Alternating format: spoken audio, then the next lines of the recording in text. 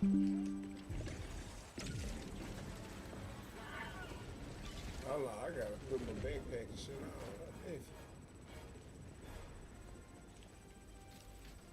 Alright, now.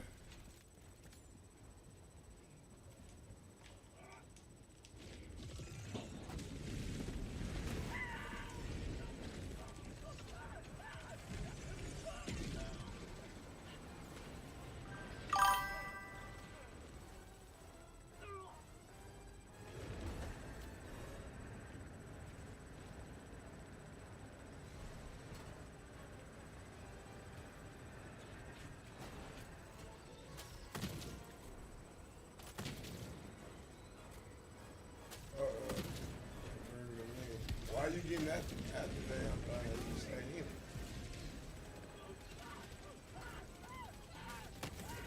Damn.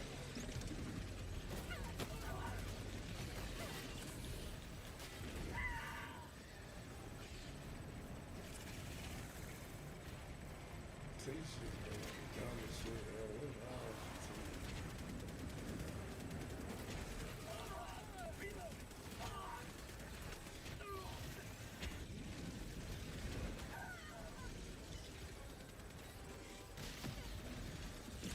One life for Super Earth! you? You have to do it in this crazy chaos.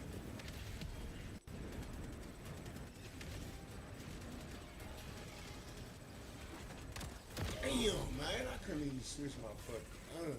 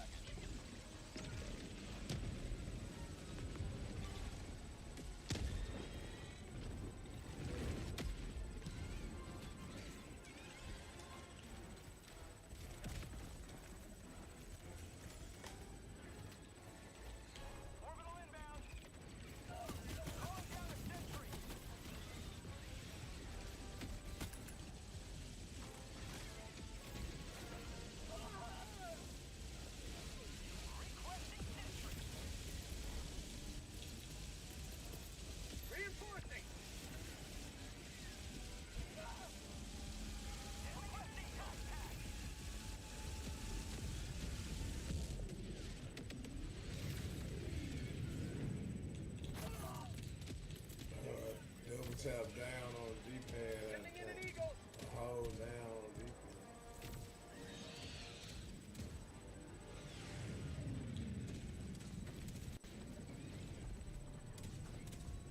I think it's double tap down on the D-pad. Hellbomb on. Clear the area. So, see if it'll clear that whole shit out. On tunnel breach.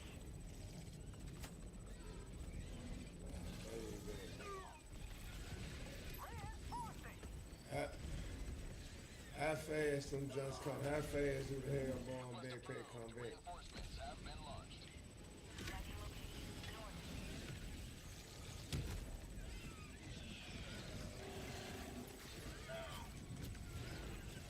Requesting air support. Damn, I healed up. What the fuck? It was going up and I still died. How the shit Requesting is that? advanced weapons.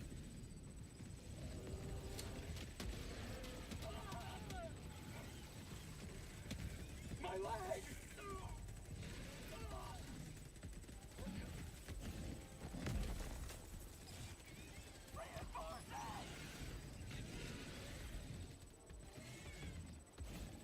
Request approved. Deploying reinforcements. Ready to liberate.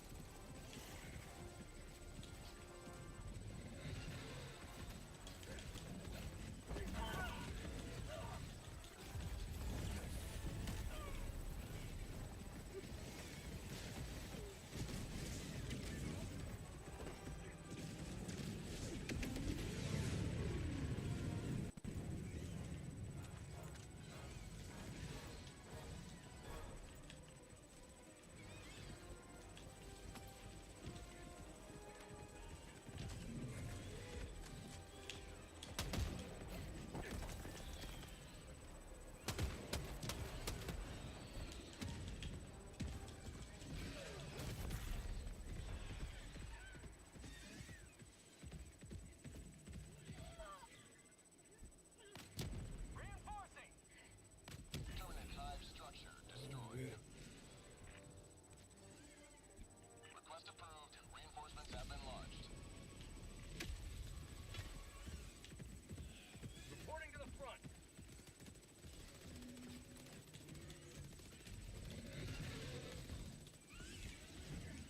Dropping a pin. North. Close.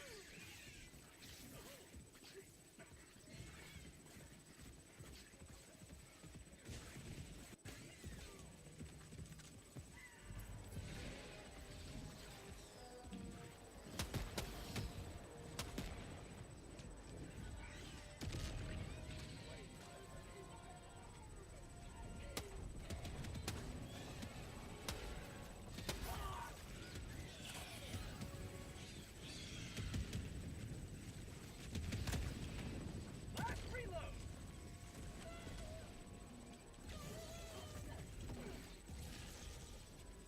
Say hello to the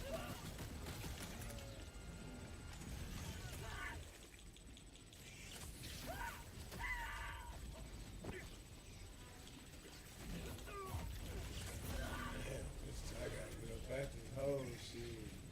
I'm trying to destroy the land one. Bring that.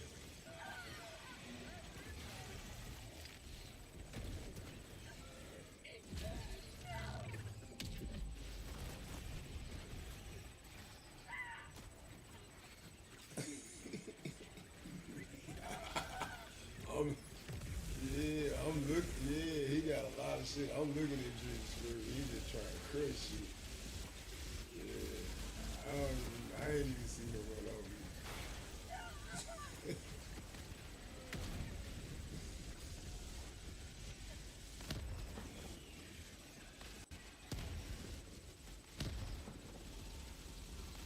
That's rough.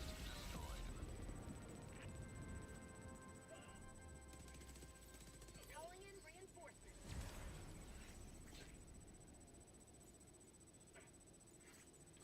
Request approved. Reinforcements have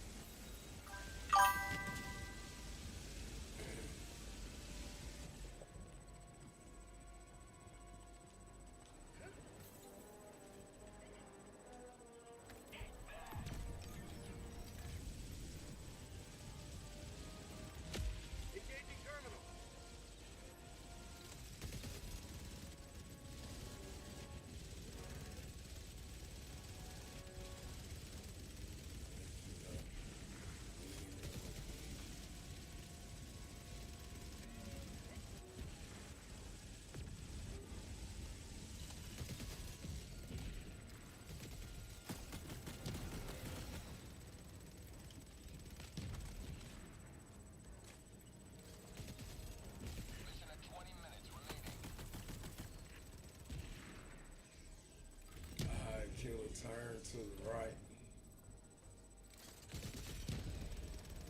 No, other way, other way, other way, other way, other way.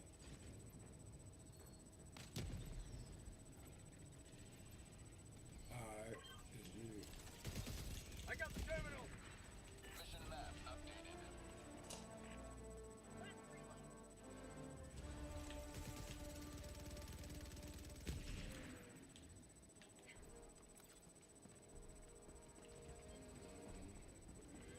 I'm trying to make sure I get Sample out of this. collect.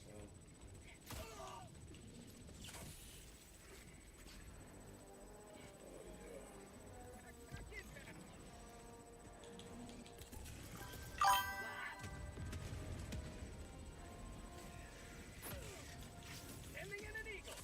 My love.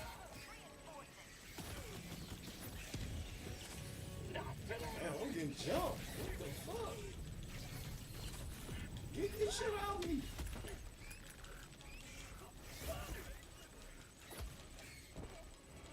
Hey, look, anybody see me getting fucked up?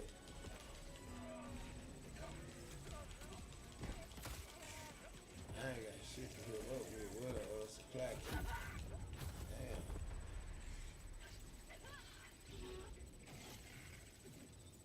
Fuck.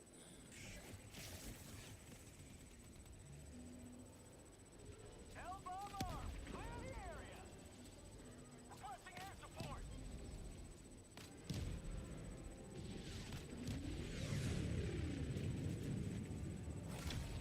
You have been a stalwart line of freedom. Extract when ready. Calling in reinforcements. Request approved. Reinforcements on the way. Ready to liberate.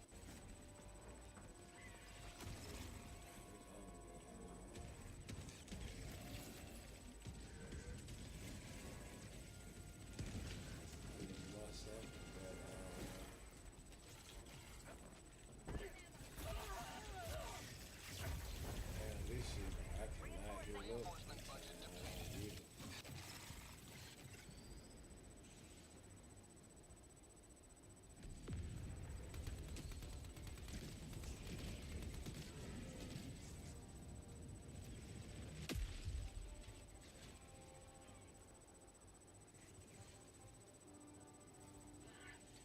New mag.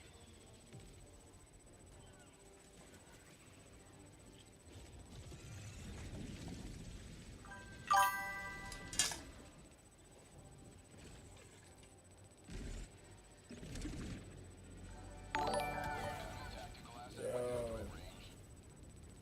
appreciate that follow, Africa Powers. See that, I see. Appreciate that.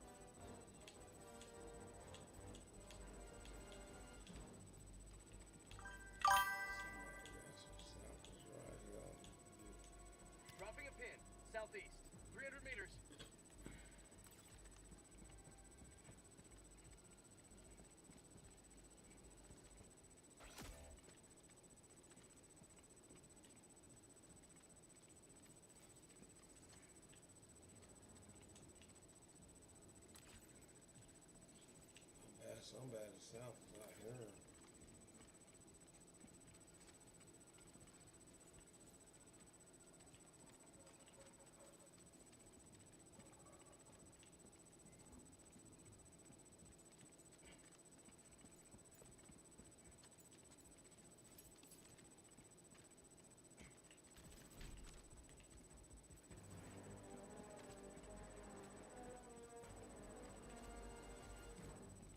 Additional reinforcement funding approved.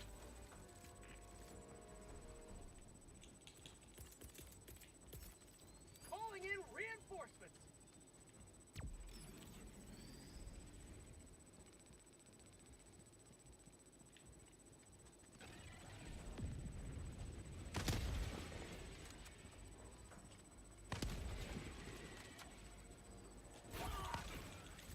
Damn, I can't heal up. This year I gotta have a shield on with this outfit. So when I'm healing up, that shit ain't doing nothing. I deserve some fucking ice cream out of that fucking stress right now. Blood injury.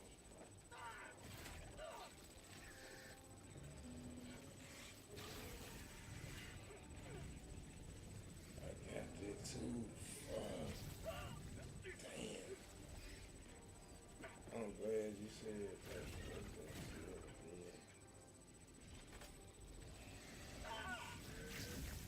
Sweet liberty, my heart.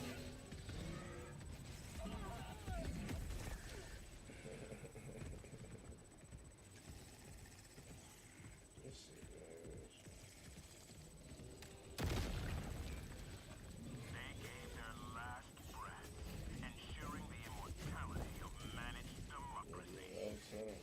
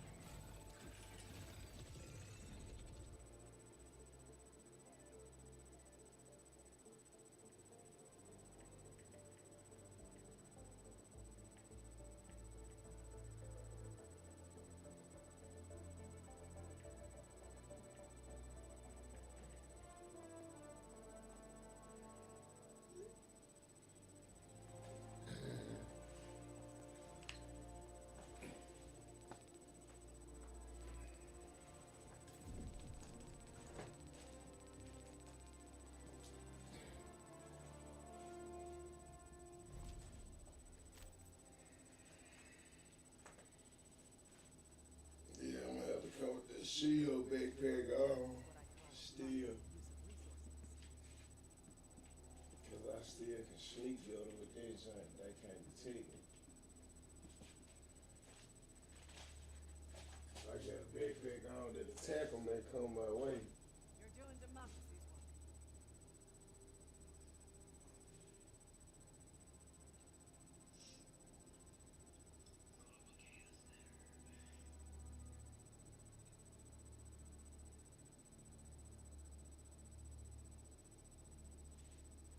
Helldiver, glad to have you on board.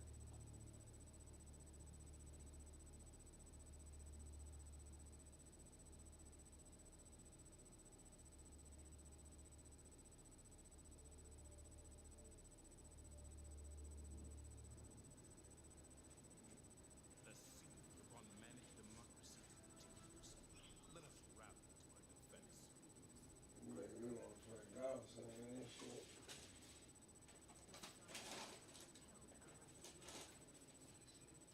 I'm just gonna keep it going though.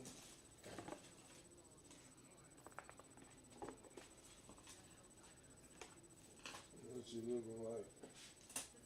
'Cause I hop on career. Damn, dude. You are shit.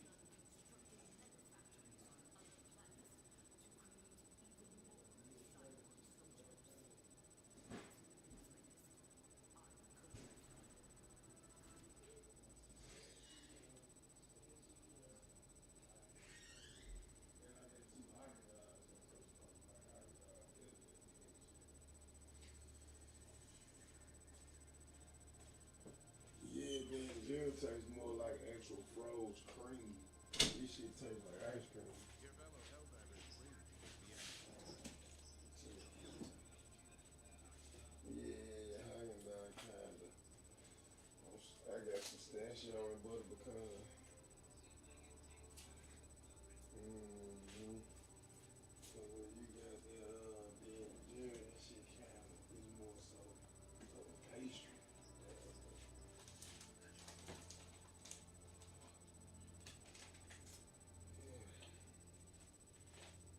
Sure you don't. So I'm comfortable in my own skin right now.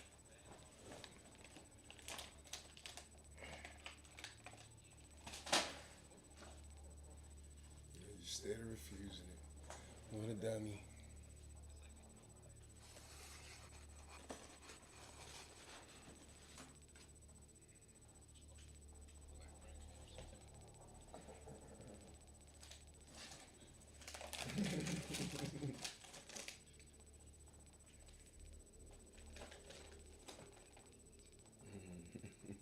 Greetings, Helldiver. The galactic war awaits.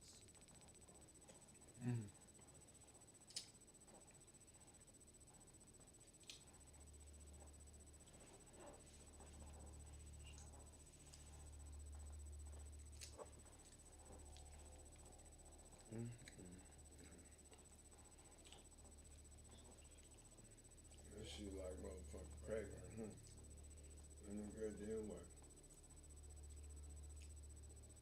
Haagen-Dazs pistachio with these fucking soft brownie chocolate chip cookies.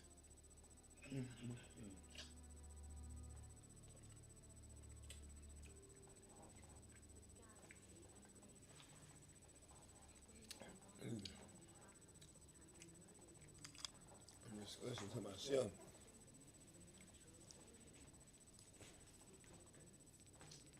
Yeah. How long ago to The galactic war enjoy awaits. my life? Are you ready, Helldiver?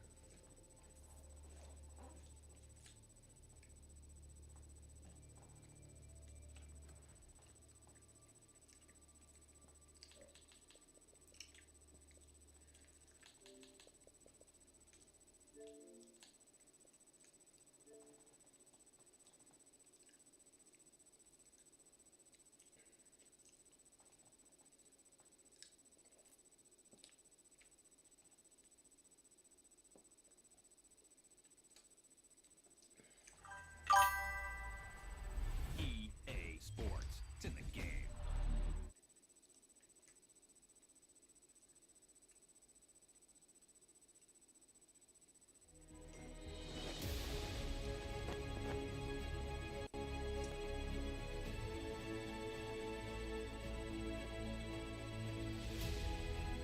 Nah, I ain't gotta take the test. I need EGK all this. Yes, sir. We got saved.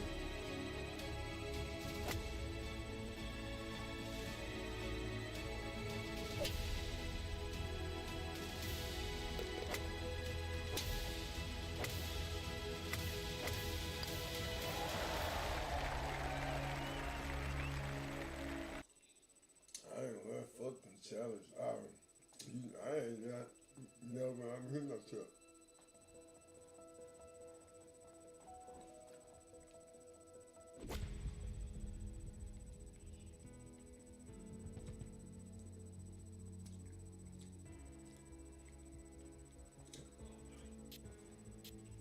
How you gonna run a golf?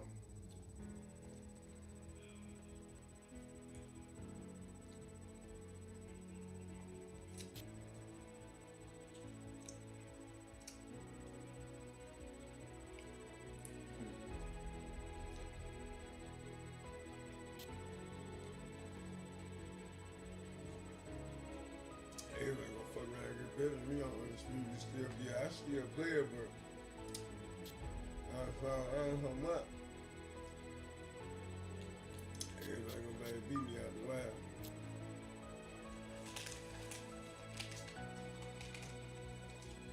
I gotta wait till that damn connection on them leaks go.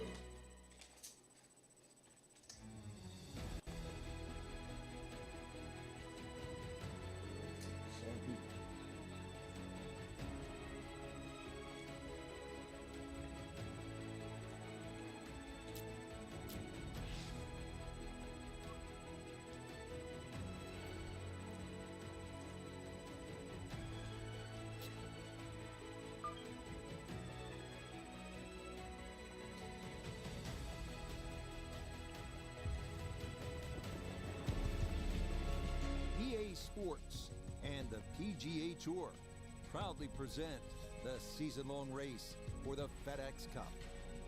From sunny La Quinta, California, live second-round coverage of the opening tournament on the tour schedule, the American Express.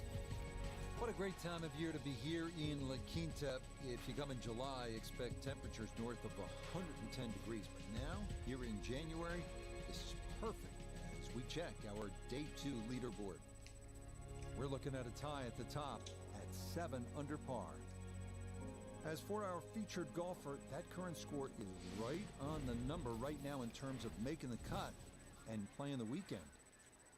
So let's get out and join the fray as we pick things up on the tee at the par 5 11th.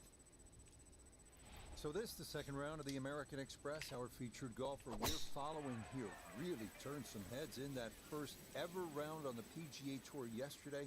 What'd you see? I just saw a complete player, Rich. I know the golf course yields itself to low scores, but take that aside. When you drive the ball well, hit iron shots like that, knock a few putts in, you're going to turn a few heads. And every season, as you know, Rich, I'm always looking for a new name. Might have just found one. So that first round as a professional didn't quite go as planned. Nota Begay III was following the action. Nota, how does a young golfer rebound? Well, it was the first round and the first event of what is going to be a very long season. Player just has to come back, figure out what went wrong, try to make the appropriate changes to get things moving back in the right direction, and hopefully build some momentum headed into what's going to be a very demanding season.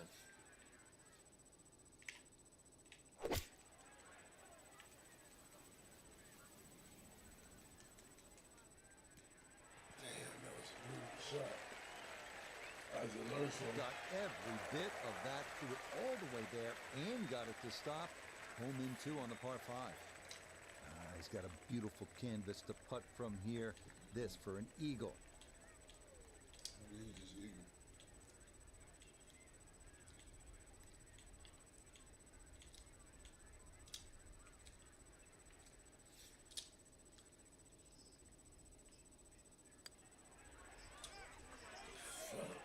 No.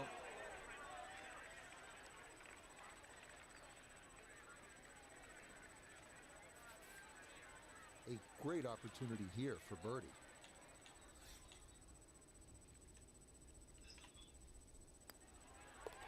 You bet, a birdie here at the 11th. And that might just wind up being the difference, as for the moment, that's going to move him inside the cut line in his quest to play the weekend. According to the scorecard here at PGA West, this 12th hole at 363 yards is the easiest on the golf course. It's the 18 handicap hole. Really, the only trouble would be those bunkers down the left side. If you put it on the right side, great chance to make a 3.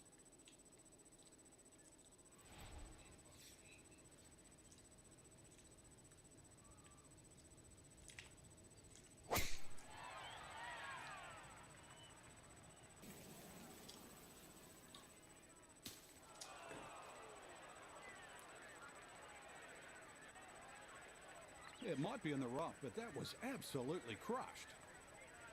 So he may need to choke up on this one as he gets set for his second.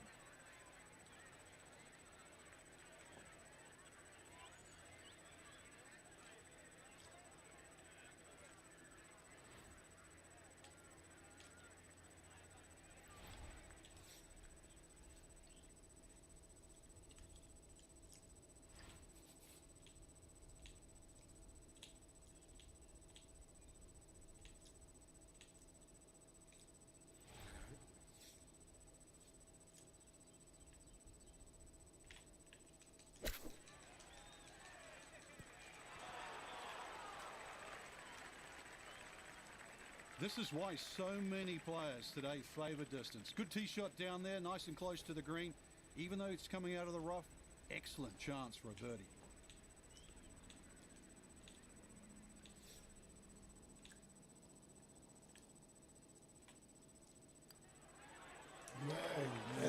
Good opportunity lost there.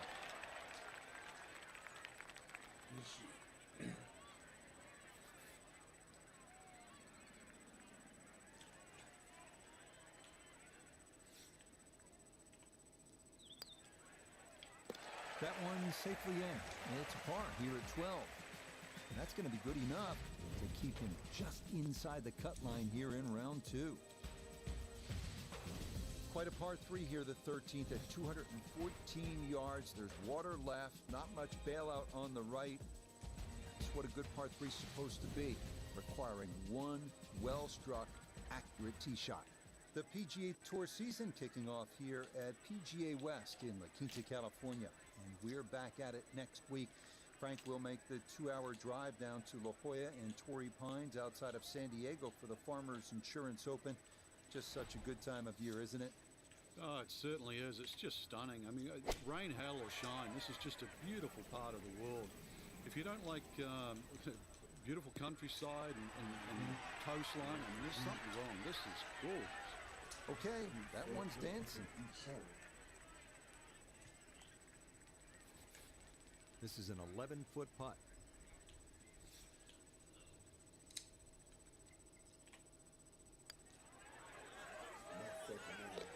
Oh, how about it? A beauty there. It is in for a birdie. And that could be an important one as he'll move a couple shots clear of the cut line. Once again, at PGA West, we're looking at a hole that's not overly long. It'll tempt you 389 yards. The key, keep it away from that bunker on the right side of the fairway. So if you're favoring the left, if you get it where you're supposed to, then you can access the whole location. Birdie's a good possibility here.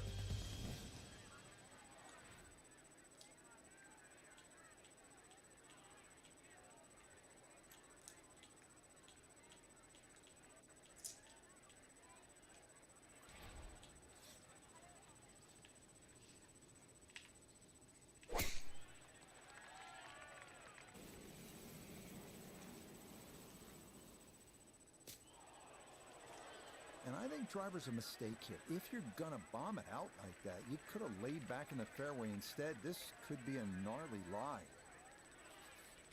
It'll take some effort from this buried lie, but a chance now to still reach this green in 2.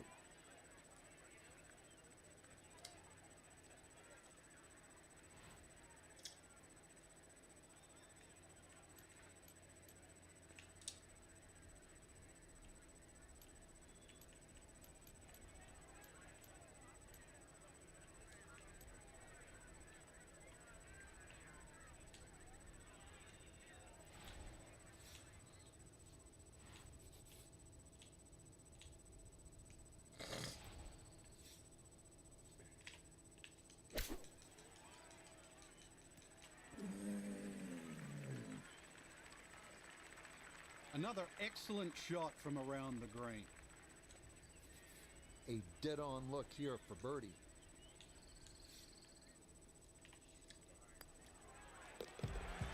Another rolled in there. Birdie's now at 13 and 14. And with it, he's going to move to within 3 of the lead. He's in time. As we arrive at 15 and head back toward the clubhouse, we come to the hole they call Turning Home, a 468-yard par 4. And the second hardest hole at PGA West. Have to be straight off the tee as there are bunkers on both sides of the fairway.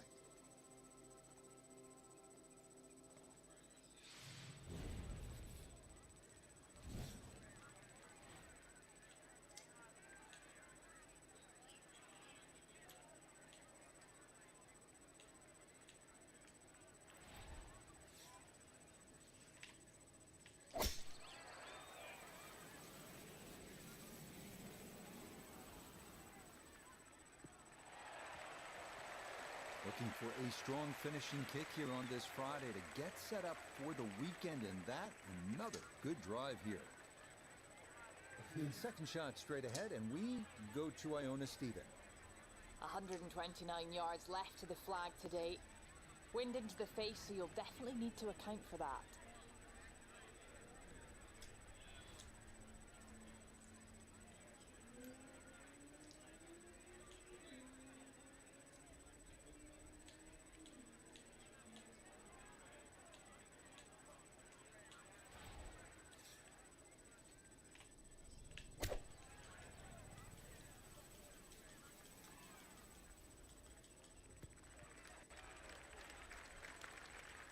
A very conservative approach shot. It's a safe side of the green, but as we can all attest, a long way from the hole.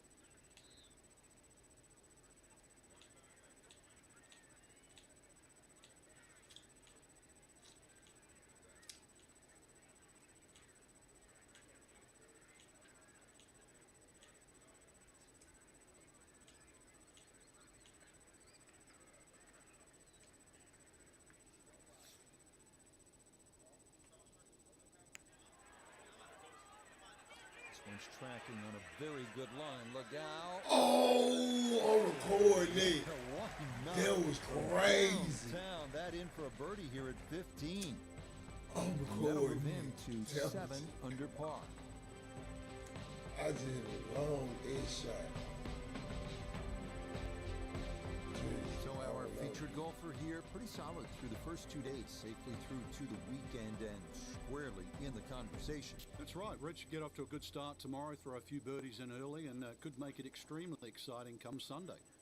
2 rounds complete.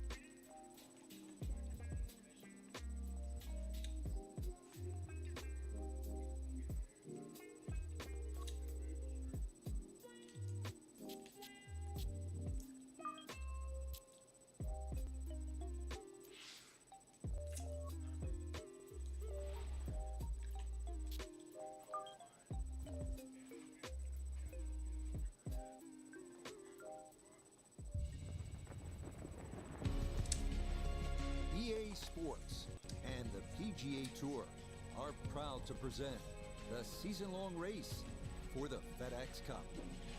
From the stadium course at PGA West, live coverage coming your way of round 3 of the season opening event, the American Express. You know, for many years, this was Bob Hope's tournament. He, of course, a great entertainer, and we're in for an entertaining weekend of golf. As you look at the leaderboard on this Saturday, Xander Schauffele is the leader. He's at 11 under. We get into the action here, starting at the par 3 fourth. Frank, our golfer here, as we've been mentioning this week, making their debut on the PGA Tour. I'll tell you what, it has been pretty impressive to this point. What do you think?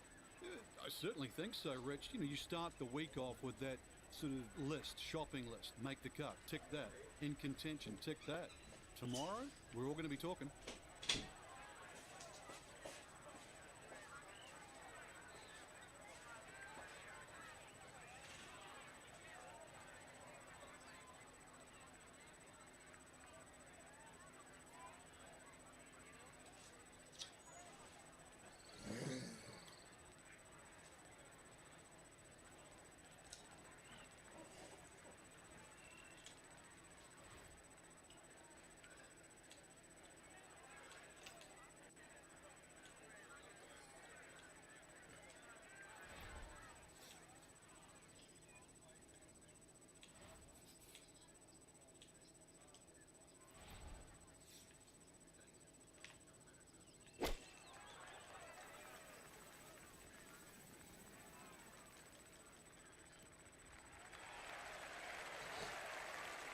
Okay, a good shot and a putt for birdie here at number 4. This is a 13-footer.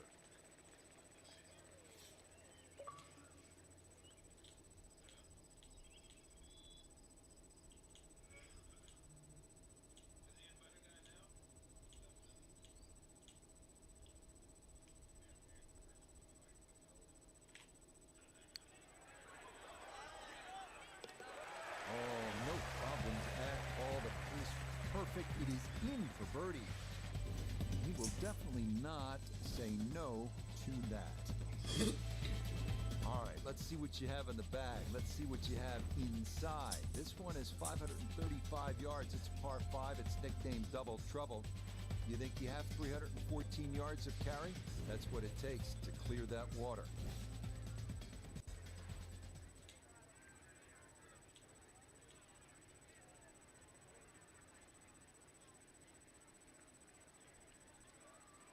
I believe it.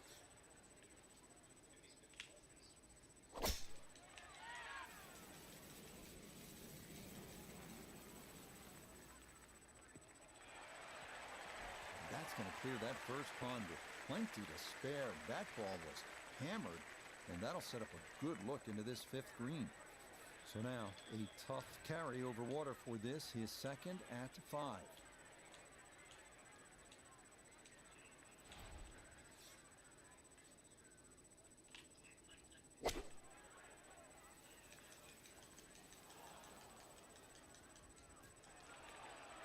Had the distance right, just a tad offline. How about the chances for getting it up and down from that spot?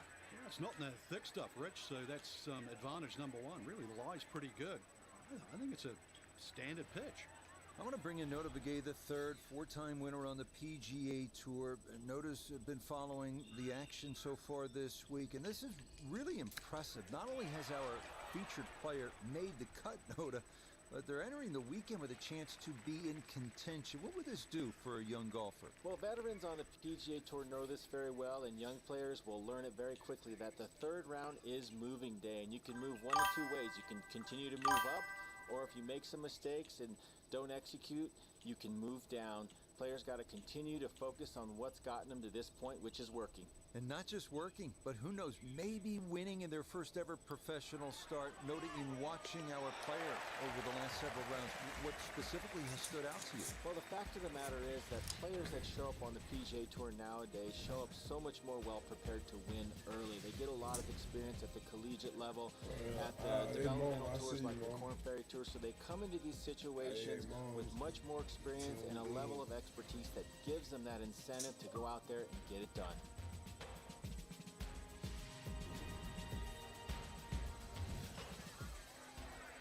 Okay,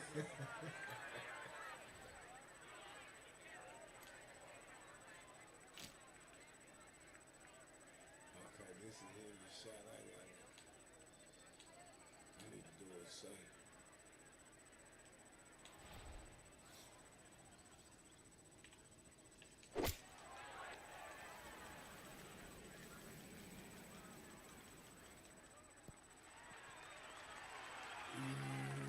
T-Bone, how the fuck you get this good, bro? You don't just hit the shot sometimes, you maneuver it, and that's a really good example right there. Beautifully executed. 9 feet left here for birdie.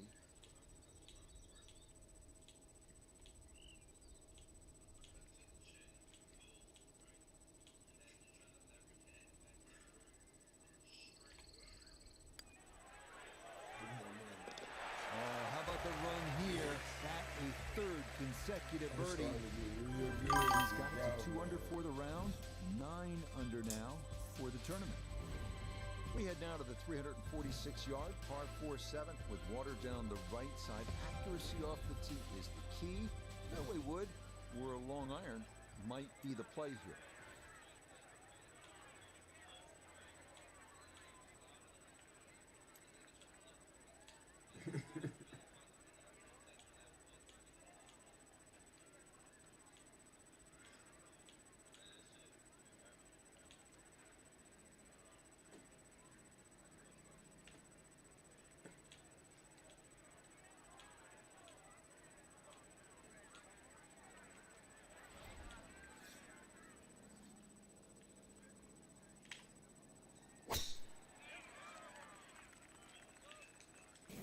Not holding back. This is a big swing. Yes. That will wind up running over and off the back, but no worries there. That is a big drive here at number 7. Here at 7, this is 2nd from off the fairway.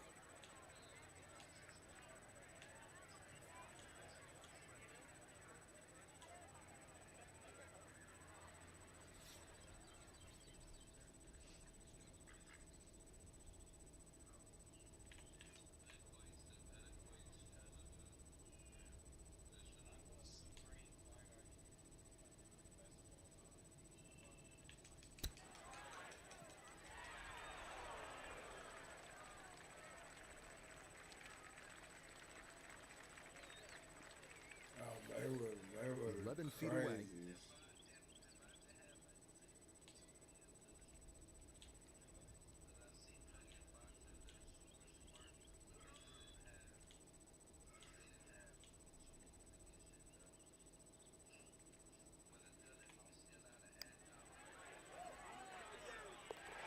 Oh, everything going right now. That a 4th consecutive birdie. And he'll move to 3 under here, just 1 shot off the lead. This is one where you can just air it out, as they like to say on tour. Let the big dog eat here. Par 5/8 is 559 yards. There is no water like we had on the 3 previous holes. Lots of sand here, but this one, tee it high, let it fly, go chase it.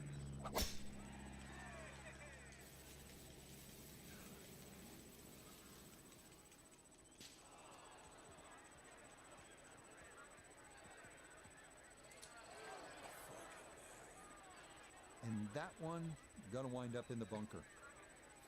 Want to make sure you catch this cleanly. His second to the par 5.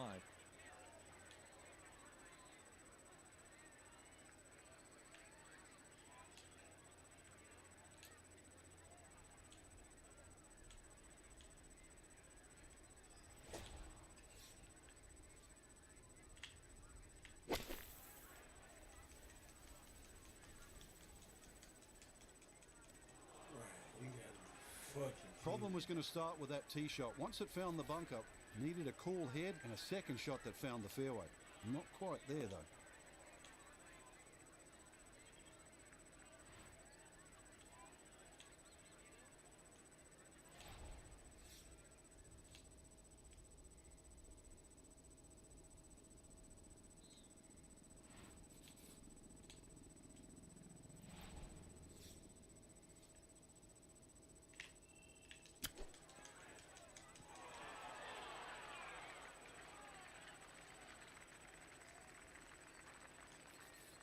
Eight feet now for birdie.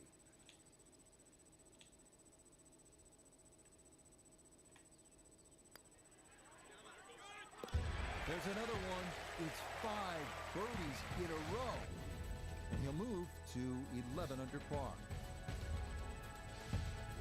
Finishing up on the front side here at PGA West with a 452-yard par 4 ninth. Water down the right, so it is best to favor the left side off the tee.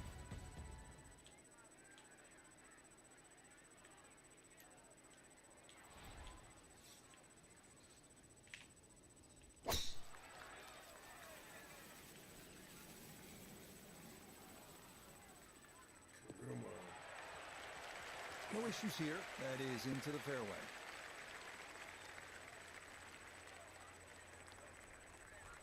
What's he looking for? Now from just under 100 yards, he'll stare down his second.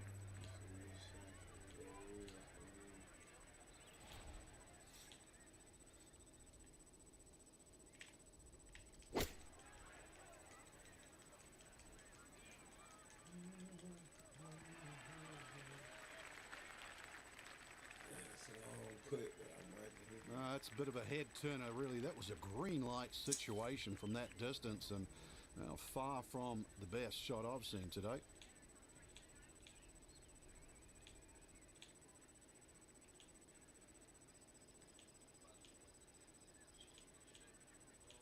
I'm about to win some shit too. I'm in first place.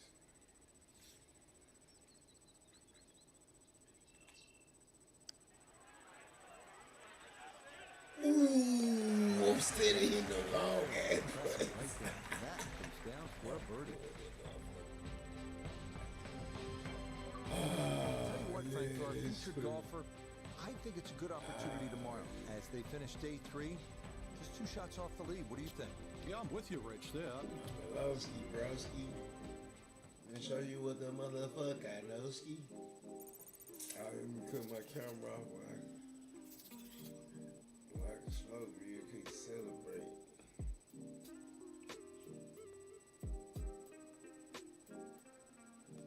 Camera off for can't hear smoke it. Yeah, real quick. This shit got crazy.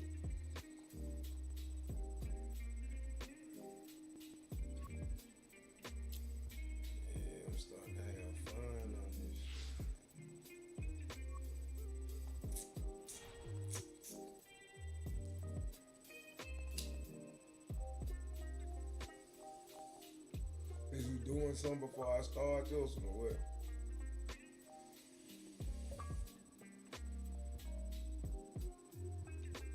Yeah, I'm gonna crack up.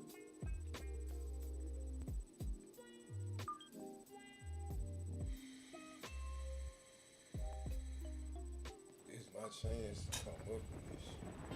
I really want to be. EA Sports and the PGA Tour so proud to present the season-long race for the FedEx Cup.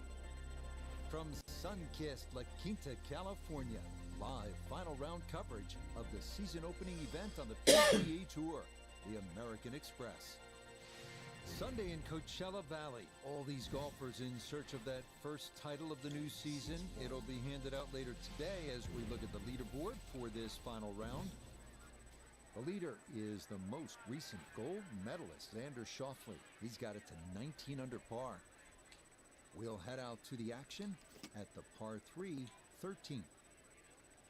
So here we are, Frank, beautiful La Quinta, California. Let me tell you, after being in Connecticut for the winter, this is something else, but we shift the focus to our featured golfer. They've been something else, too, in contention for a good finish in their first ever PGA Tour event. Has to have exceeded expectations, Rich. The goal at the start of the week, 4 solid rounds. See how you fit in here. Well, on the precipice of doing that, pat yourself on the back. This is the start of what should be a very good career.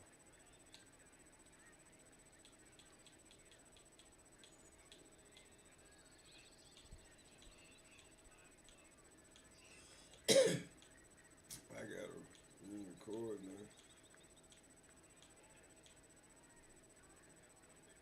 Got one bit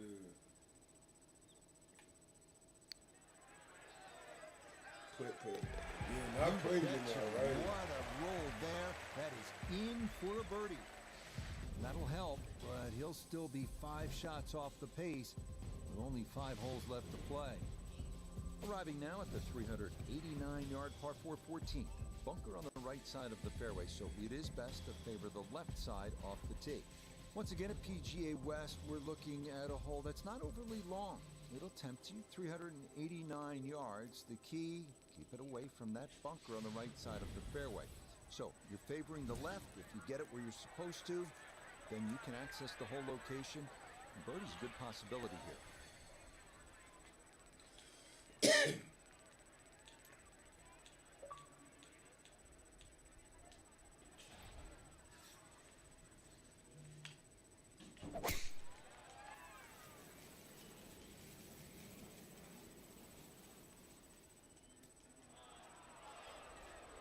I think you have to wonder about the decision to go driver here at 14. It is a tough green to drive. You can't really bounce it up there, and this was never going anywhere but the rough. I have to admit, those of us who cover the game, and I've been doing this a long time, didn't figure that our featured golfer in their first ever PGA Tour start as a professional had a great chance of winning. But this has been a sensational weekend to this point. Note Brigade III is with us, and Note, I think you would agree that what we've seen so far has just been off the charts. What do you think from this point? Well, when a golfer comes Ooh! in first, Oh, man, come on, bro. Possibility of putting That was yourself crazy in the top work. 10 gets That was in a gonna frame of mind that fucking they can work. do I was exceptional gonna things have moving to forward. So record not it. only is the paycheck nice, but the confidence that goes along with a few extra zeros on that paycheck really builds momentum headed into the big part of the season. Easy does it there. It's a birdie at 14. And he moves to within 3 with 4 holes left to play. 15th hole, not surprisingly, is called turning home because we're headed toward the clubhouse now. It's 468 yards of par 4, and it's the second toughest at PGA West, so this is all you want. You need to be straight off the tee if you can get it in play and away from those bunkers That on the cheating, left Ma. and right of the fairway. Everything. 4 is a good possibility, and you'd be happy to make par here.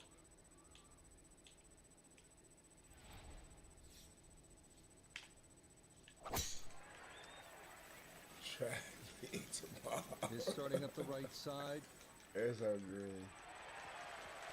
Well, you can't walk out and drop it any better than that. That is a fine tee shot right there. Yeah, you trying to smoke on TikTok. Second shot upcoming with that pin tucked in the front left.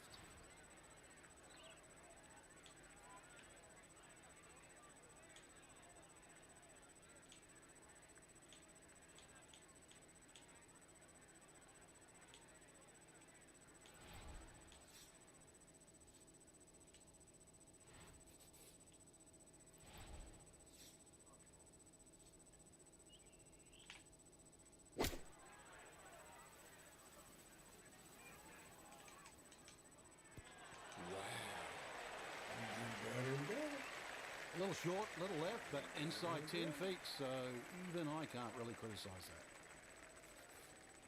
A very makeable 8-footer for birdie.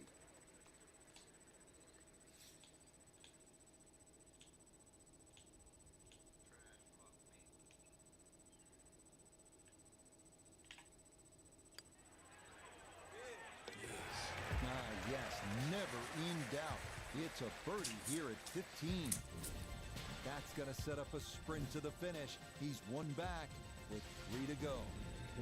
This is a really good par 5 here, the 16th at 600 yards. If you're able to avoid the bunker on the left side of that fairway, you'll have a good chance to get up either on the green or near the green. What you want to avoid, obviously, is that enormous bunker up by the green. If you do end up in there, you may have a problem getting out.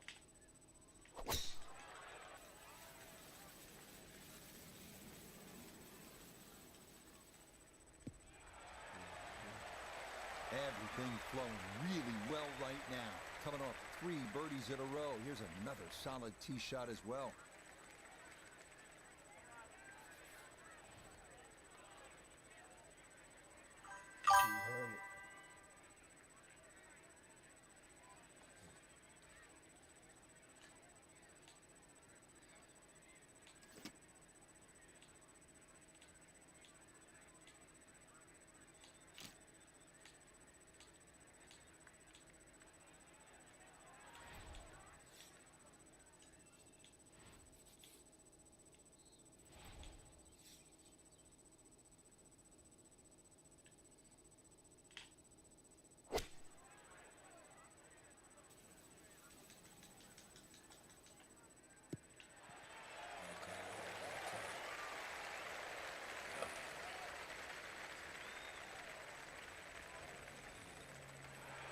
Be pleased with that one. On and 2, par 5. Didn't fly it there, but didn't have to. Got everything he needed out of that shot.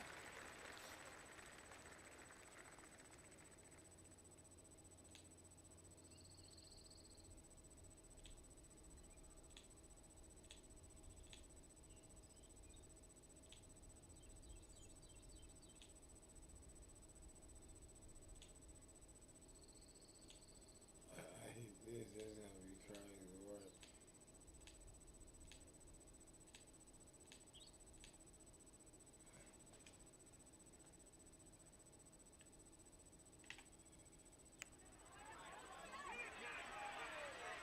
Oh my!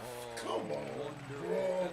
It's just gonna tap the hole and circle out for it. I ain't trying. They cheat me. They don't want to see me eat for real. It's crazy. That eagle don't kill. Damn. Birdie here at 16. They cheat me. He's got it to minus 18.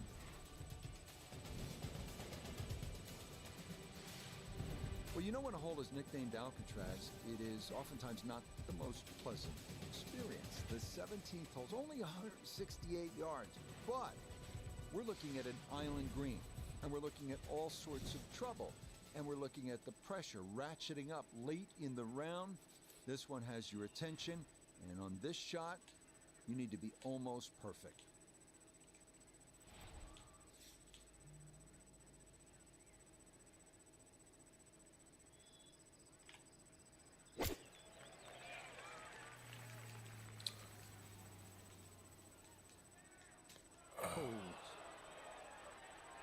Ooh, that was close.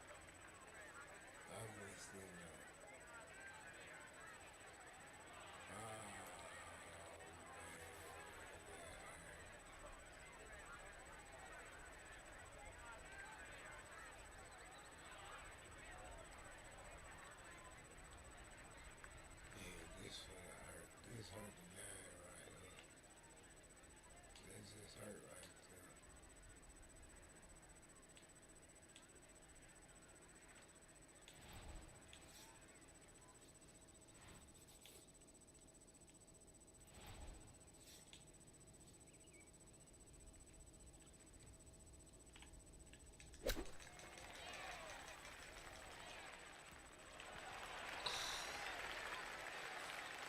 Much needed there. That is stone dead, and a chance to get away with just the one drop shot. That shit hurt right there. That one finished off for bogey here at 17. He is going to drop out of the top spot with one hole left to play.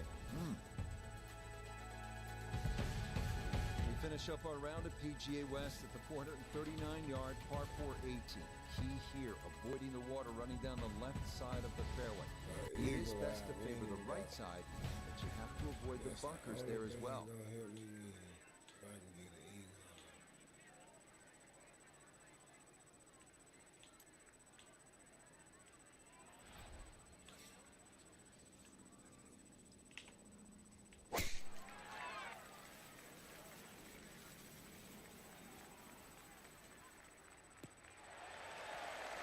Okay, that's going to be good. Birdie is a must. Down by one here at the final hole, and that's going to be a good position to play from. So from a little more than 70 yards, this is second.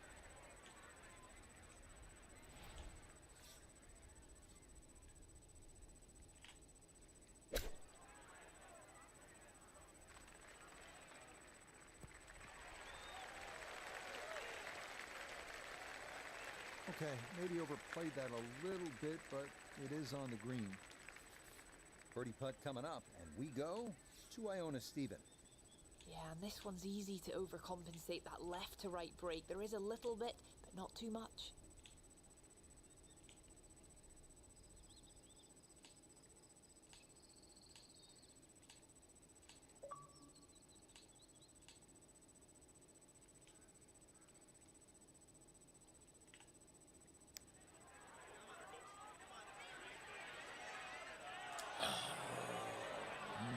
That's a pretty good putt, just a little bit off the mark.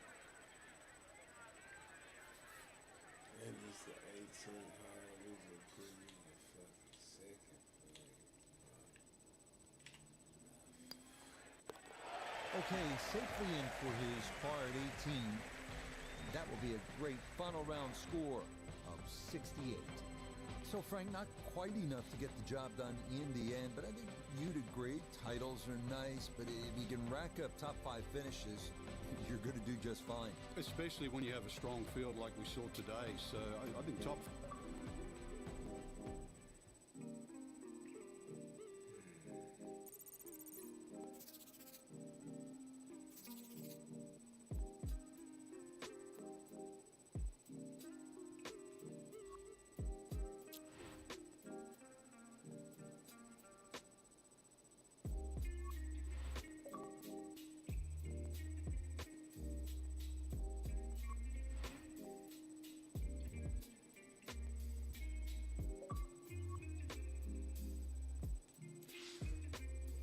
Teachings.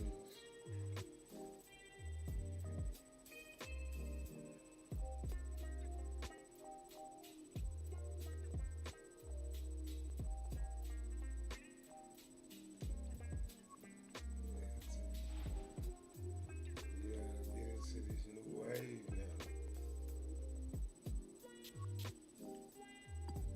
Golfing teams.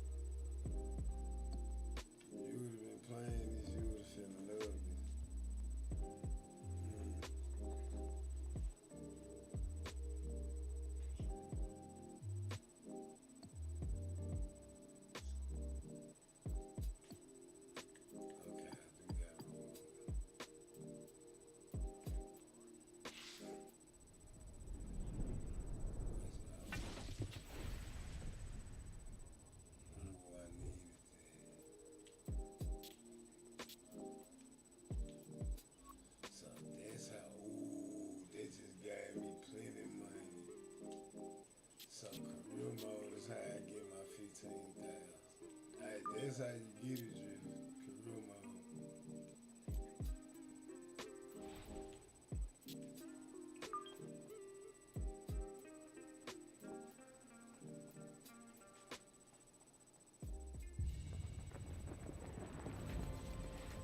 EA Sports and the PGA Tour proudly present the season-long race for the FedEx Cup. From a stunning setting, Torrey Pines Golf Course in Southern California, it's opening round coverage of the Farmers Insurance Open. Situated high on the cliffs overlooking the Pacific Ocean, what a golf course, Torrey Pines. What a weekend we should have in store as we go to the leaderboard here in round one. We've got a tie at the top at 3 under par. Time to get out to the action on the course as we pick things up on the tee at the par 4 14th. I want to tune in. We're here at Torrey Pines, just north of San Diego. Our featured golfer whom we followed last week in the desert put on quite a show in that PGA Tour debut. Spot up near the top of that final leaderboard. Didn't turn out to be a win, but Frank, there had to be a lot of positives to take from week one. There certainly was, Rich. Top 10. That means you're no slouch. You belong on the PGA Tour. But I just want to say, hold your horses at the moment. I really want to see how this week turns out. And the reason why, last week, it was a flat track. This week, you have a bona fide US Open golf course in Torrey Pines. You know, over 7,500 yards, mean and tough. Cold conditions this time of the year. If this is a top 10 as well this week, well then, yeah, I'm a believer. Let's get the thoughts now of four-time PGA Tour winner Nota Begay III. And Nota, our featured golfer, has to be brimming with confidence after that opening tournament. And why not? You go out and you pick up your first top 10 on the PGA Tour. You secure a nice paycheck, but you also get a clear understanding of just what it's going to take to be successful at this level. And that, without question, is what you build on. There's something better here. We're here, of course, at Torrey Pines, the South Course. Long history of this event in San Diego, dating back to 1952. It's been here at Torrey since 1968. A lot of great winners. Frank, you've played the course a number of times. Overall, what are the things that a young golfer like this needs to keep in mind this week? You have to remind yourself it's just a plain, hard, straight-up golf course. And plus, it's going to play every inch of its length because of the marine layer that often comes in. So you have that very dense air. We're obviously at sea level. And plus the Poana greens. You're going to miss the odd short putt. You can't let that get to you. You look around the leaderboard, you don't see the same 60-nothings that we saw the week before. Second shot coming up, and we say hello to Iona Stephen. Well, he's looking at 120 yards remaining to the flagstick. Pin back right so he can take an aggressive line.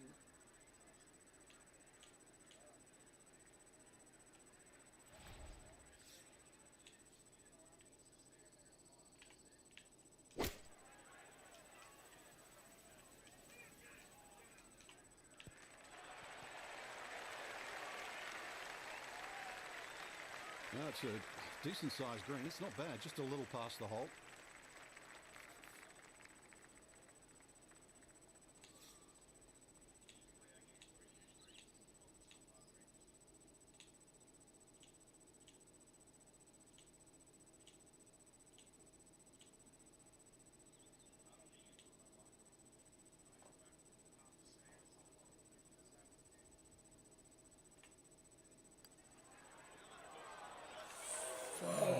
We'll say he should have made that. Should ruin my first man.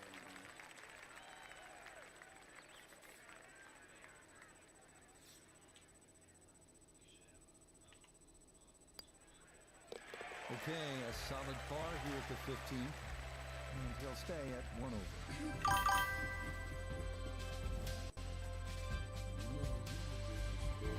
So now to the final par 3 here at Torrey Pines South. It is the 16th, 227 yards, good hole with those 3 bunkers protecting the green. There is that slight opening in the front. It would take an outstanding shot to give yourself a chance to make a birdie.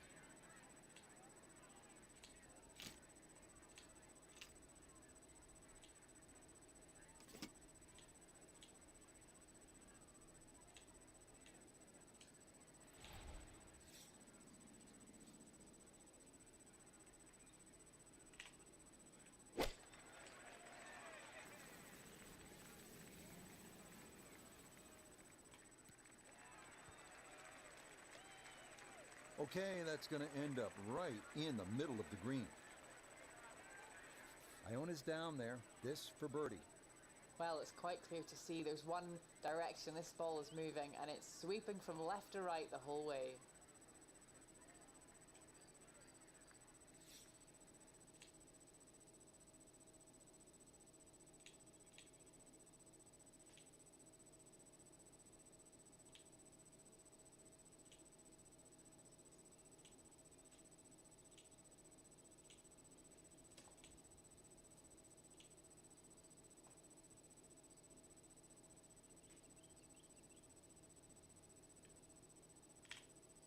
Damn, I hit it 2 feet.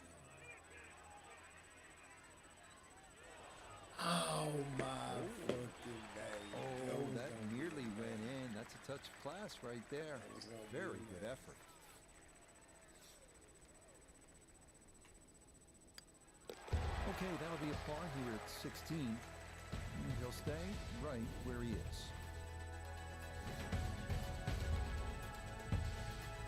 Next up, the penultimate hole at Torrey Pines, 443-yard par 4. Have to avoid the fairway bunker, 275 yards down that right side.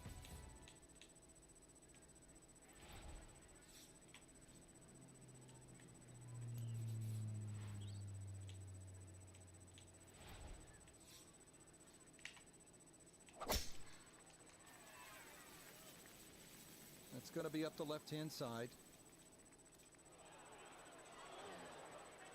Well, fortunately, that'll be safe from the canyon, but it is left of the fairway and into the rough here at 17. Getting set for a second shot here at 17. Let's see if he can finish with a good one. This ball in the rough, but a pretty good lie.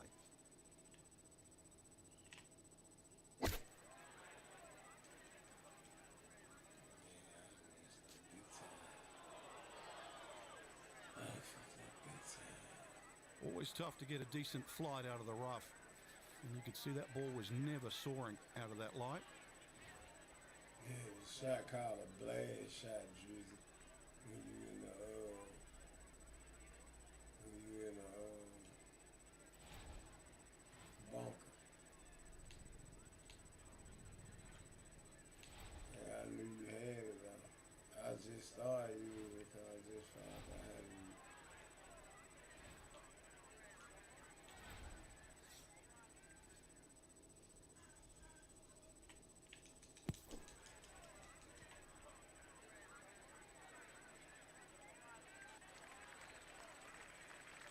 Maybe a little frustration there. Got a little too much sand and not enough golf ball, and that will come up quite a bit short.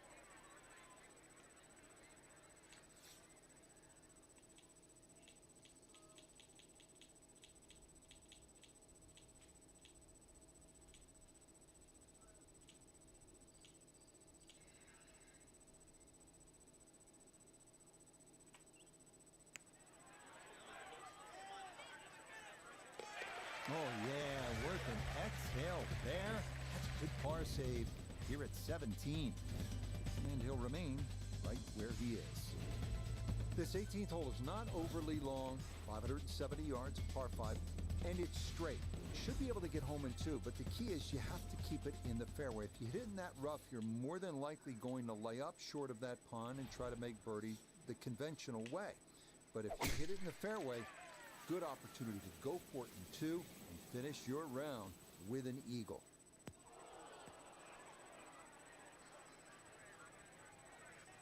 Well, that's going to make getting to this green into a tall order as that tee shot into the bunker. Second now from the sand here at 18.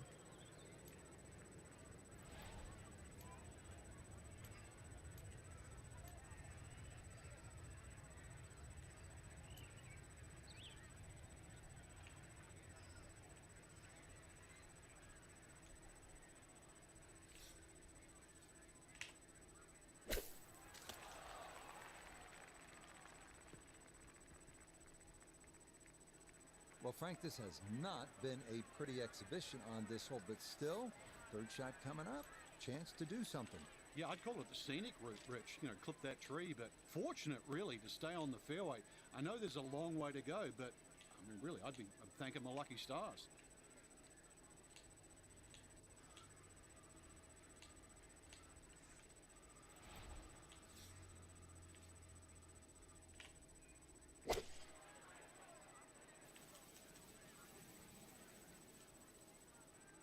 My God.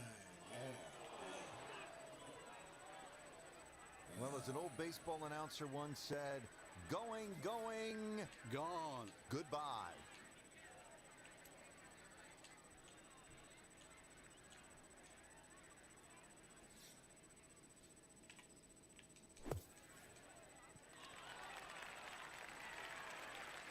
Yeah, too much spin coming out of that sand. Not quite the run out you're looking for, and that'll come up a wee bit short.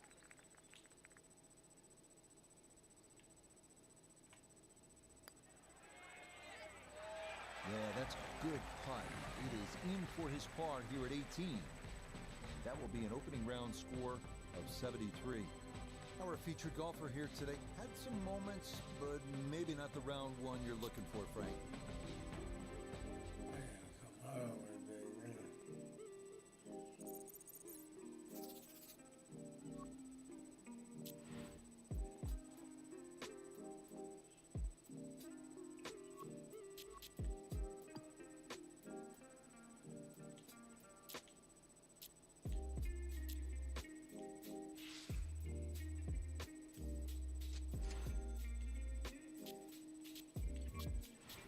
These are yellow cans, yellow cans.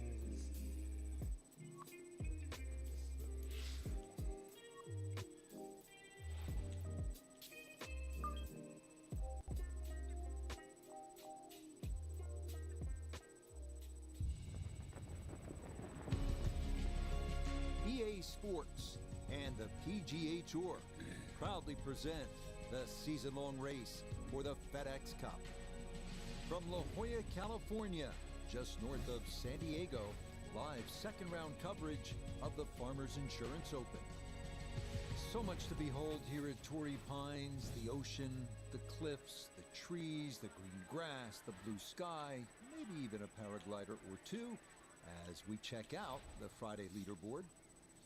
We've currently got a tie at the top at 5 under par.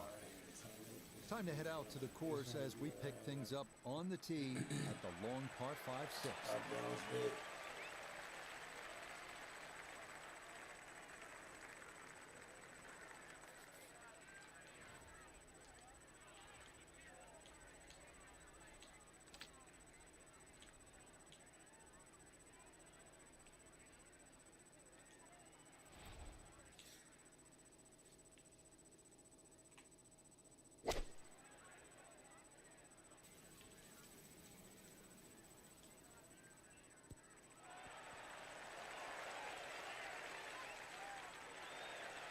That one had to feel good.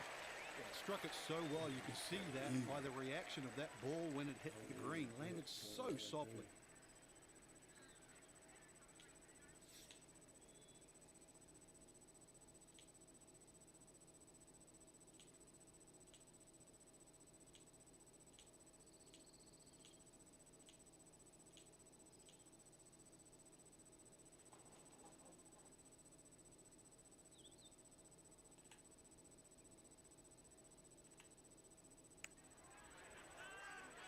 Oh my. Got it there, but not quite on target. I needed that eagle, bro. That eagle was trying. Okay, well done there. It's a birdie here at the 6th. And he's going to need to keep it going, as that is going to move him back within one shot of the cut line here on this Friday. On to the 7th now, a tough hole here, a winding par 4 at 462 yards. It is the number 1 handicap hole on the South Course, and for good reason. An approach shot from anything other than the fairway is fraught with peril, with a canyon beyond and a deep right front bunker guarding an angled and difficult to hit green. I'm sorry,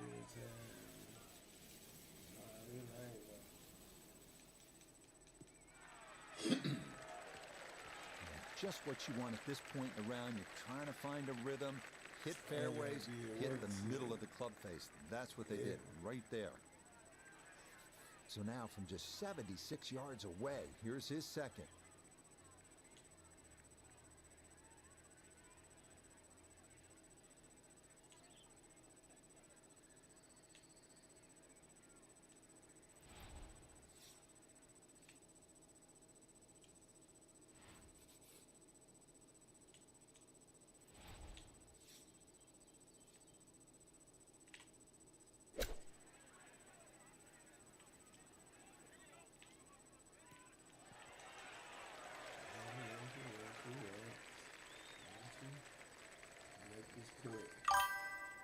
Okay, sensible play right there, and that one on deck.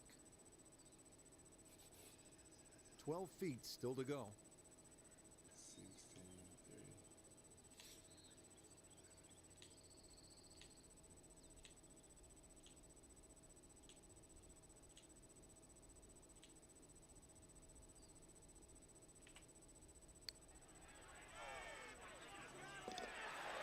Yeah, well done. It's back-to-back birdies here on this front side.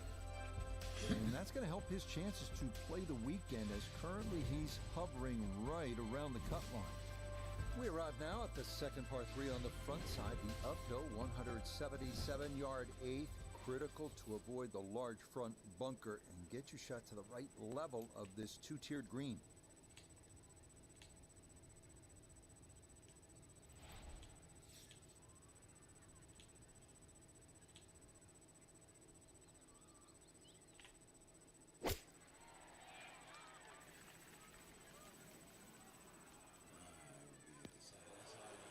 Nope, that's not going to get there. It's into the bunker short of this eighth green. Well, next week the California swing continues. We head up the coast to Pebble Beach. There's nothing like it. The AT&T Pebble Beach Pro-Am. Yeah, it started all those years ago with all the Hollywood stars. The great Bing Crosby used to be called the Clambake, but look what it's turned into now. Now golfers are the stars. And if you want to be part of this, there is no better place. Come to Pebble Beach.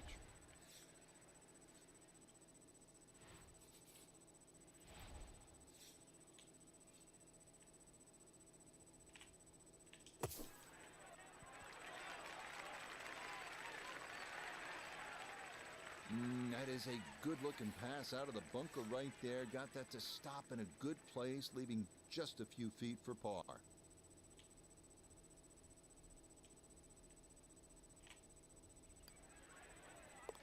Okay, good roll there. It is a par here at the eighth, and he'll stay at level par.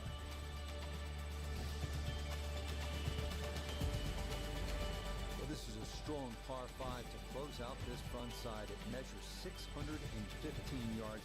Obviously, it's going to be reachable into by only the longest hitters, but still, if you play it the right way, drive in the fairway, the appropriate layup, you can make a birdie.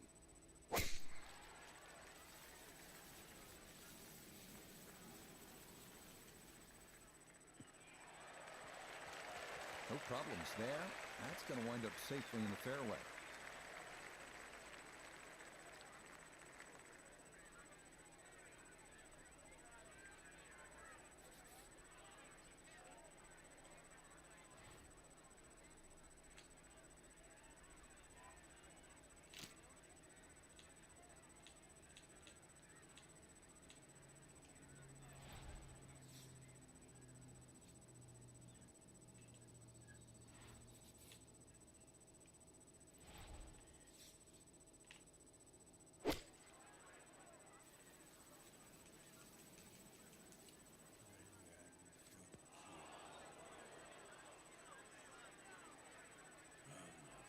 Two solid shots at the par 5 and found the green side bunker.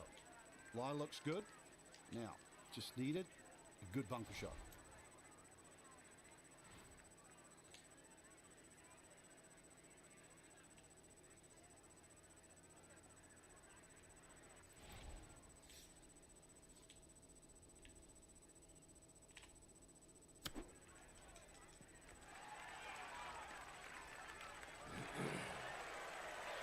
Big explosion, got it to stop quickly, and that will be a birdie opportunity coming up. Pushed it. That's a tough one to miss.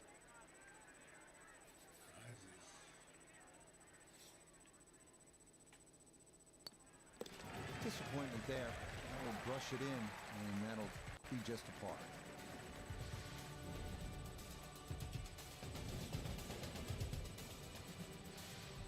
We start the backside at Torrey Pines with the 454-yard par 4 ninth. This one not as daunting as some others here with a good tee shot. Birdie definitely a possibility.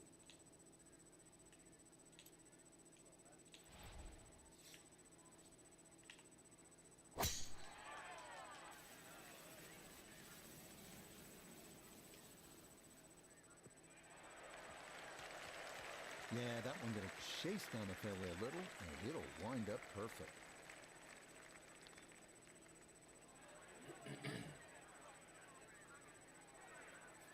Put it at a great spot off the tee. Has just 86 yards left for his second shot. See what he can do with this.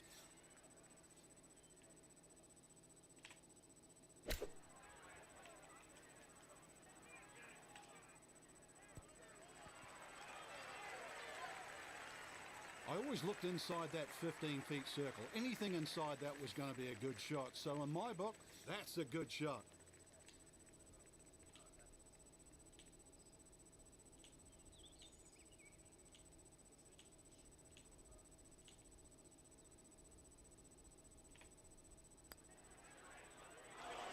Oh, missed it right. Just didn't have the right line.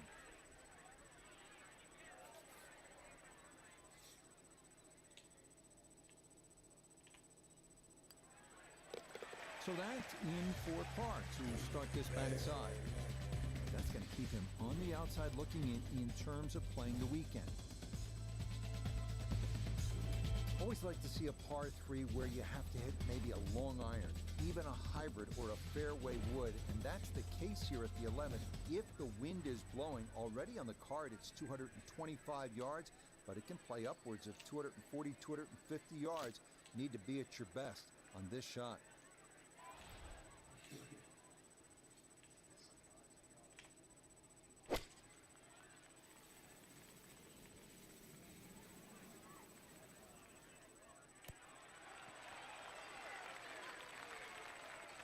He'll take that, no doubt. And that'll be a birdie putt coming up here at 11. He has a 12-footer here.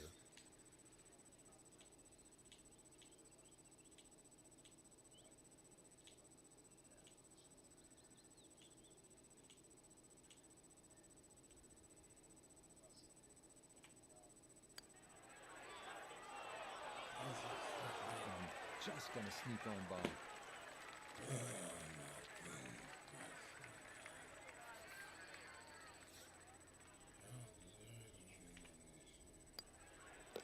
So that rushed in for par here at 11, and he'll stay at even par.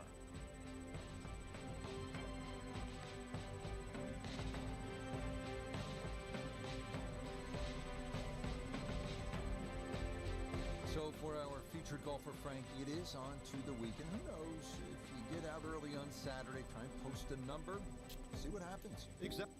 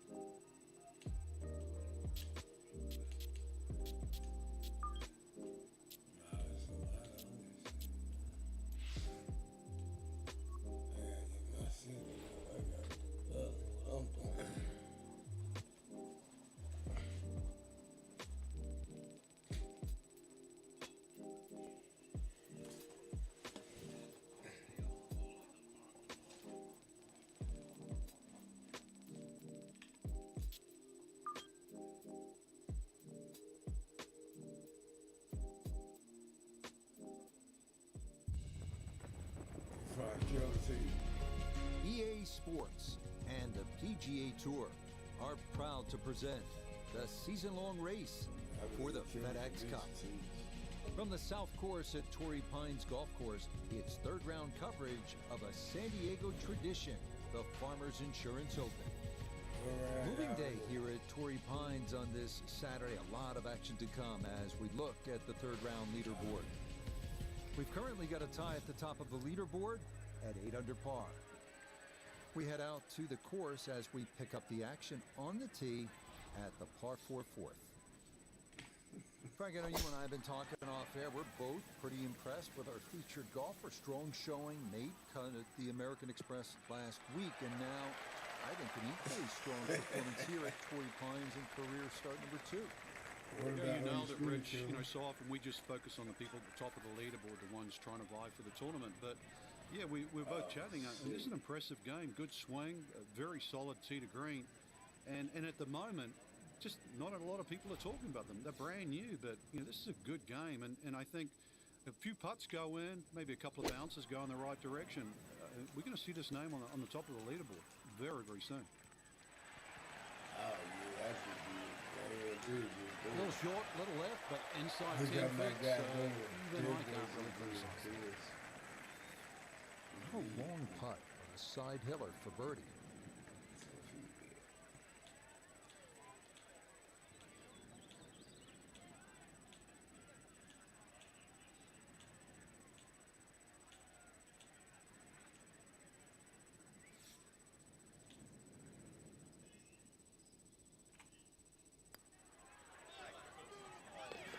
Yeah, that's a well-played hole. It's a birdie here at 4. And he's into red figures now at 1 under par. Next up here at Torrey Pines, the par 4 fifth, measuring 454 yards. Good tee shot should take the fairway bunkers out of play. This par 4 fifth here at Torrey Pines South measures 454 yards. That's not overly long by today's standards. The key here is to keep your tee shot out of those fairway bunkers. If you do and you're in the fairway, you have a reasonable chance to get out of here with a birdie. Boy, tough to do a whole lot better than that. That ball right down the middle.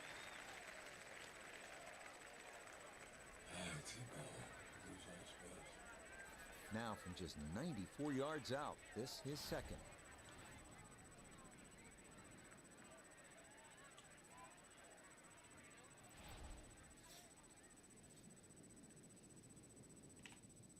And this is looking really good. Ooh, I'm recording it. Damn. Ways, but it went bro, I just hit an eagle so fucking crazy, bro.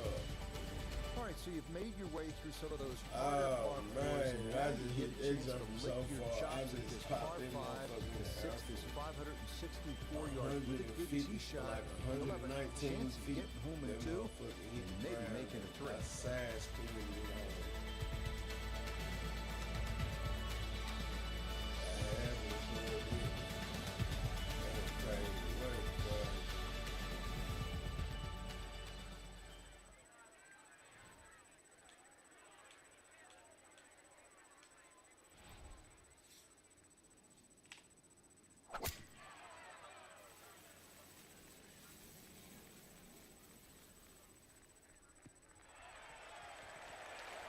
Yeah, that's a nice swing, and the result is going to be a tee shot that is set up just fine.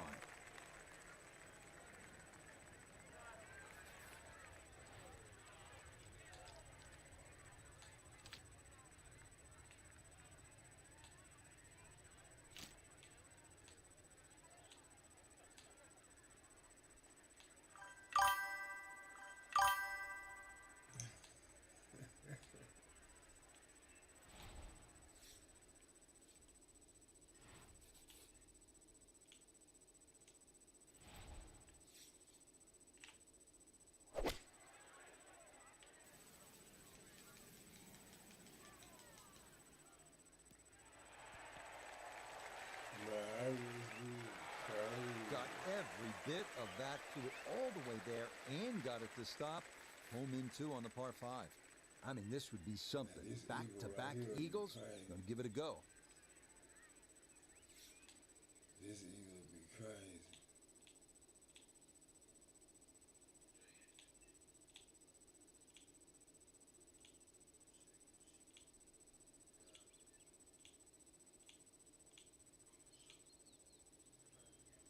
This eagle would be crazy, Jesus. This eagle, he was too soft. He was too soft.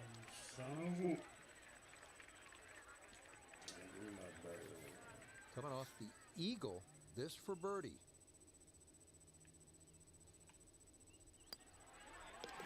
No problems there. That one in for a birdie. And he'll move to 4 under. What you looking like in your shit, man? On now to another lengthy par 4 on this front side here at Torrey Pines. The 462-yard 7 tee shot down the left side is your best bet. You can do block. it. You know, I'm on the one with a whole bunch of little blocks at the bottom, and I'm in the second one.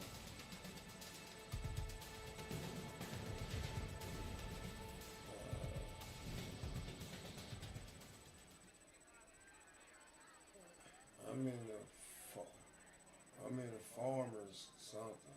Farmer's open.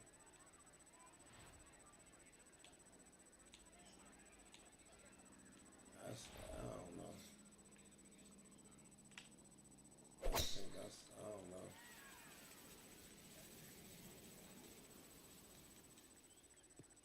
I know I went to it. This round's been a clinic so far, and that's another great drive and another good opportunity to make another birdie. Second shot coming up, just I know I saw 97 it yards in the left to the beginning. flagstick.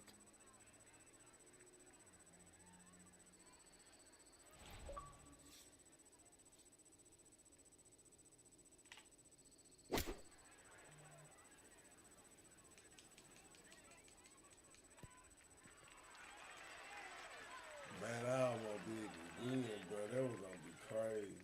Oh, this is an That was gonna be a electric 90, start. 97 Already we're feet. seeing birdies galore, and another great iron shot setting up another.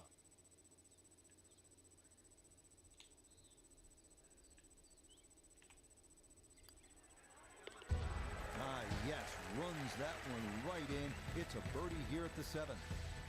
And he'll move now to 5 under par. Some tough par 3s on this South course. Here's another one, 177-yard 8. This hole deceptively uphill. Might be worth grabbing an extra club, maybe even 2, to cut through this ocean air and cover that deep front bunker.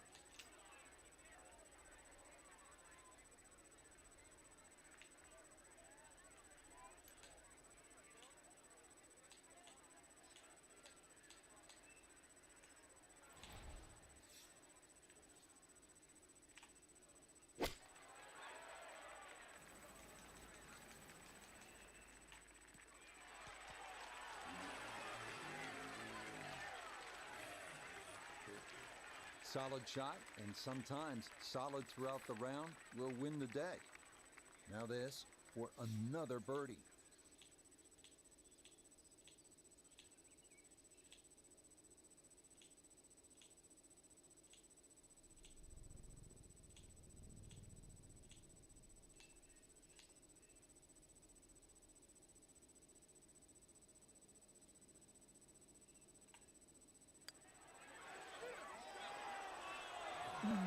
That's going to scoot a foot or 2 by.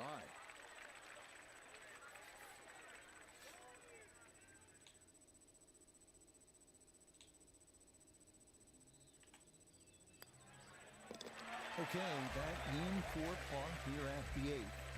And he'll remain 3 shots off the pace.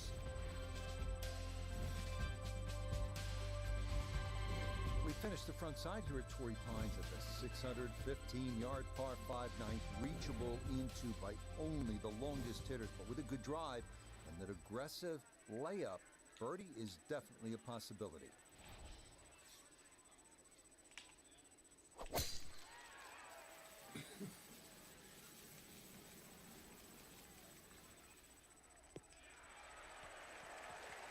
Yeah, good swing and a good result, as that is safely into the fairway. I'm really finna play. You see me tipped out like, I'm really finna keep playing. Fuck that.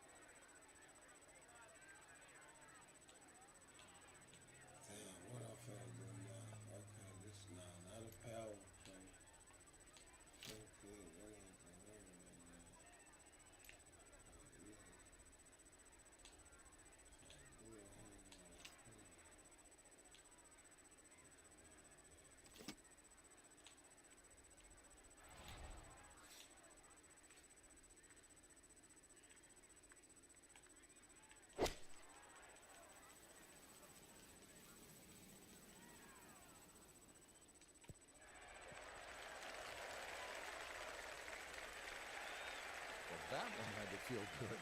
Yeah, struck it so well. You could see that by the reaction of that ball when it hit the green. Landed so softly.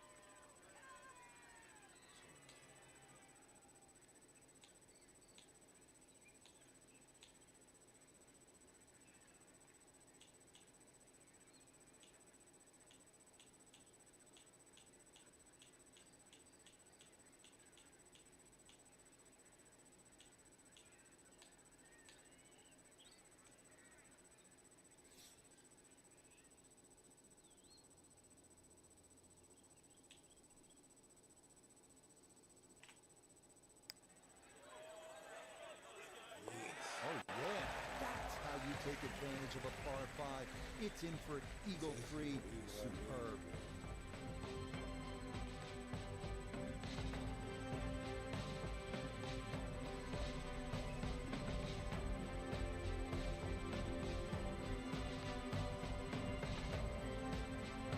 So for our featured golfer, some good playing and some favorable scoring conditions here on this Saturday. But they'll look up at that leaderboard and see they're still well back. But I think the goal really is to try and...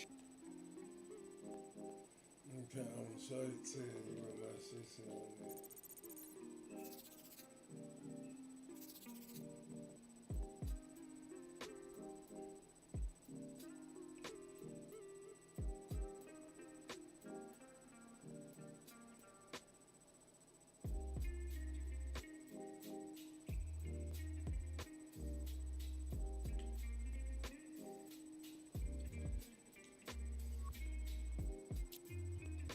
Okay, my shit said Farmers Insurance open.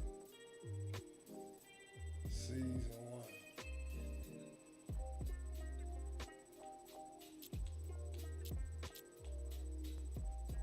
And where you said you at?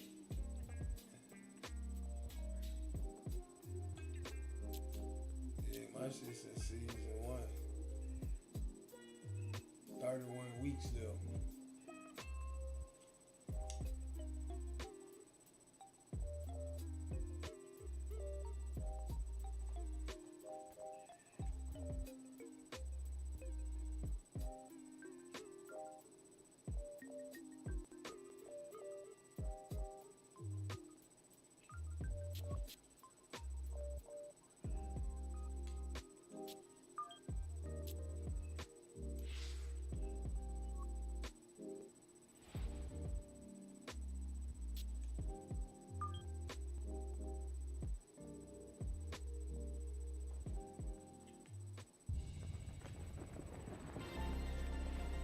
EA Sports and the PGA Tour so proud to present the season-long race for the FedEx Cup. From La Jolla, California, and scenic Torrey Pines Golf Course, it's the final round of the Farmers Insurance Open. Well, this is unquestionably one of the best spots in the sport. We know that by looking at the field. The golf course is immaculate. This is Southern California in all its glory. As we check the Sunday leaderboard, we've got a tie at the top here at 10 under par. So let's get out to the course, already deep into the round as we head to the tee on the par 4 15th. Final round here at Torrey Pines on a Sunday, the Farmers Insurance Open, second stop on this year's PGA Tour schedule. And our featured golfer here, really with a great start to the career. Frank, 2 straight cuts made. You know how important that is as you begin your journey, and really not always easy to do for rookies. It certainly isn't. I mean, already that puts you in like the top 50 or 60 each week, right? But put it in perspective, of the millions of the people that play this game, and the very, very few that even decide to turn pro. And then on top of that, the ones that get to play on the PGA Tour, and then narrow that down to the ones that play in the weekend. This is how small this class really is. Birdie putt now moving to his right.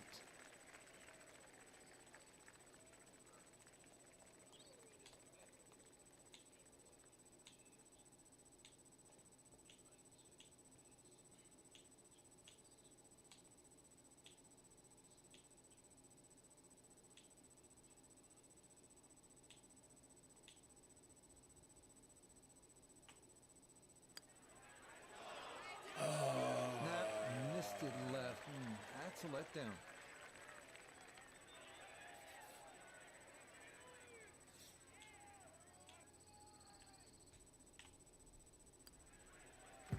Okay, safely in for his par. And he'll stay at 7 under. Coming down the home stretch here at Torrey Pines, 227-yard par 3 16th. 3 bunkers protecting the green, but there is an opening in the front.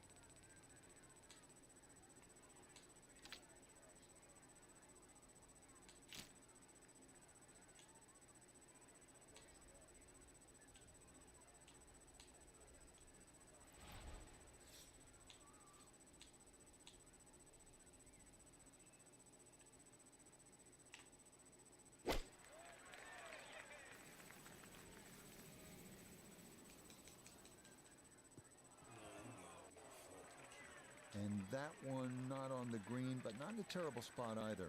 Sitting up in the short grass. He's been good all day around the greens. This is second.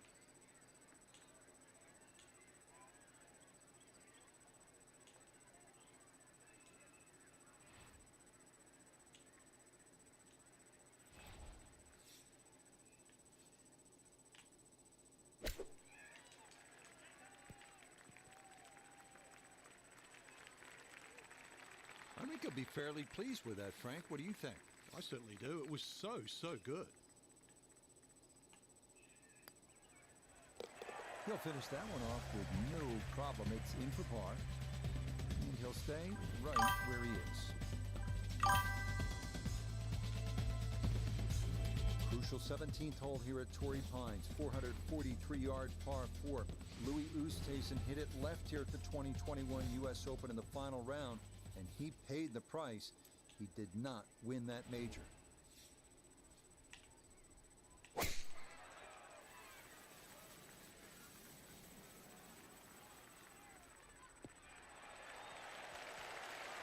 all looks so simple when you're going good, doesn't it? And that is yet another solid drive. Walking the course today, let's bring in Nota Begay III. Looking at 103 left to the hole. Pin sitting on the right.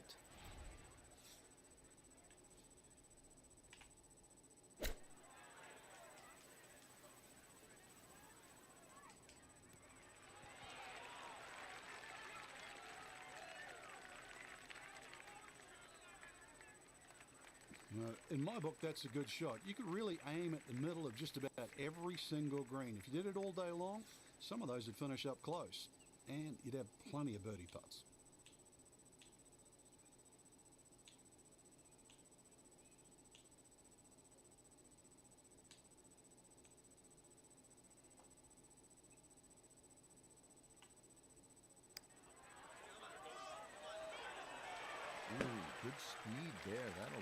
just a couple of feet.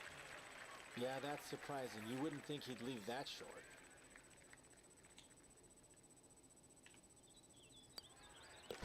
No problems there. That's a par here at 17. And he'll remain right where he is.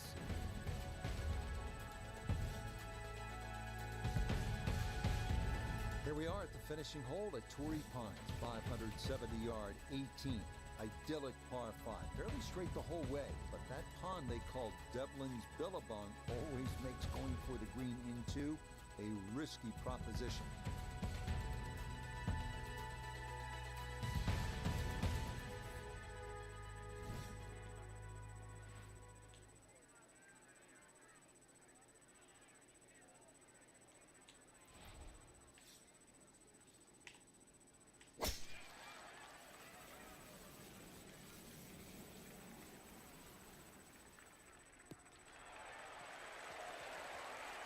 That is made to measure right there, right in the center of the fairway. Now from a little less than 200 yards, this a second to the par 5.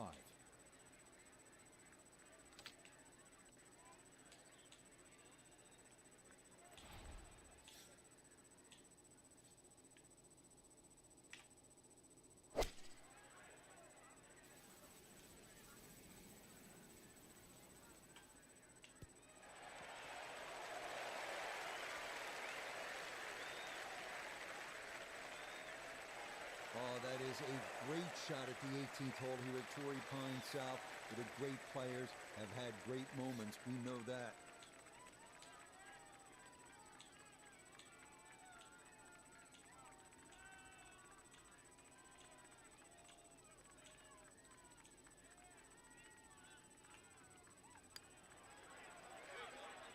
Oh, boy, that is going to leave a sour taste here at the end of the round.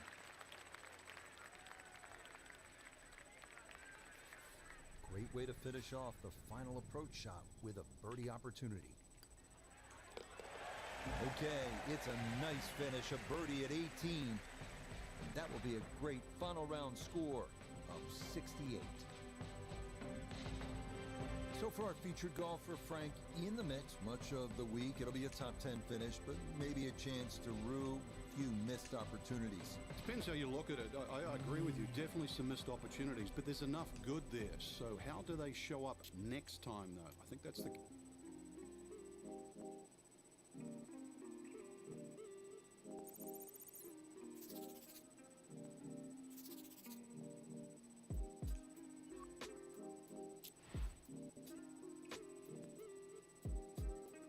I'm now in the AT&T Pimple now.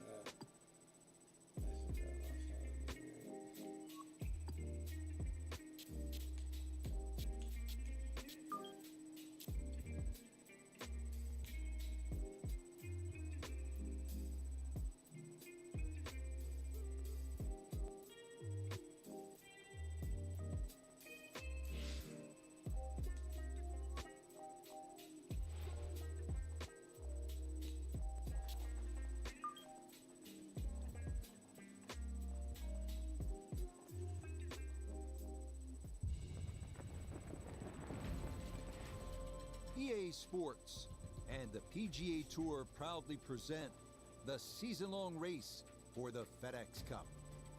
From the Monterey Peninsula, live opening round coverage of the AT&T Pebble Beach Pro-Am. Blue skies on top of blue waters, right next to one of the prettiest pieces of green grass on this good earth, as we check out the leaderboard here in round 1. Our leader is the former Georgia Bulldog, Keith Mitchell. He's at 200 par here to start the tournament. Meanwhile, our featured golfer looking for another strong showing after a top 10 finish a week ago. We'll get right out to the action here as we head to the tee at the par 4 first. So Frank, the first 2 tournaments of this new season have come and gone. Now we tackle one of the finest tracks in the world here at Pebble Beach, and the golfer we're assigned to here, coming off a really promising performance down at Torrey last week. Didn't get the win, but a top 10 in start number 2, that has to portend good things, don't you think, Frank? It certainly does, Rich. I mean, this is a very solid Come on, performance T-Bone. going into this week, but now it's different. You could get weather, right? Rain, maybe a lot of wind. So Right, people can right. play so many different ways. So you've got to really have your game and your goal this week. I'm curious. I'm really curious to see how this game translates this week. So many great golf courses here on the Monterey Peninsula. We're at Pebble Beach for this, the third tournament on the PGA Tour schedule this year. And Frank, we looked at the golfer we're going to be following. Rookie on this tour, still looking to play the weekend for the first time after 2 missed cuts. Is there a danger of getting too discouraged early on? There certainly is, and I think that's exactly where the player feels right now. If all of a sudden it's 3 in a row, you start to think, have I made the right decision? But I remember a line from the late, great Arnold Palmer. He said, this game is 90% mental, and the other 10%, well, that's mental as well. Frank, this whole area of the country, Monterey, Carmel, 17-mile drive, just such a stunning setting for golf. We're just taking a nice drive with the emerald green fairway set against the ocean blue. It's just ideal. But talk to me about playing the course, Pebble Beach. What should a young golfer like this keep in mind when teeing it up for the first time as a professional? Rich, it's a polar opposite of the drive in, where you decompress and look at the views. Because once you get onto that first tee at Pebble, it's a wonderful golf course designed by Jack Neville. You're going to realize that no 2 holes look the same. I mean, that's stating the obvious there. But side hill lies when you play it towards the Pacific. And then you sort of beat your way around the golf course. The beautiful downhill par 3 7th. I know it's talked about in its photograph, but that's where you start scratching your head and like, do I have the right club? And that's a feeling you get at Pebble so often around this golf course. But I mentioned 7, so I've got to mention 8, 9, and 10. In my opinion, they're the 3 best par 4s in a row in any golf course I've ever seen. I mean, they're beautiful driving holes and iron play, but Pebble's about the experience, but it's also about the legacy that this golf course has for America. So to compete at Pebble is one thing. To play well at Pebble, that's another thing. That was just a gutsy shot right there, and a good look at eagle coming up.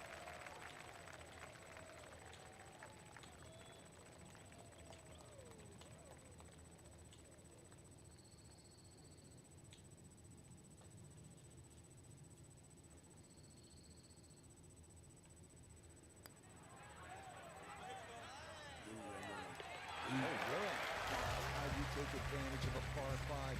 It's in for an eagle 3. Superb. Third hole, Frank, this is a fun little par 4. Not too long, but the emphasis here is on putting the ball in the right spot, isn't it? It certainly is. You have to know how far you carry it, because if you take a line at that sort of third bunker there on the right side, on a direct line at the left edge of that, it's about 250 yards to get to the sort of start of the fairway. From there, you're only have 100 yards in, so just find your point, your aiming point.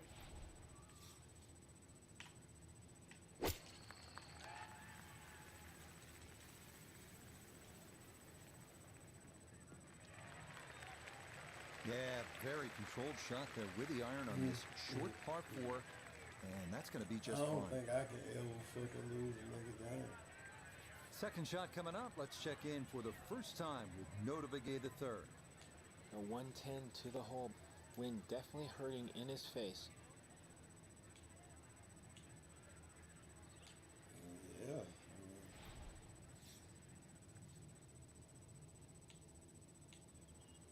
Oh, T-Bone. You gotta respect me so. You know what I'm saying?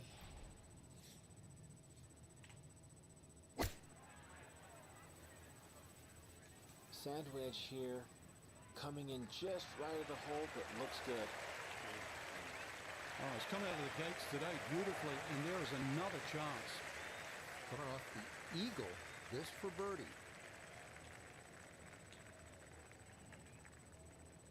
Looks like you been weird. Okay, nicely done. That's in for birdie here at 3. You see a long golf on that playing through.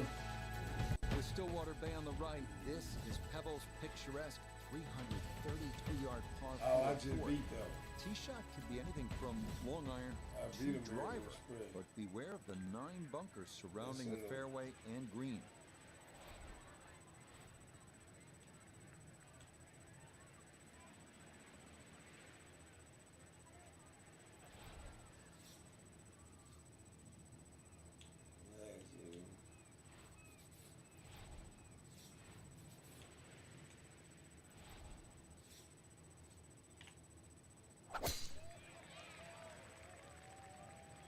Oh, this is a big chance, but it's looking good. I don't think I'm going to ever redo the green. Drivable par 4, not for most in this field, but for this guy, yes, he has just knocked it on. What a shot.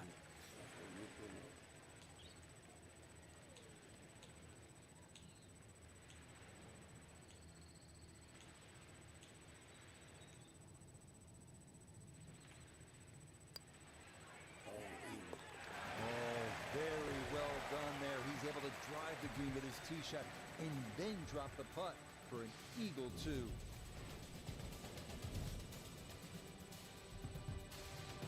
So here we are, Frank, the 5th hole, the first of the 4 par 3s at Pebble Beach. It doesn't get all the love that some of the others do, but this one has the players' attention. There's no doubt about it. Yeah, it certainly does, Rich. Everybody wants to take a picture, down by the 7th, 17th hole, famous par 3. Remember Jack Nicklaus's one iron, but believe me, I think this hole is every bit as tough as 17.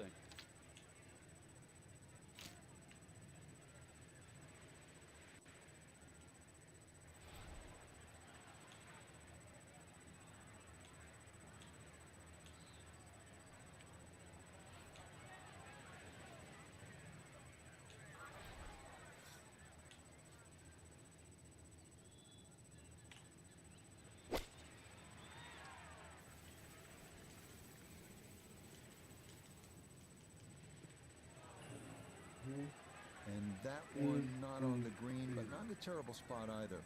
Sitting up in the short grass. Now chipping up to the putting surface for this, his second shot.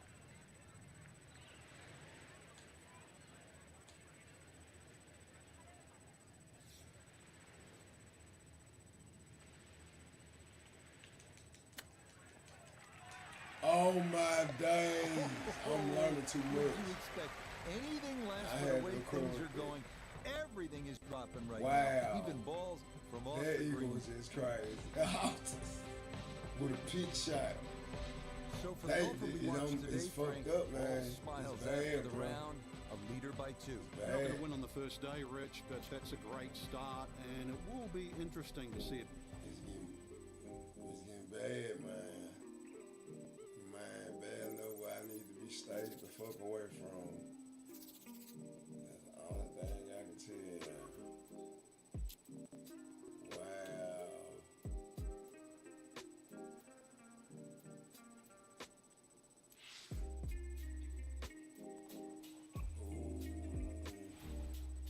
Ooh, T-bone.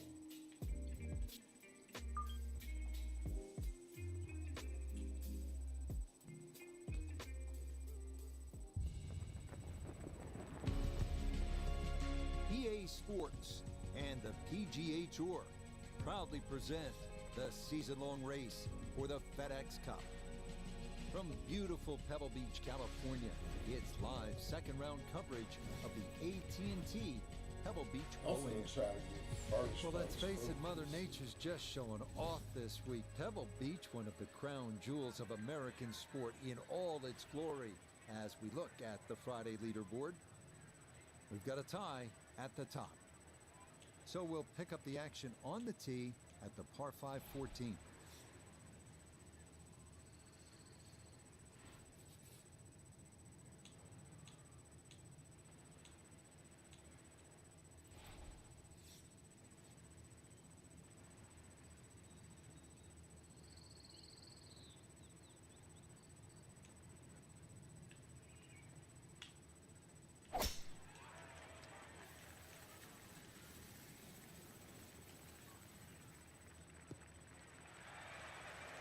Looking for a strong finishing kick here on this Friday to get set up for the weekend, and that another good drive here.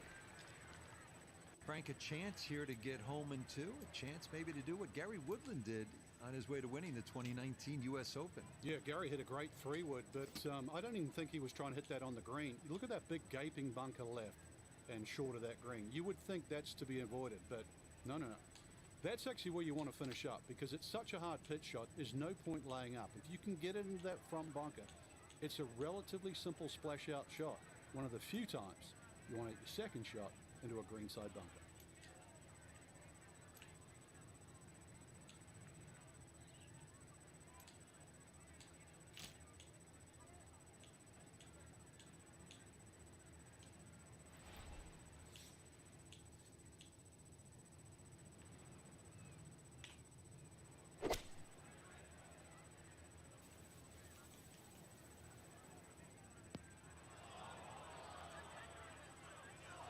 That second shot got all the way down by the green, but in the bunker. So we'll have to see what the explosion shot can do from here. Really need a birdie right now. So he'll dig in here as he readies his third to this par 5.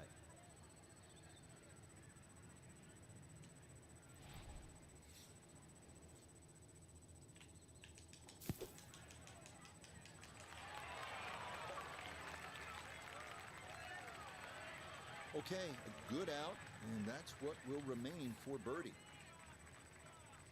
This is a 9-footer.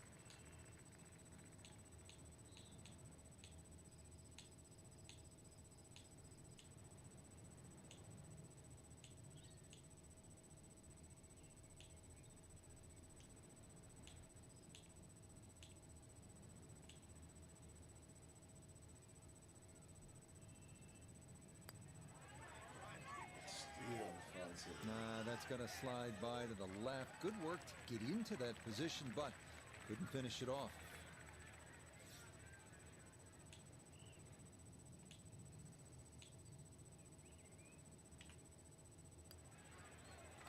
No issues there. It is a par here at 14. And he'll remain one shot back.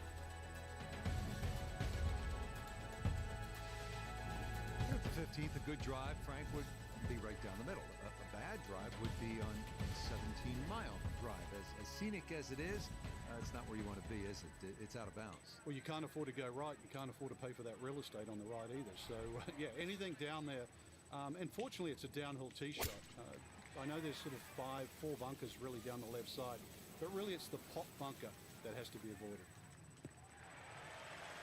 Looking for a strong finishing kick here on this Friday to get set up for the weekend. And that's another good drive here.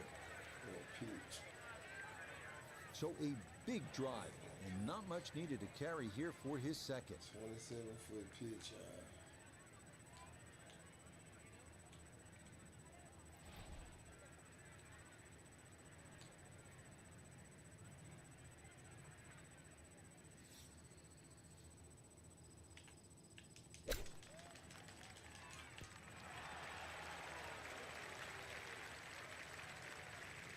Had a birdie here yesterday, in there close. Great opportunity for another one.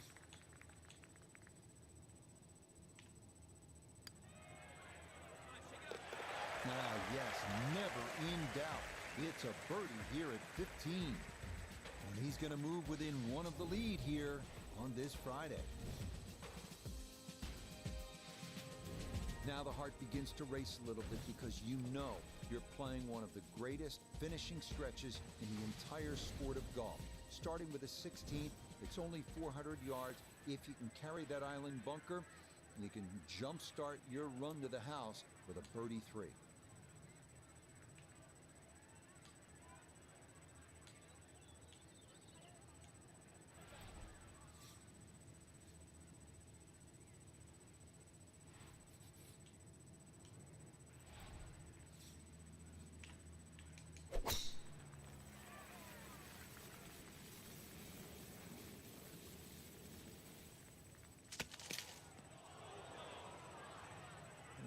This may turn out to be a bit of a break. That ball could have gone anywhere, but it ricochets into the bunker.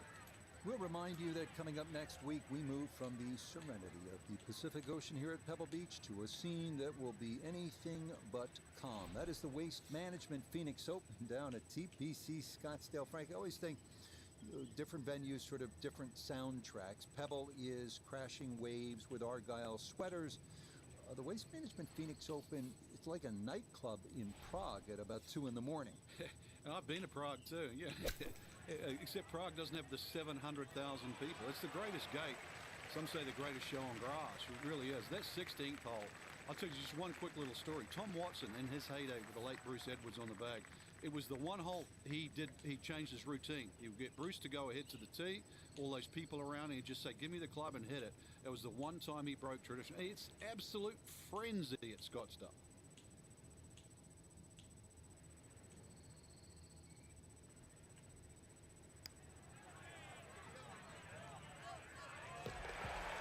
This round finishing strong. Back-to-back birdies now at 15 and 16.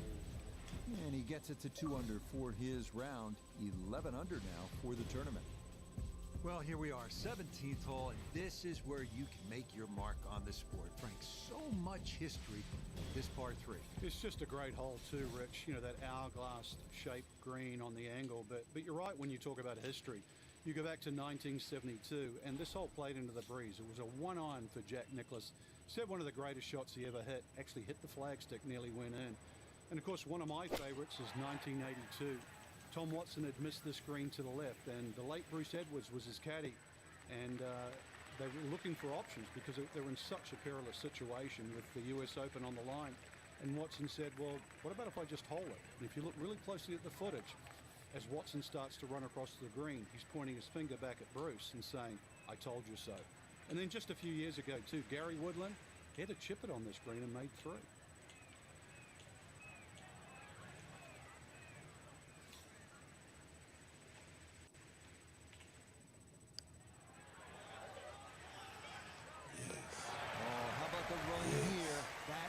Third consecutive birdie. And that is going to push him into the lead here on this Friday.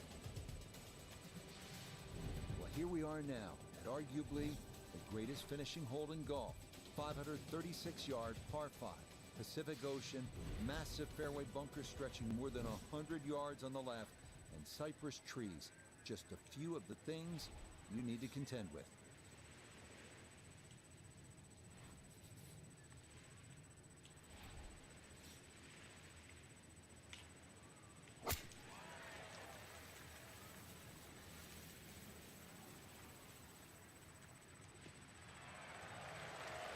Looking for a strong finishing kick here on this Friday to get set up for the weekend, and that another good drive here. Now a big spot here for something good. This is short second to the par 5.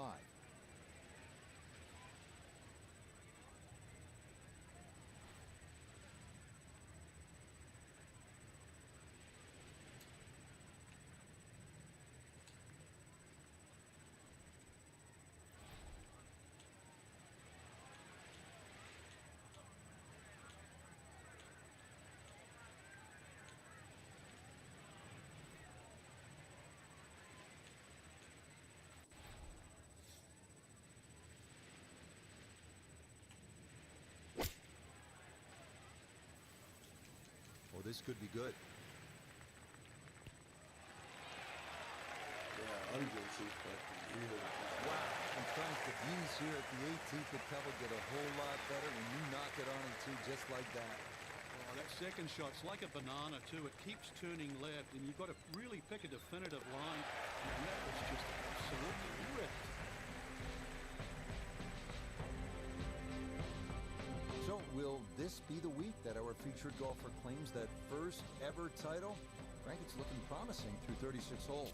It is, and to just make the...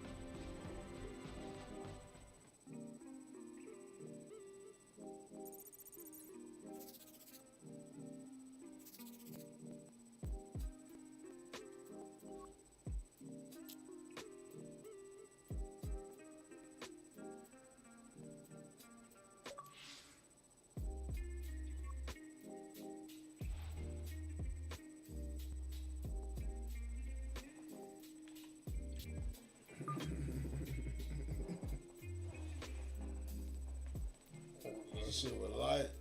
This shit was light, boy. Sound like you had color in EA your hand while you're Sports saying this and shit. the PGA Tour are proud to present the season-long race for the FedEx Cup. From breathtaking Pebble Beach, California, it's live third-round coverage of the AT&T Pebble Beach Pro-Am. AT&T Pebble Beach. Beautiful weather here Pro-Am. in this early February fixture for golf fans. And if you're locked in winter's vice grip, well, this represents a bit of hope on the horizon as we check the leaderboard. Our leader here on Saturday is our featured golfer. His cushion is a full 4 shots as he gets set to tee off. So let's get out to the course as we pick up the action starting at the par 4 11. Turning out to be a wonderful Saturday of golf here, and this another fine tee shot. So after that bomb of a drive, this his second to the par 4.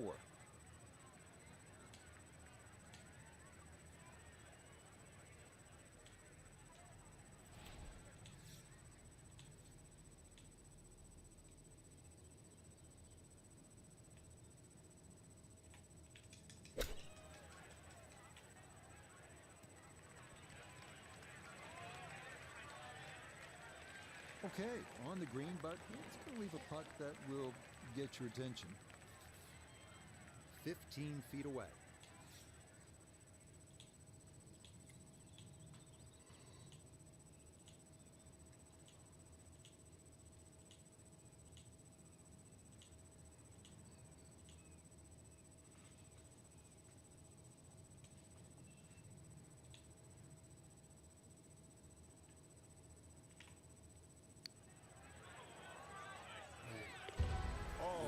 Yes, plenty of pace. Yes, sir. I'm hitting them curve prints. He's in for a birdie.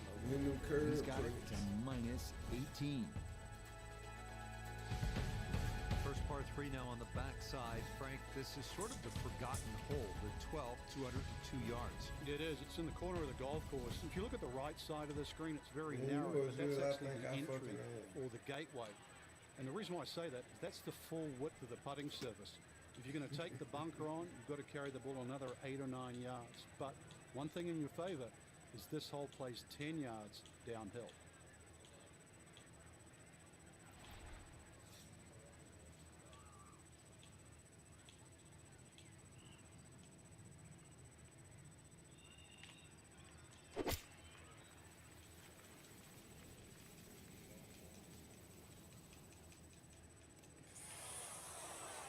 That is going to miss off to the left, so now par going to be very difficult from there. Now a delicate little chip here for his second. Nigga gotta stop playing.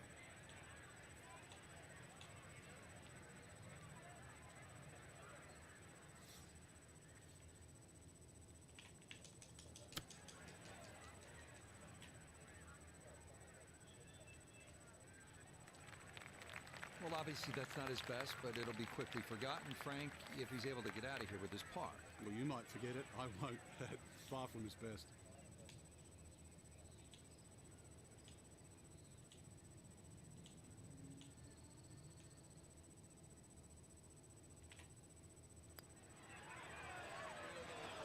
Now, we've seen folks hang that putt out to the right. It does not move as much as you think, and that goes on by.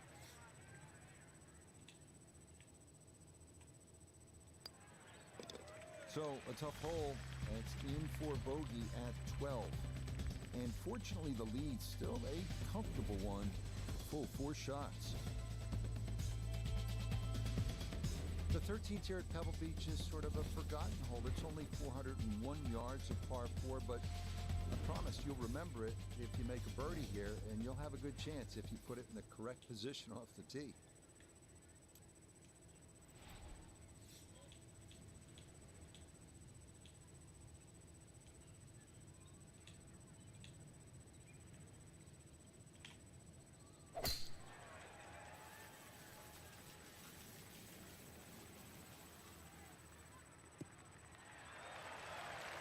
Turning out to be a wonderful Saturday of golf here, and this, another fine tee shot. I'm drinking that orange can while I'm playing. Fuck it. Just 92 yards for his second to this par 4. Nah, it's just when I'm just playing. I'm just drinking that. Y'all niggas crazy. Yeah, orange can away.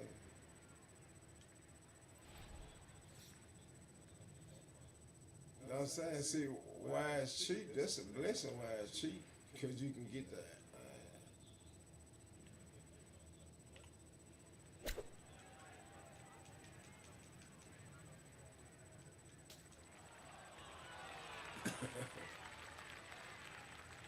That'll make me put. In golf, you know, you've heard the term mulligan. You'd love that to do over there, wouldn't you? I mean, that's just, that's very poor from that range.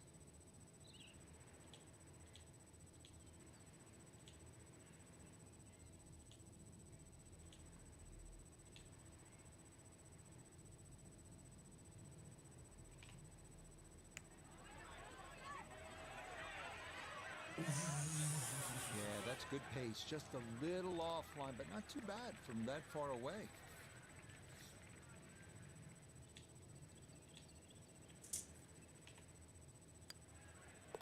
Okay, safely in for par here at 13. He's going to hold on to that 3-shot lead.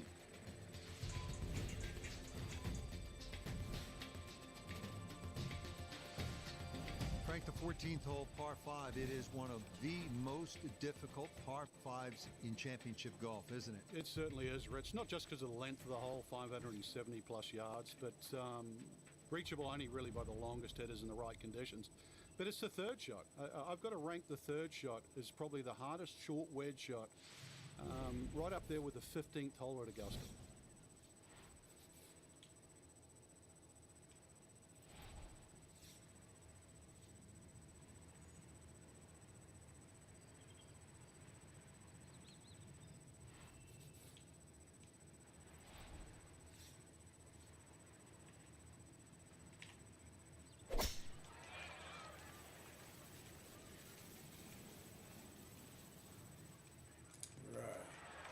I ain't gonna be able to be fucking with this thing, man. Yeah, Frank, a chance here to get home in two. A chance Yes, maybe to do I what Gary mean. Woodland did on his way to winning the 2019 U.S. Open. Yeah, Gary hit a great 3-wood, but I don't even Yeah, think I he was mean trying to it hit that the on the same. green. Look at that big gaping bunker left and short of that green. You would think that's to be avoided, but no. That's actually where you want to finish up because it's such a hard pitch shot. There's no point laying up. If you can get it into that front bunker, it's a relatively simple splash out shot. One of the few times you want to hit your second shot into a greenside bunker.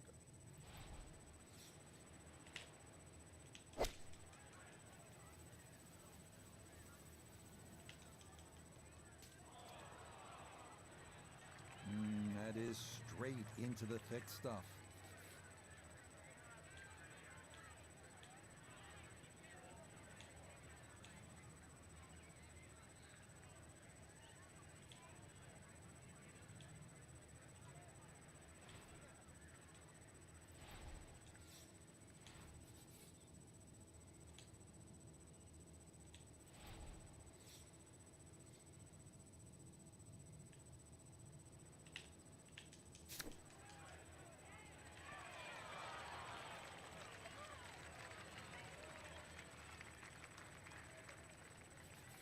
Ten-foot putt left.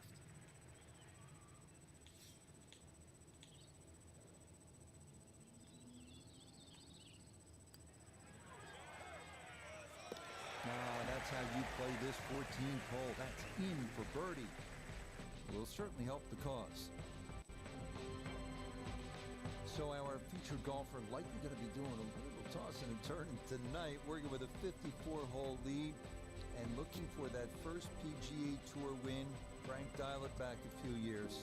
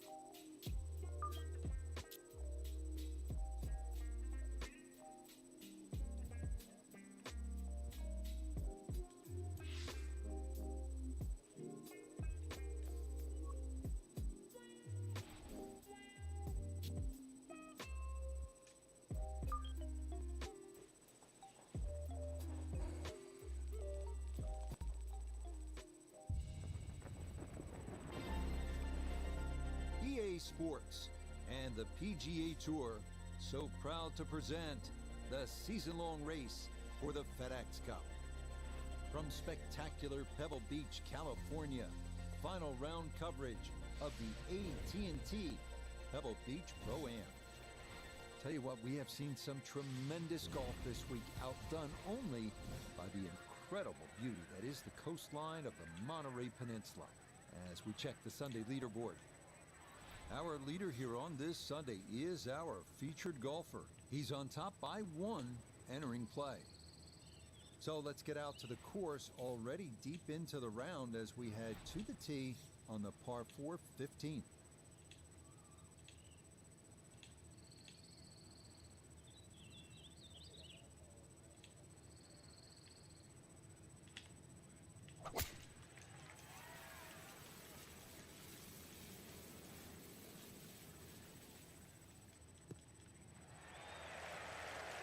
Beautiful tempo to that swing, and this is going to wind up squarely in the fairway.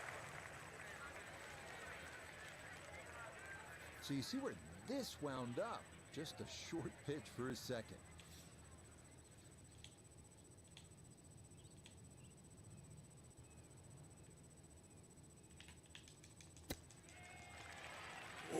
Oh, come on, bro. They took the chip away from me. It hit the flag stick. I think I'm all right. I started to get the chip down. Yeah, I'm just start And that playing. one finished off with a birdie here at 15. That will catapult him into the lead with just the 16th, 17th, and 18th to play. It's a really pretty hole, the par 4 16th. What's the right line here, Frank? Well, if you want to pick out something in the horizon there, if you look closely down there, the tallest tree in the distance, that's sort of right bang in the middle of the fairway. You will not see your tee shot land and you won't see it run out, but that's the line.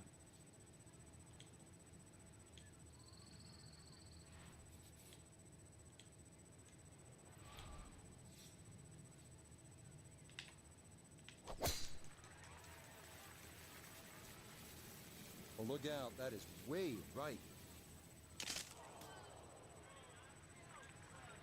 That hit that tree hard and bounced straight into the rough.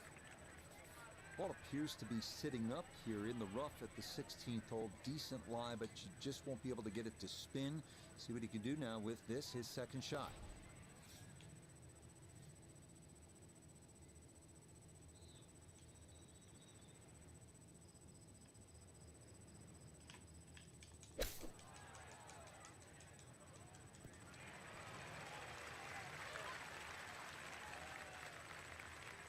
Okay, that's acceptable there.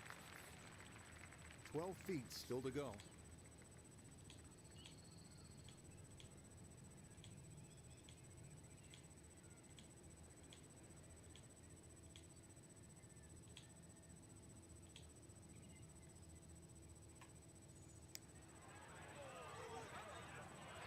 Nope.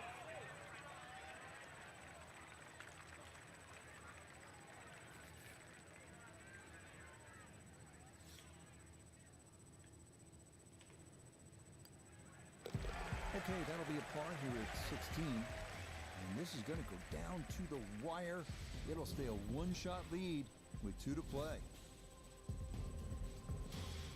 If you stop for just a moment, it can really hit you where you are and what's happened here. This 17th hole at Pebble Beach, the par 3. Jack with a 1-iron that hit the flagstick in 1972 on his way to winning the U.S. Open Championship. And then a decade later, Tom Watson from just long of the green, chipping in for a birdie to beat Jack Nicklaus. Yeah, history made here at the 17th hole.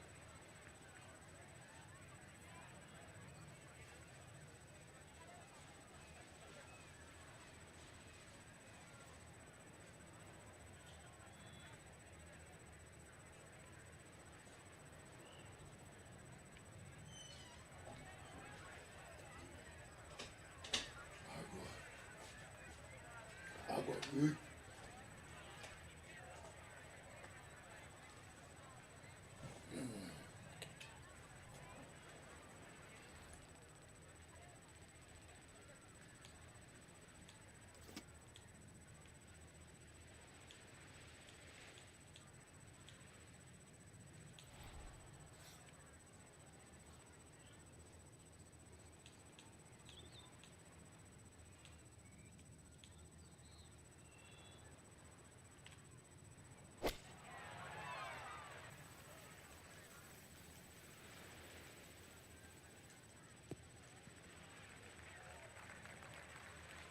Okay, a little local knowledge there. He gets that ball to work back onto the green. And now a birdie putt coming up. We welcome in Iona Steven. This, a putt for birdie. And this one might need a little bit extra encouragement, Rich, to make it up this slope, but all in all, not too difficult a putt.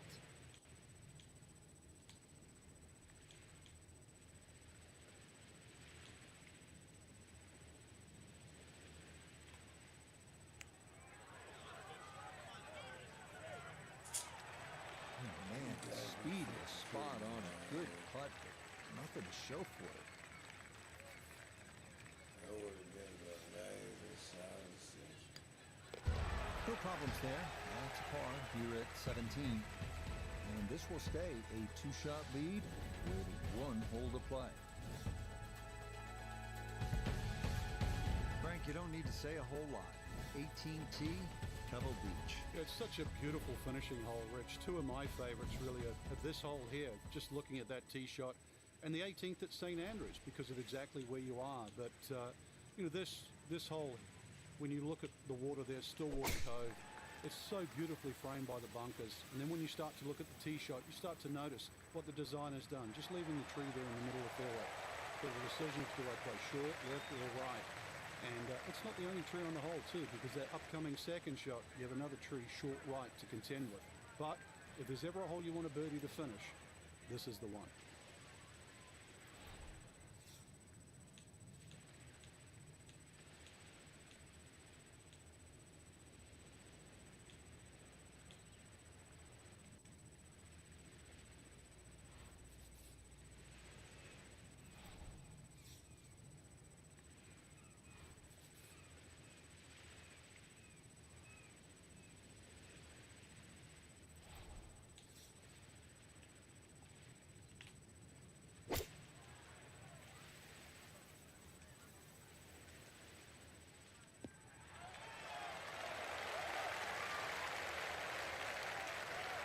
Frank, it is a pleasant walk under any circumstances, but how good is it when you've knocked it on in two here at the 18th at Pebble Beach?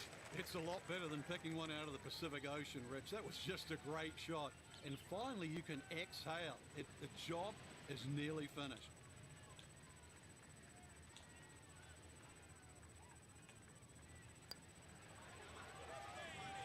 Oh, yes.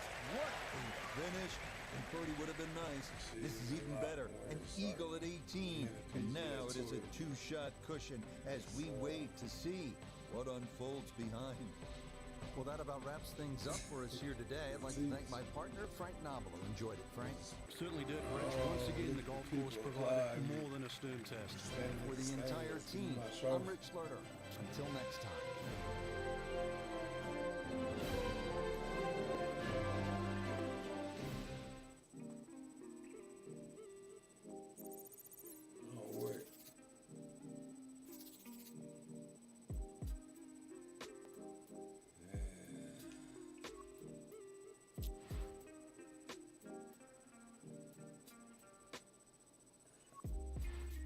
Undisputed.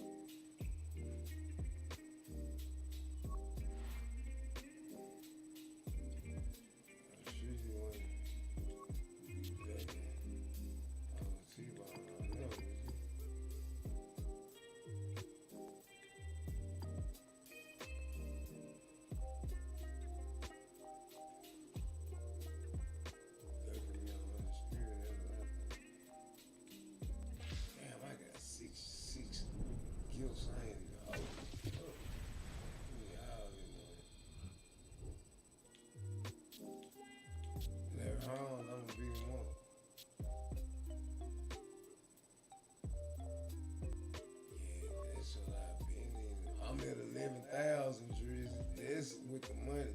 This the way right here. This the way. You said you beat Cruz, right? With your lever home.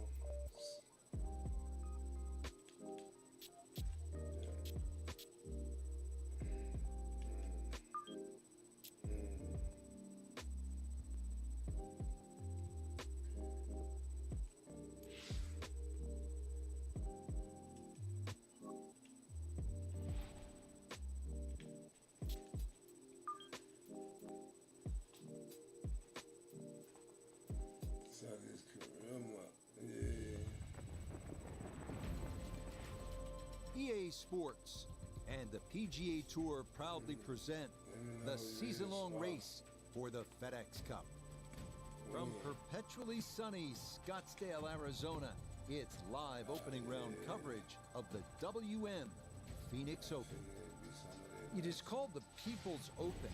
Enthusiastic crowds have been the norm. 700,000 fans expected through the turnstiles this week. As we check the early leaderboard, we've got a tie at the top at 3 under par. Time to get out to the action on the course as we pick things up on the tee at the par 4 14th. So, Frank, we have made the journey south from SFO and Pebble Beach, where we were last week, to right here in Scottsdale, and this, the world-famous one and only WM Phoenix Open, and we'll be following the young phenom who got that first PGA Tour victory just a few short days ago.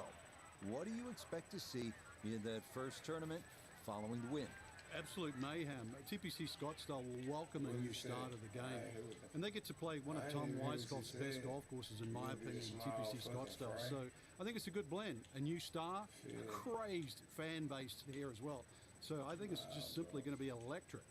So a beautiful Thursday here as we get this tournament underway. And Frank, when you look at our featured golfer, we're seeing someone who has got to be walking on air right now. Winner for the first time ever on the PGA Tour back on Sunday. That was some moment. A lot of emotion hoisting that trophy. But you know full well, having been in this situation, this is a new week. What do you recall about coming back after that maiden victory? You belong. I was walking on air too. It's just the realization, the dream you had as a kid, it actually really is a reality. It's come true. And it does take a little while for those feet to hit the ground again, but you know, that feeling of belonging. To be honest, I miss that now.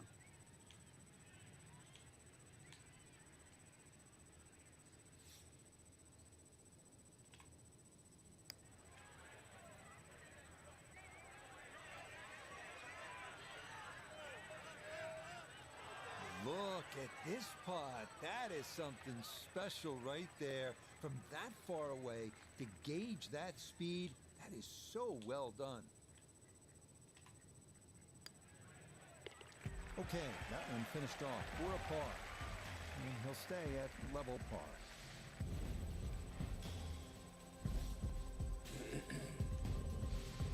Such a thrill playing in the Masters as a professional for the first time. Frank, if you could take me back through your first round, your first tournament, what do you remember most about that experience? Good and bad, really. It was the first cut that I missed as in a major championship. But in those days, they didn't use the top 50 of the world rankings, so I really didn't get into my sort of early mid-30s. But I don't really want to talk about my first round, but by virtue of that, I got drawn with the late, great Arnold Palmer. On the Friday, and you know, I sort of wanted to get out of town as quick as I could, but I watched the great man play the golf course, and I saw lines that I never ever saw when I played my practice rounds. I got to play alongside a guy that obviously had put on a green jacket more than once, and while that was a Masters I'd like to forget for different reasons, the very next year I finished fourth, so I credit that to my rookie year and playing with a man that basically could play the golf course backwards in Arnold Palmer.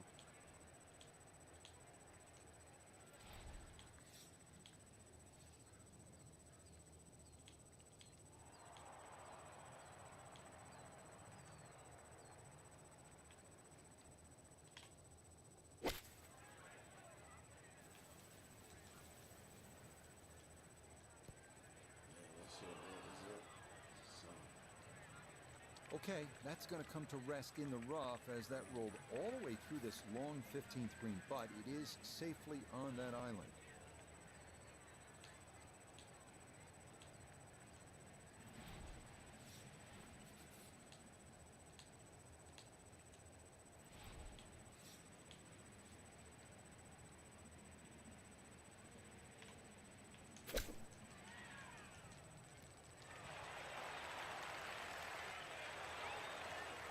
Terrific golf shot, and now that for an easy birdie. Yes, a very well played hole. That's in for birdie.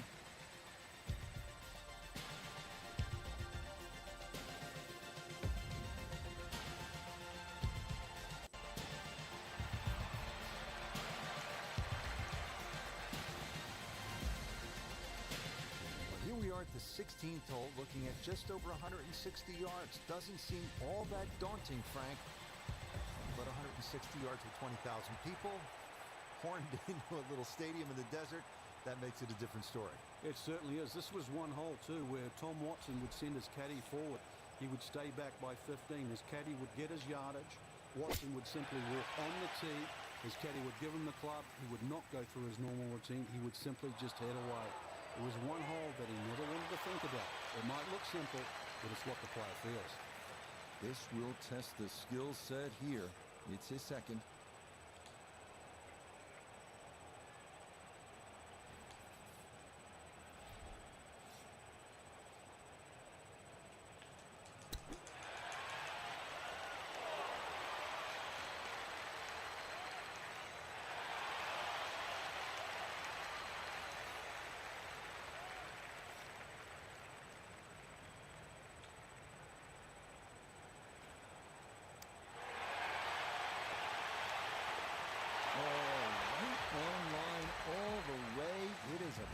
Here at 16, and he'll remain in red figures at 1 under. Now to the 17th, and Frank, fair to say this is one of the best short par fours in all of golf? It is. The drivable par 4 that's designed the way it's meant to be played is a winner. The ones that are just shortened to be made drivable, they don't work. This was designed to be a 17th hole, and it was designed to be drivable. You couldn't get a better place, and you couldn't get a better par 4. Oh, and that's the danger of this 17th hole. We've seen this before. That'll continue past the green and on into the lake. So the drop taken, and now he'll try to find some way to fashion an up and down from where he is and still get out of here with a par.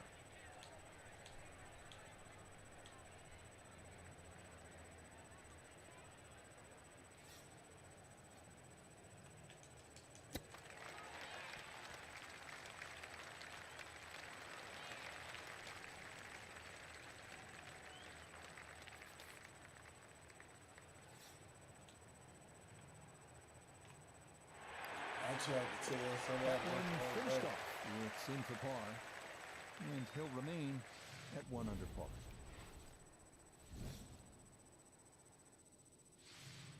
What an outstanding finishing hole here at TPC Scottsdale. Not overly long, but it is challenging. At 442 yards, this par 4 is all about strategy. You can challenge the lake on the left if you're one of the bigger hitters. Cut the corner of the church pew bunkers. That leaves you with just a flip wedge in. Or you can take the safe route. Just go down the right side of the fairway.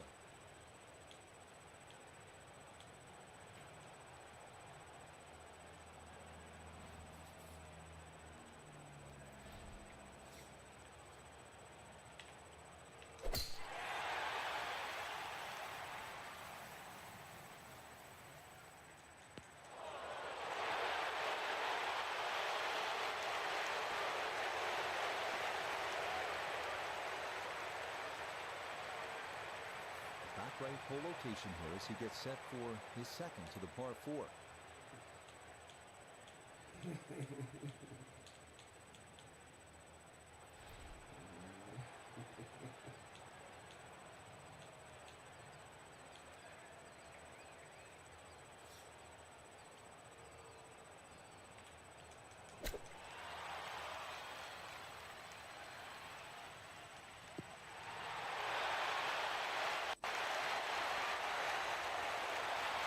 Good shot, safely on the green in a birdie chance. 11 feet away.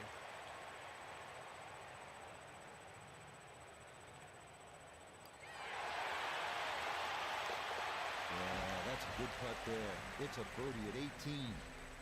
That will be an opening round of 69, 2 under par. Our featured golfer in a good position, you'd have to say. Just 3 shots off the pace after round 1. Just got to keep...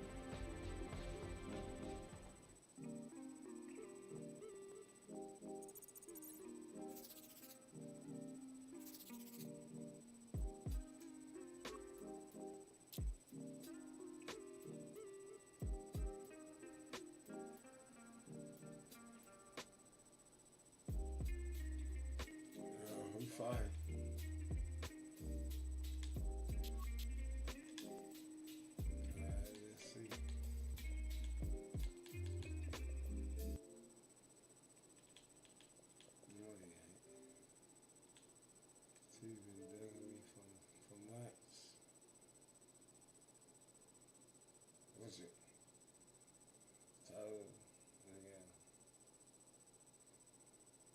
Which one?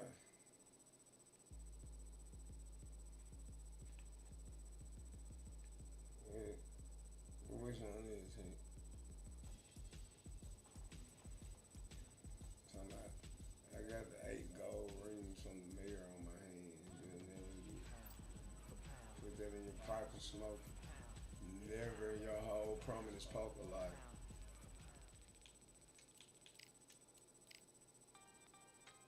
Nah, money can't bat it. Money can't bat it.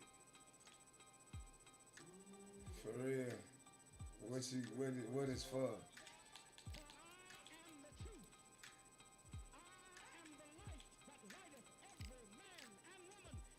Oh, hell nah. Yeah, man, but you crazy. T's been meleeing for a long time, though. With them different classes for melee.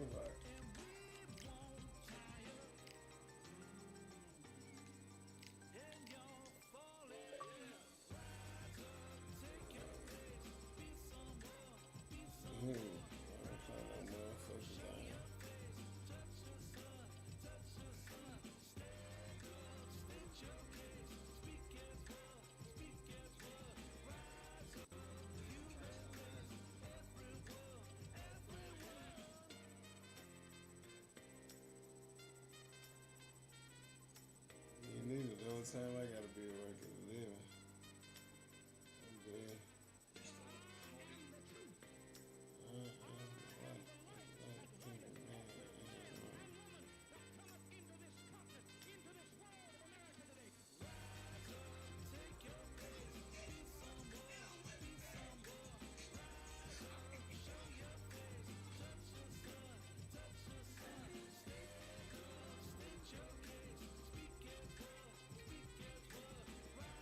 Teaching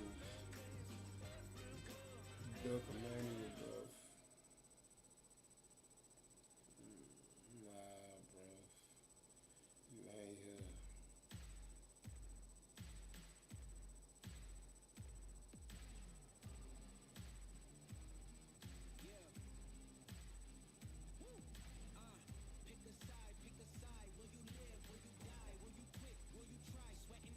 Man, you can't come in there home without it do that shit. I gotta water it down early.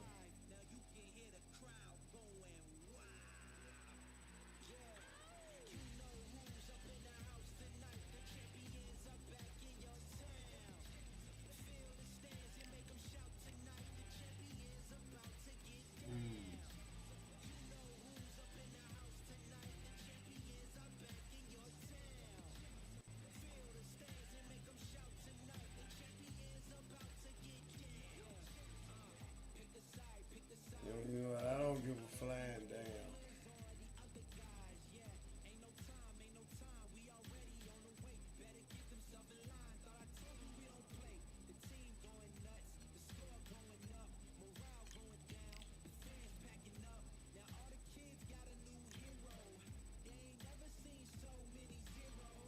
Mm.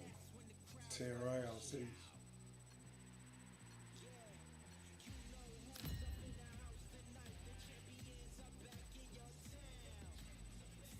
I should have kept it on 8, bro, so I can go back to golf in the 10.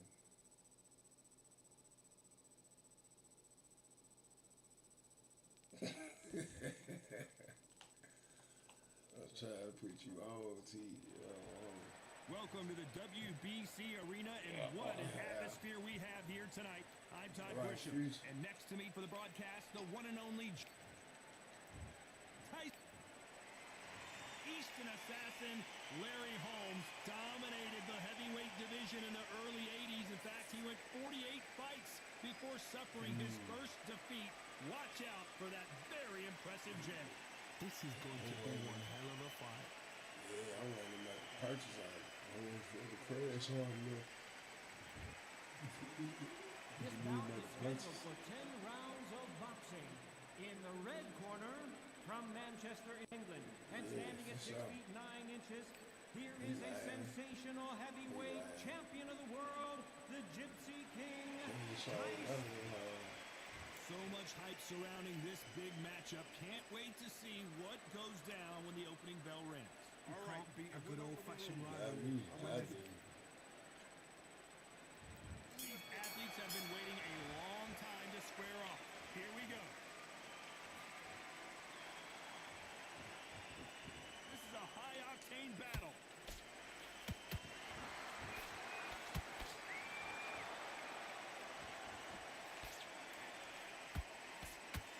You can tell who's stronger and who's faster.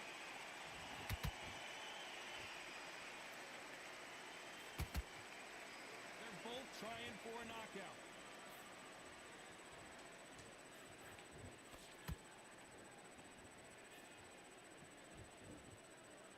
So much pre-match drama before this showdown. Who could forget what we saw yesterday at the weigh-in? These two boxers are finally ready to get it on. It's so hot, so heated. There's a roof on here. You don't understand it. When you're working, when the noise is there, the pressure's on your face, you're sweating, and you're getting under. You're on the wrong side of a beating.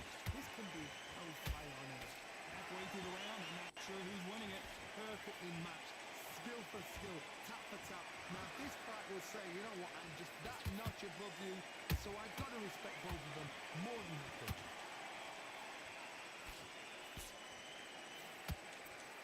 Nice job getting that punch through.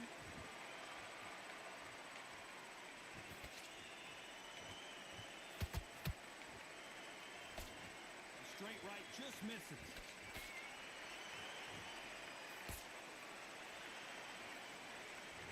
It's like a game of joust. They both got their swords. They're slinging it.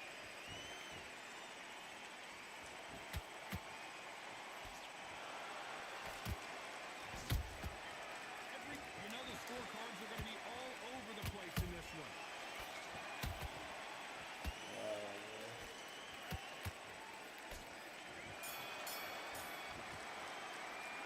That started off fury in that one. Talk about a one-sided 3 minutes. We just saw it. You caught it. Here we go. It's round two. Well, Johnny, can he keep the momentum going after that last huge round for him? Todd, my motto is, if it's not broken, why change it? An excellent last round, everything worked. Wait for the reaction. Until then, keep doing what you've just been doing because you won that hands down.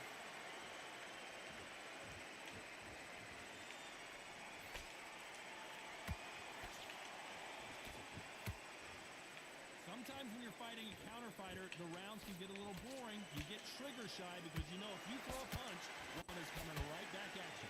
Reaction is second to none. It's the blink of an eye. They're waiting for any little trick you do. So you've got to fight. A counter punch is smart.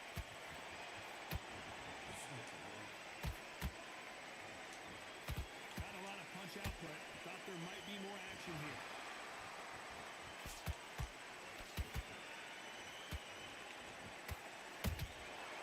Nice counter. This has been a very competitive round between these two. Skill for skill, tap for tap. Just like a match made in heaven. He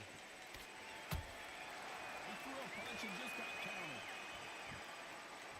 You don't want to go tit for tat in there in this fight.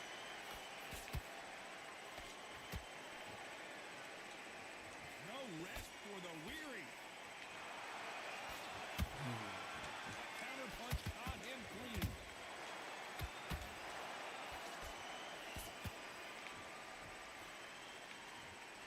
Straight right just misses. Good counter punch.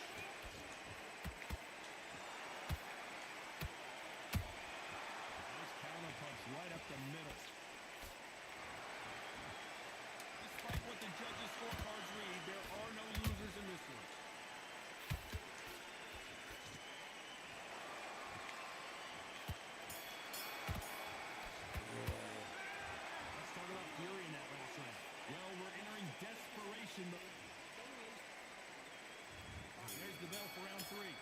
their stools and ready to go. Let's hope this round is more competitive. They've had 1 minute to recover. Now they've got to bluff it. They've got to bluff it. They've got to come out now and style it out. Get on the back foot, jab, rest on the jab. Be smart and pop until your legs come back. Then put the pressure on.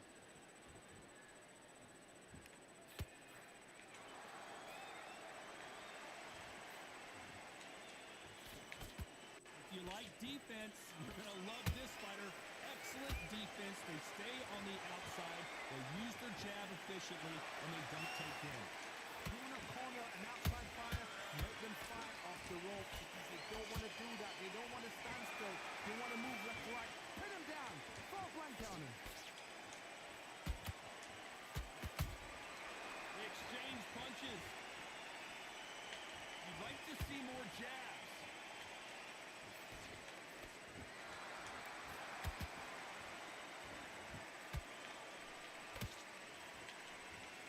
Halfway through the round, and man, these two are going at it. They're so close, so close. How can you separate them? It's going to be a hard night tonight for the judges.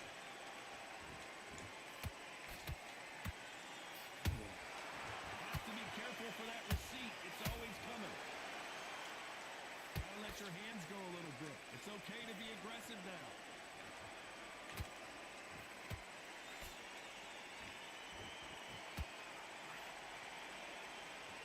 Good punch.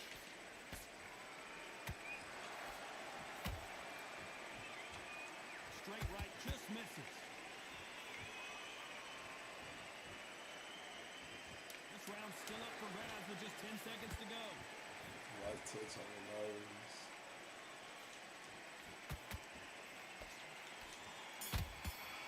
Let's talk about fury in that last round. After what we saw in that last round, it's pretty obvious who has the He advantage. said that right when I was hovering over This again. is too easy. If they keep this same kind of pace up, they've got this Like fight. that round, good work. You stay focused, anything. Go back and win the round, right? It's You said only you got the one. movie. You're doing good, kid. Yeah, you Doing did good. split out. Same again. Don't check on. Get this boxing back together. I need you to switch Oh, back yeah, on. I mean, Get not focused. really, Get but your kinda. mind back on the job. Get back out there and win the round. He said, yeah. Great work. Stay focused. Hey, relax your mind, bro. Let's enjoy the ride. Got to take that confidence away, Jab. It's on me. Getting your timing already. That right hand's beautiful. Beautiful. No, I Gathering your don't. pace. You with this round, just be wanting to Take sneak away that your victories in so you can talk about it later on down the line. So fuck out of it. Unfortunately, this fighter not. Terrible round. Here we go in round 4. Who's going to land the first that's big what you shot? do, too. Got all the momentum on their side after that last round. Let's see what they do here. But my motto is, if it's not broken, why change it? An excellent last round, everything worked. Wait for the reaction. Until then, keep doing what you've just been doing because you've won that hands down. Nah,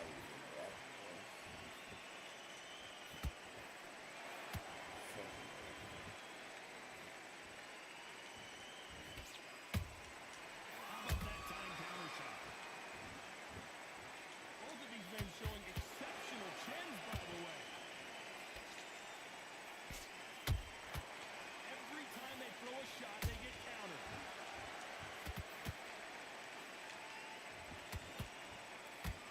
He misses with that jab.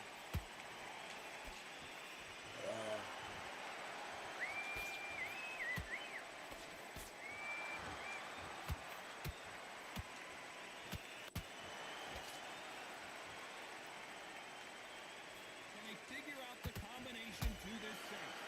Skill for skill, tap for tap. Just like a match made in heaven.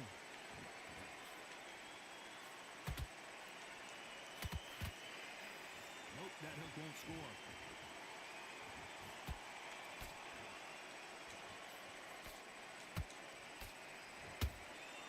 There's a counter shot.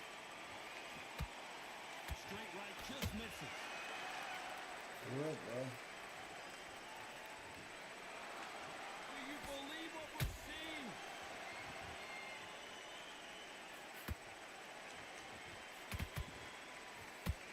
Very close round with 10 seconds to go.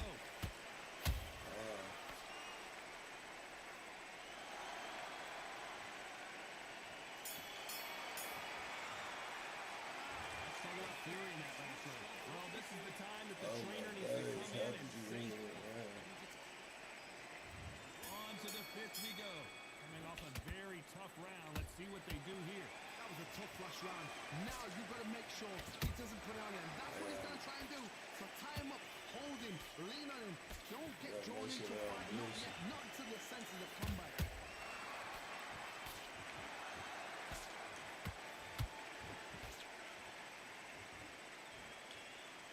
How nervous would you get when you know you're facing a big puncher like this that can seriously hurt you? It's the one who draws first blood, Todd. That's what you've got to look at. If you hit and you know you're in there with a banger, you've got to be on it, but you've got to be confident.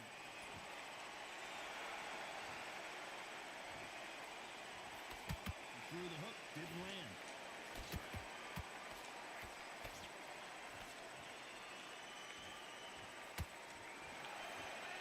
Can't find a home for that jab.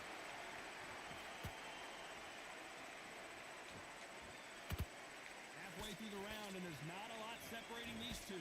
Perfectly matched, skill for skill, tap for tap. Now this fight will say, you know what, I'm just that notch above you, and so I've got to respect both of them more than happy.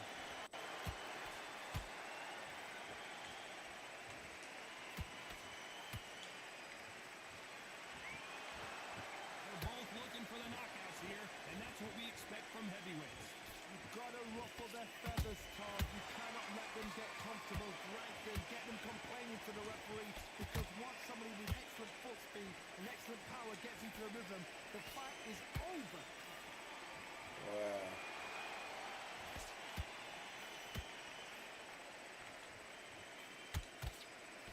A very competitive round with 10 seconds left.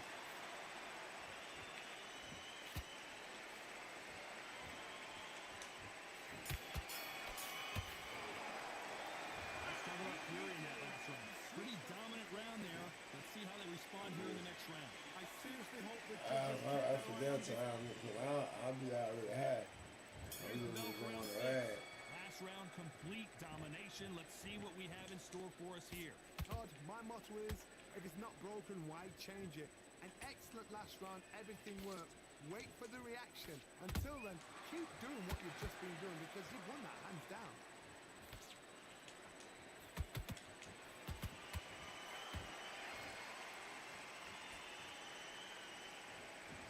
Not a lot of punch output. Thought there might be more action here.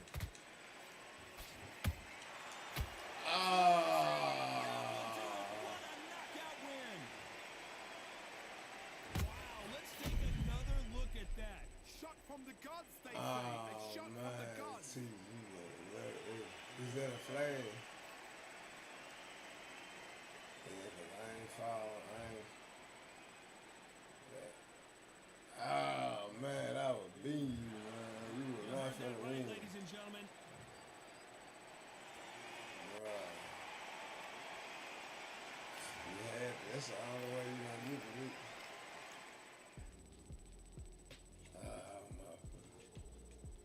I'll beat you, tease. It's gonna lose, bruv.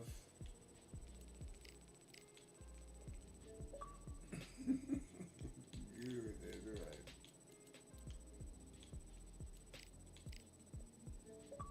I was up. You were gonna be up 1 point. They were gonna put you at 1 point. And we had plenty more fight there. And I was up.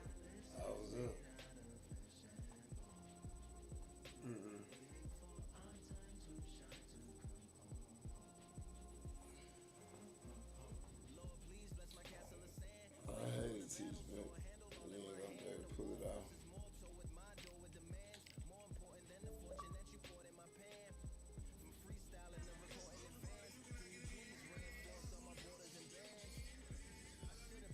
That's the only way I'm gonna lose.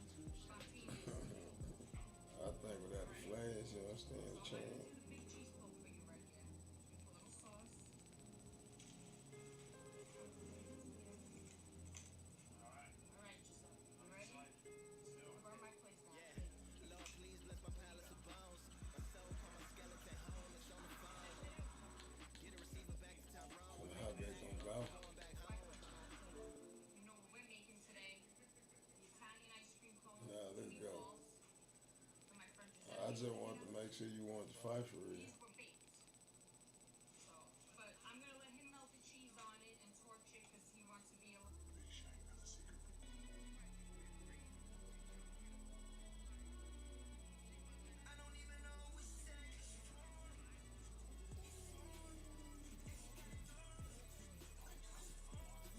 What you gonna do with that? Oh, I see. Ass whooping.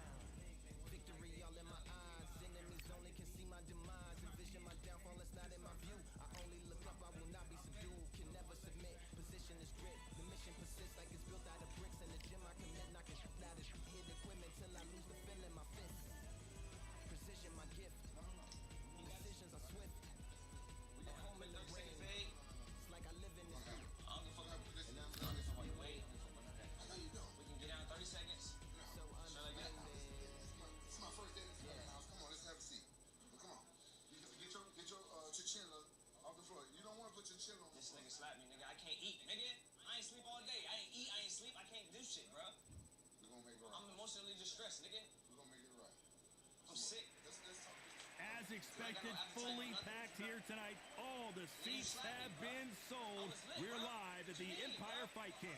I'm Todd Grisham, and here with me, my broadcast colleague, it's Johnny Nelson. The pleasure's always mine, my friend. It's time for our tale of the tape. The Gypsy King himself, Tyson Fury. He is a whopping 206 centimeters tall with a reach of Tyson Fury. He's so big and yet so light on his feet. No one moves around the ring quite like this.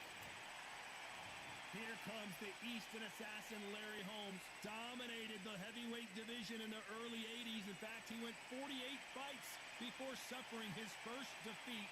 Watch out for that very impressive jab. Look at this. These fights are so up for it. Look at that.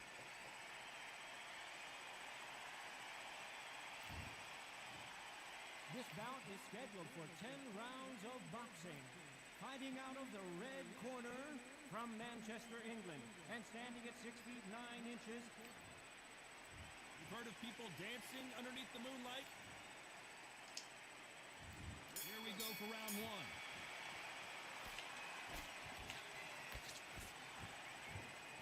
One punch could change everything in this battle.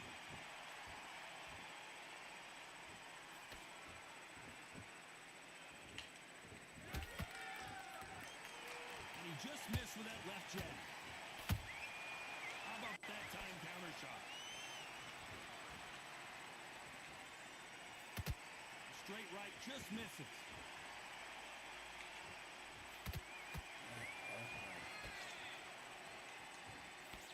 Can't make a mistake at the heavyweight level and not expect to be punished for it.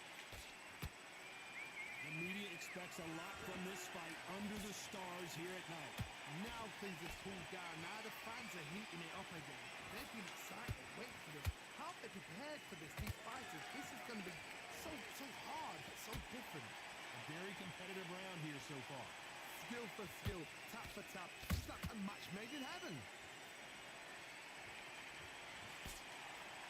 Which one of these athletes is going to be the first to get rocked?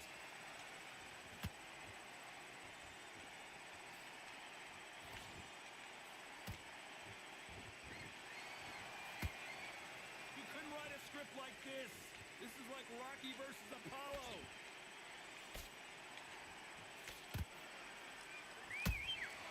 Beautiful counter shot. Has to be careful for that receipt. It's always coming.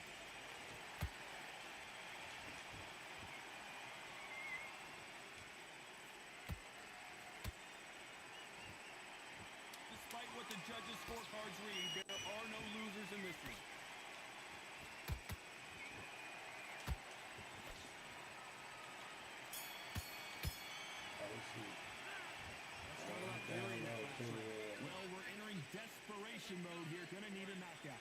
I'm streaming. Anybody watching this shit? What do we expect to see here in round two? So the fight will continue. How do they turn things around? This is one of those situations. You've just been hurt. You've got to get out there again. Be smart. Be sharp. Don't be a fool. Don't get suckered in. Make him fight your fight. Hold him, tie him up just until your head clears again and your legs come back again. Because if you don't, he's going to pop you off.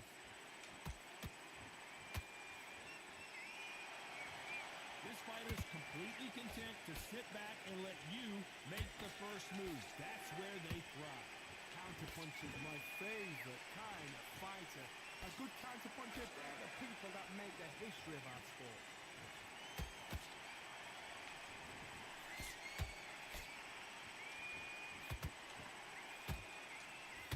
Neither fighter willing to slow down.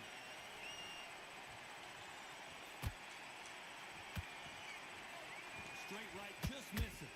This has been a very competitive round as we reach the midway point. Perfectly matched.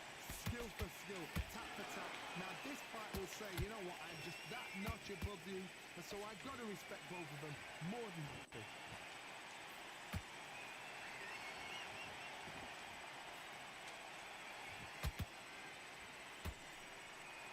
So much for boxing. This is a fight.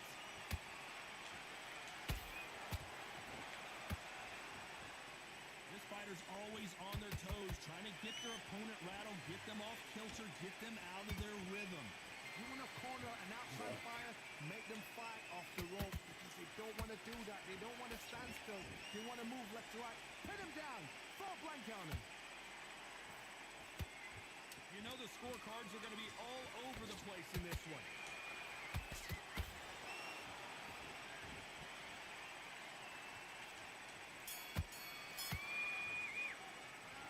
Let's talk about fury in that last round. Talk about a one-sided 3 minutes. We just saw it. As long as they don't get complacent. There's the bell to start round 3. Well, there's no doubt about who won that last round. Let's see what he has for us here in the next one. Todd, my motto is, if it's not broken, why change it? An excellent last round, everything worked. Wait for the reaction. Until then, keep doing what you've just been doing because you've won that hands down.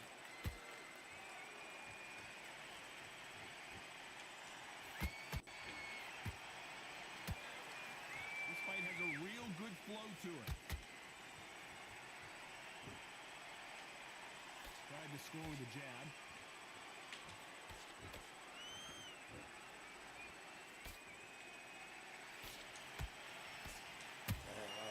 He wasn't ready for that counter punch.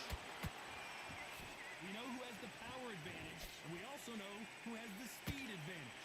If you're in there with a guy so big in front of you, you've got to be smart. You've got to use your smarts and use that skill. This is what you've prepared for. You've got to negate that jab, let it ride past you, and push his own weight on it. Both of these fighters have had their moments. They're so close, so close. How can you separate them? It's going to be a hard night tonight for the judges.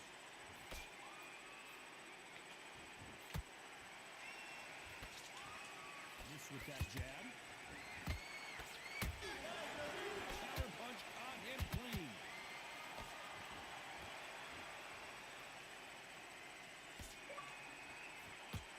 Defense is not an option for these two. Every time they throw a shot, they get countered.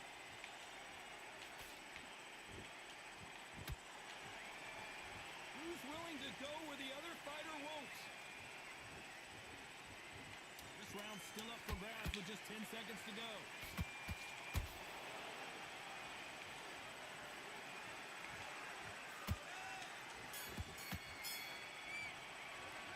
Let's talk about fury in that last round. Well, there was no doubt about who won that round. Dominance, without a doubt, made it look so easy. Here we go in round 4. Who's going to land the first big shot? Coming off that great round, let's see if they can build on momentum here. Todd, my motto is, if it's not broken, why change it? An excellent last round, everything worked. Wait for the reaction. Until then, keep doing what you've just been doing because you've won that hands down.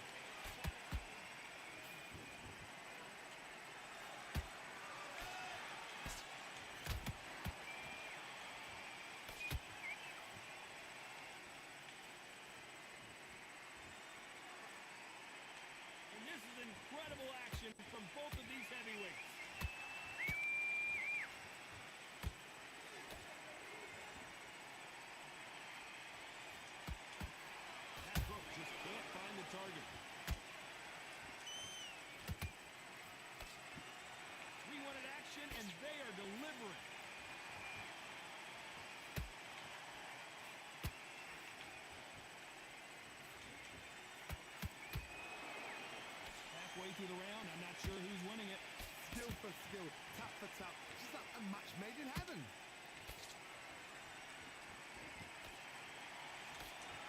One punch could end this fight for either of these two heavyweights.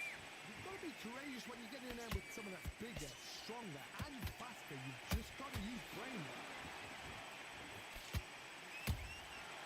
Every time he throws a punch, a receipt is coming right back.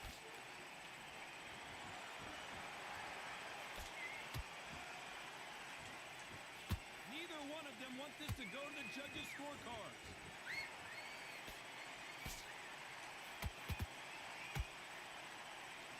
A very competitive round with 10 seconds left.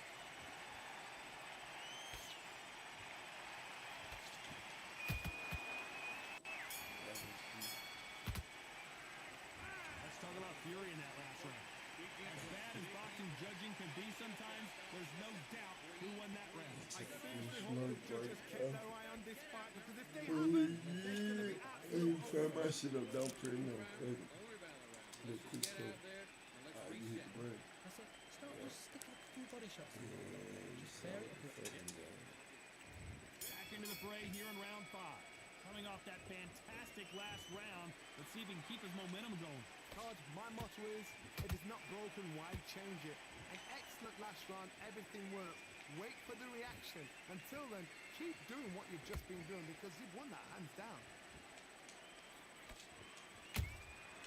Nice counter shot. Well done with that counter shot.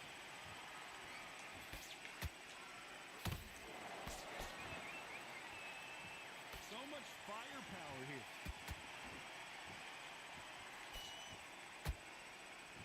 You can tell who's stronger and who's faster.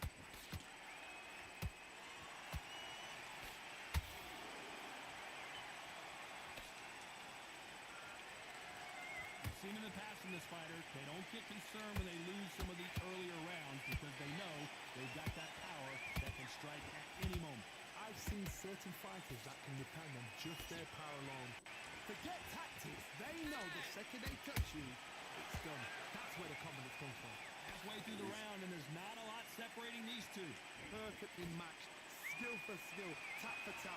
Now this fight will say, you know what, I'm just that notch above you, and so I've got to respect both of them more than happy. Straight right just misses.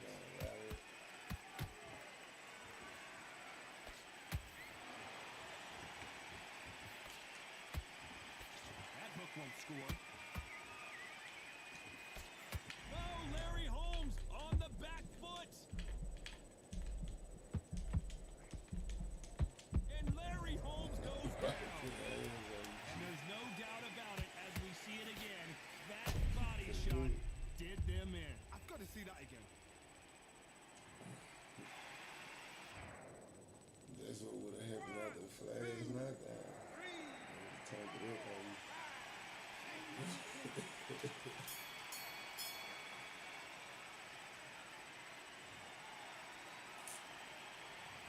talk about Holmes in that lap. There's the bell for round 6. He couldn't finish him off in the last round. Let's see what this has in store for us. What a knockdown. 1 minute, you need 1 hour to get over a shot like that. Now it's down to conditioning. Now it's down to mental strength and preparation. It's how you are going to deal with it.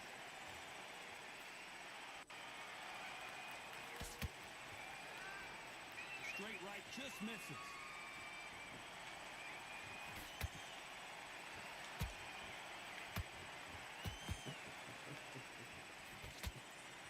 What do you think of what we've seen so far from these two boxers, Johnny?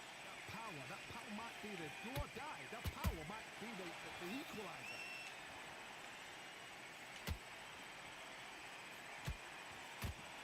Gotta let your hands go a little bit. It's okay to be aggressive now.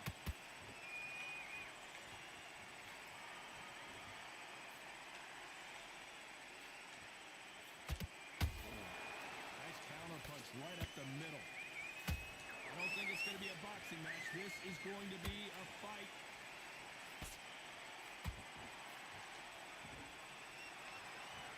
Don't let this fighter's speed fool you. There's some method to the madness. These are precision shots, and they're coming at lightning speed. Some fighters are just gifted. Gifted with such hand speed, footwork, movement. They are gifted. They are the chosen few.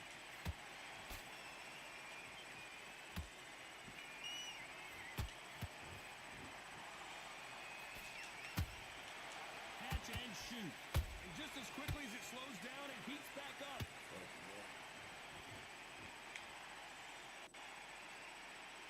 Very close round with 10 seconds to go.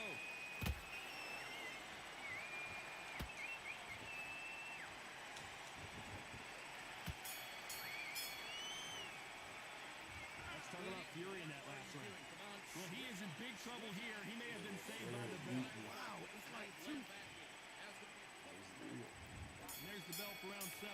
That corner has got to find a way to get some momentum behind their fighter. They've had 1 minute to recover. Now they've got to bluff it. They've got to bluff it. They've got to come out now and style it out. Get on the back foot, jab, rest on the jab. Be smart and pop until your legs come back. Then put the pressure on. A perfect counter lands. One punch could change anything when these two step in the ring.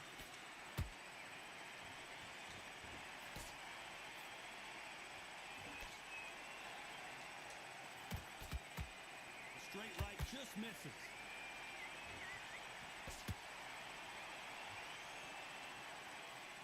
There's nothing quite like a big heavyweight fight. Everything can change with one punch. Sometimes when you get in there with someone that's so powerful, you got to think him. You just got to be smart enough. You got to be like a little favor. You got your time for it.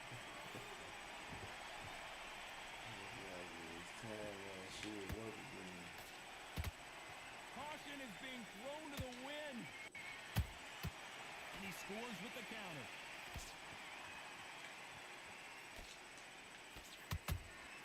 Those counter punches have to hurt. These two fighters are made for one another.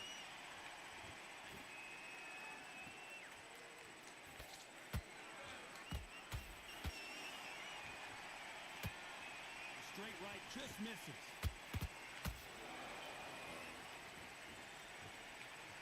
Not a lot of punch output. Thought there might be more action here.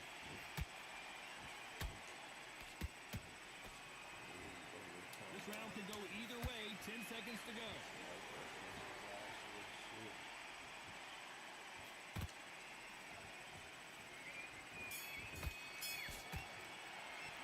Let's talk about Fury in that last round. From this moment forward, he cannot afford to lose another round. Any fights like that, when you think, come on, bro.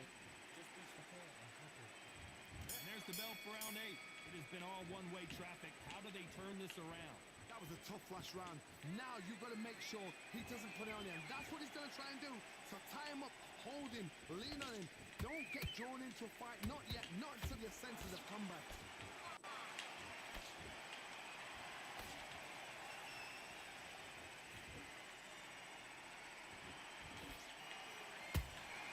A perfect counter shot. Generally speaking, you don't watch heavyweights to see a boxing match. You want to see a fist fight. When you've got two fighters that are absolutely shattered, what gets you through? Willpower. Calm, because if you panic, you get desperate. If you get desperate, you make mistakes. If you make mistakes, you get knocked out.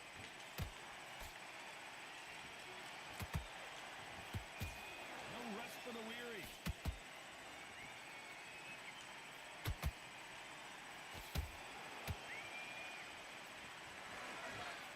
The straight right just misses.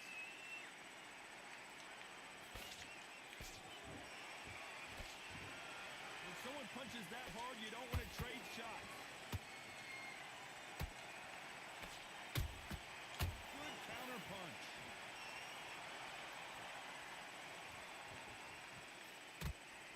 What do you think of this fight so far, Johnny? Sometimes when you have a fight, the best way to beat a fight is not give them what they want. Because they want to get you there. They want you to stand there toe-to-toe with them and have a terror. That's what they do in the gym every single day of the week. What you've got to do is you've got to frustrate them as they set their shots. Get out of the way. And they'll get so angry, so frustrated because they can't work.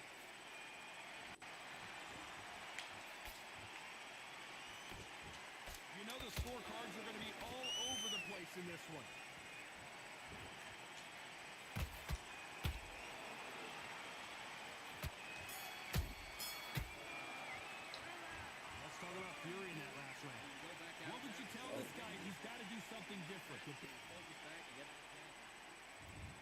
bell for round 9.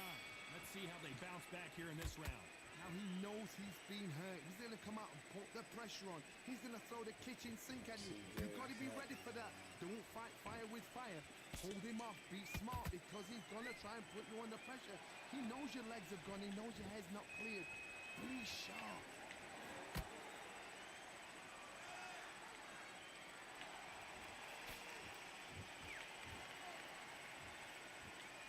It's bombs away. Just missed with that hook.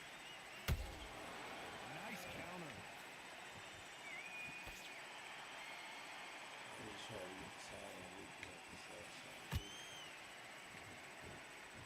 Which one of these athletes is going to be the first to go down?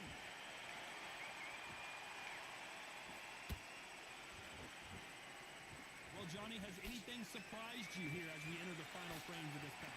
You've got to ruffle their feathers, Todd. You cannot let them get comfortable, drag them, get them complaining to the referee, because once somebody with excellent foot speed and excellent power gets into the rhythm, the fight is over.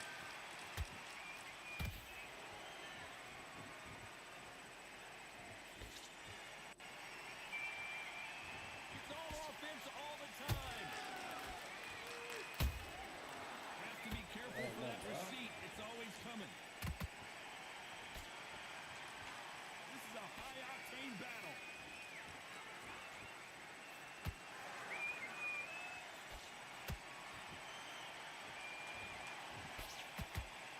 Just when you thought we'd see a lull in the action, here we go. Very close round with 10 seconds to go.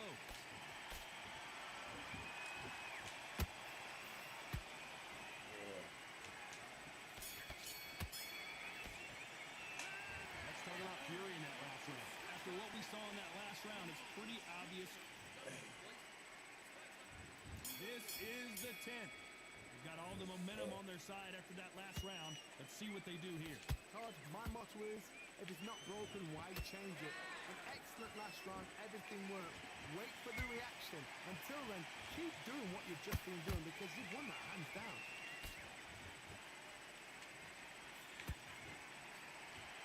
They're both looking for the knockouts here, and that's what we expect from heavyweights. They know the second they touch you, it's done. They're that powerful.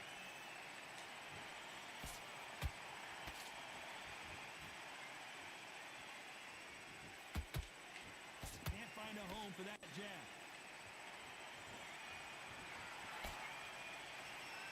By the way, the connect percentages have to be off the charts.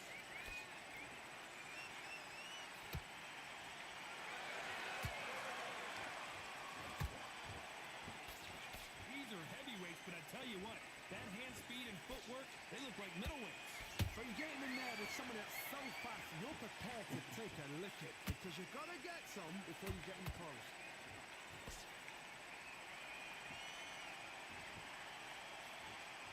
When are we going to see a jab from these two?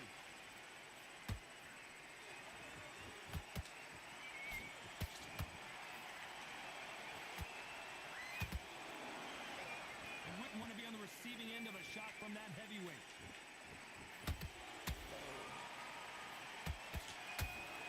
Walk away from each other and then run right back into trouble.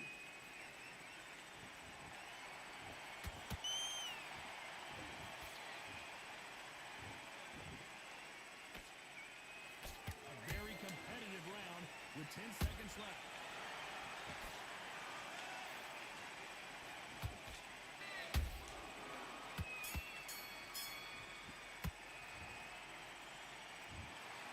No surprise as we get a unanimous decision.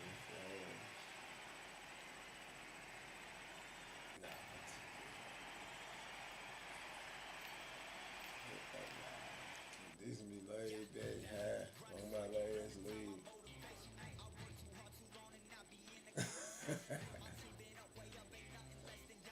Bedtime for work for me. Oh yeah, bro. I'm gonna go ready to go now unless you want to fight again. So yeah.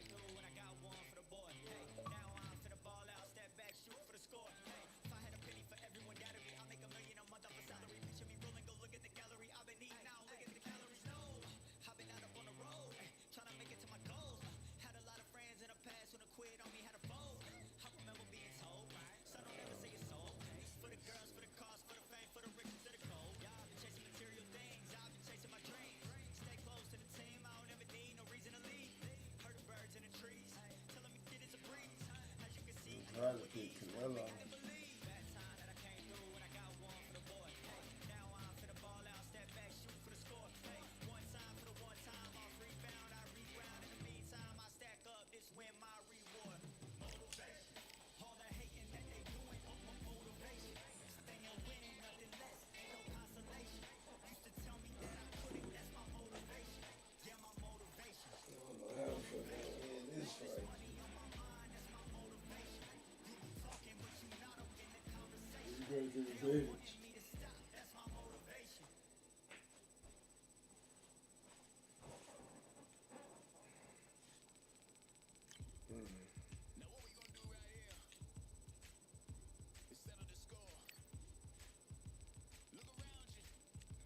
All you just want to do is because you want to use them fucking dreads.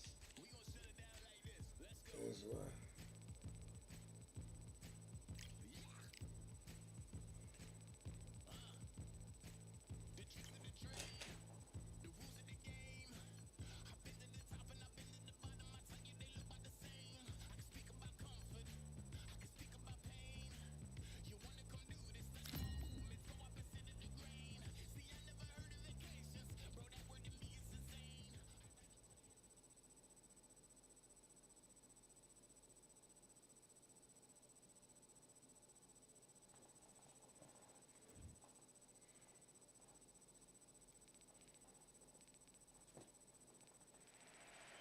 What a night for a fight. Under the lights, my name is Todd Grisham.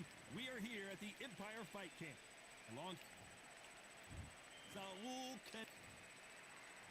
Terrence Bud Crawford. This bout is scheduled for 10 rounds of boxing. In the red corner, from Guadalajara, Jalisco, Mexico, I got flat-footed Canelo. first ever undisputed world So I don't either. I ain't gonna lie, I don't either. So everybody I fight do, but I don't either though. world champion and an undisputed super middleweight champion of the world, Saul Canelo Alvarez. Fighting out of the blue. Yeah, but I can't. I'm too flat-footed to hit this man in the butt. Here is the acclaimed 3-division world champion and 2-division undisputed champion of the world, You another killer. Bud Crawford. They'll be fighting under the lights tonight. What a unique environment. He had Fondor and I had Canelo. These two fighters promised us an offensive show. Let's see if they deliver. That counter shot made. They both want a highlight reel knockout.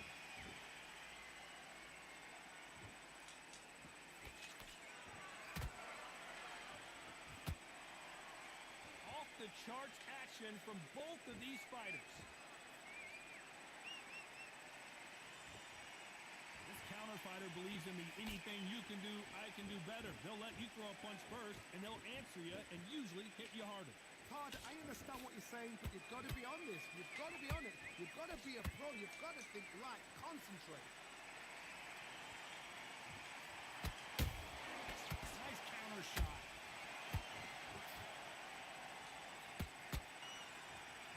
Just missed with that hook.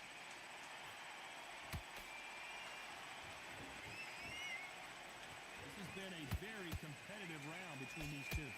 Skill for skill, tap for tap. Just like a match made in heaven.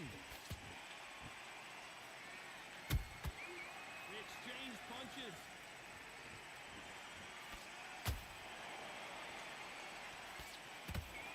Having a hard time finding a home with that right uppercut. You'd like to see more jabs.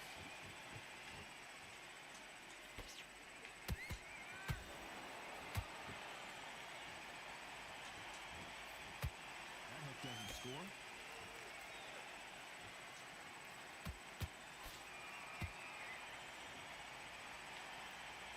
Very close round with 10 seconds to go.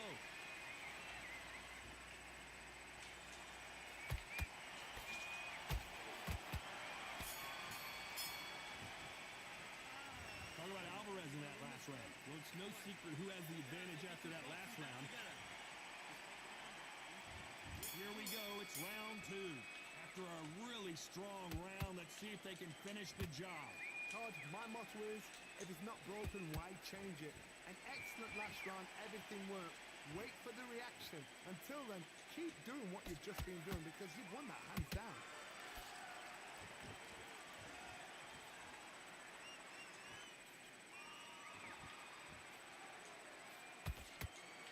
This counter-puncher is going to wait for you to move first, and then will strike like a snake. Keep an eye on this guy.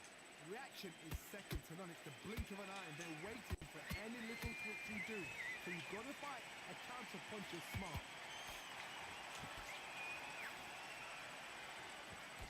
Straight right just misses. That counter punch caught him clean.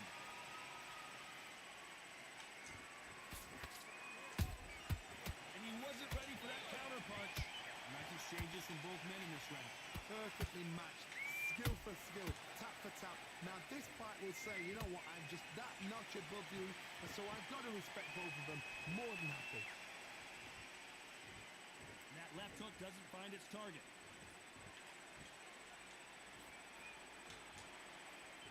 Should we be surprised if these two fighters go the distance tonight, considering how much they've emphasized their physical fitness?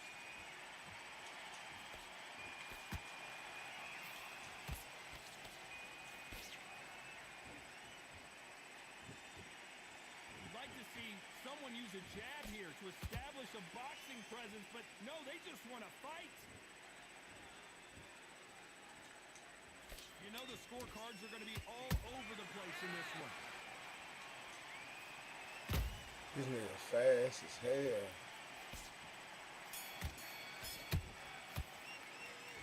Talk about Alvarez in that last round. He is down big time on the score. On to the third. So not the best round, but let's see if they can turn it around here. That was a tough last round. Now you've got to make sure he doesn't put it on you. And that's what he's going to try and do. So tie him up, hold him, lean on him. Don't get drawn into a fight. Not yet. Not until your senses have come back.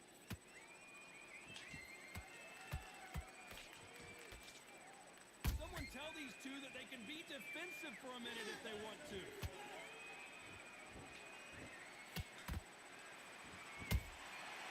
Perfect counter lands. Well, Johnny, it's still early on, but what do you think about what we're seeing so far? Work the body, frustrate them, take the mind off the chin, take the mind off protecting everything around that. Work the body, use tactics. Sometimes it's all right to actually outbox a fight and beat them on points.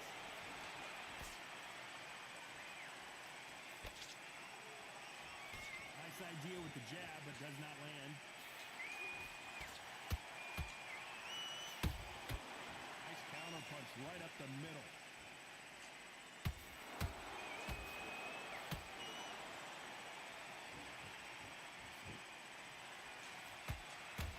Both men step back for just a moment.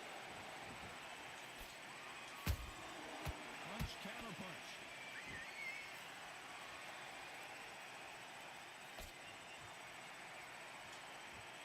Someone's will cave, but which fighter will it be? Has to be careful for that receipt. It's always coming. Damn, I'm holding blocks to the body. This nigga didn't even do it. Won't score. Despite what the judges' scorecards read, there are no losers in this one.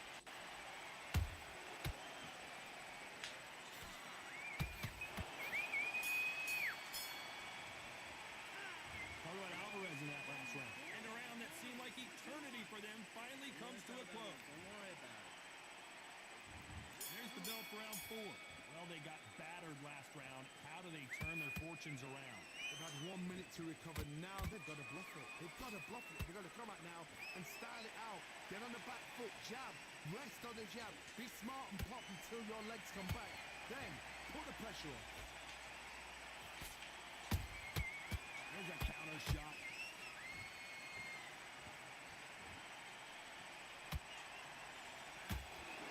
How nervous would you get when you know you're facing a big puncher like this that can seriously hurt you? Look back in the history books. some of the best fighters in the world were the middleweights. Yes, the glamour division is the heavyweights, we know. But I'm telling you now, you look right there, these guys are on it. Fast, sharp, powerful. It hurts, and you can imagine that being you. They're the size of an average man. They better start respecting each other's punching power. These two are the perfect dance partners. They're so close, so close. How can you separate them? It's going to be a hard night tonight for the judges.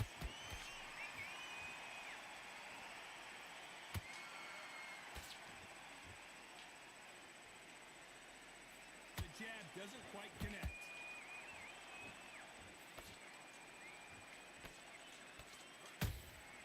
Beautiful counter punch. You hear people talk about a boxer's chin. Do they have a good chin? Do they have a glass jaw? Those are questions that are being answered here tonight. Don't get trigger happy, because all of a sudden you're going to be gassing yourself out trying to get that shot, and that's when they catch you.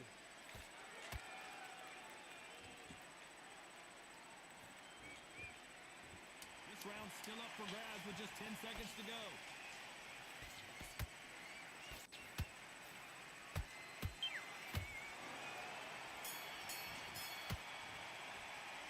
Too slow. In that last round. Well, this is the time that the trainer needs to come in and...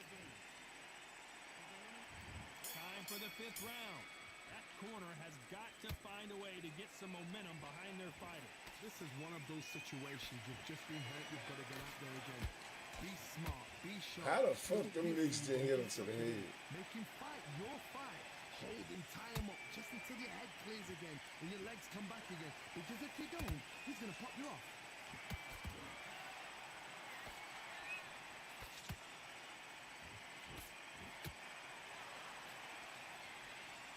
You believe what we are seeing.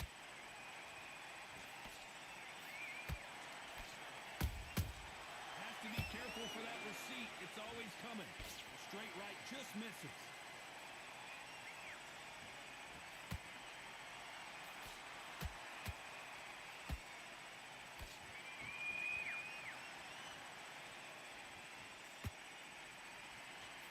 How much confidence do you build when your opponents hit you with their best shot and you walk right through it?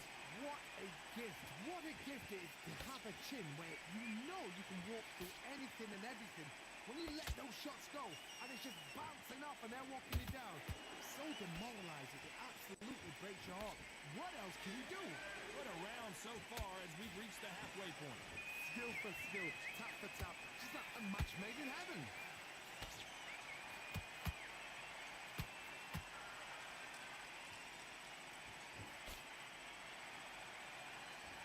We wanted action, and they are giving us action.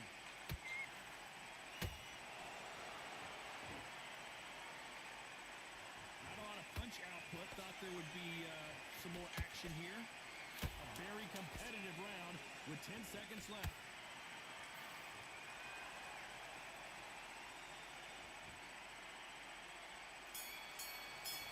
Talk about Alvarez in that last round. I promise you, all three judges here are going to give him... Let's start the 6th. Coming off that great round, let's see if they can build on momentum here. Todd, my motto is, if it's not broken, why change it? An excellent last round, everything worked. Wait for the reaction. Until then, keep doing what you've just been doing because you've won that hands down.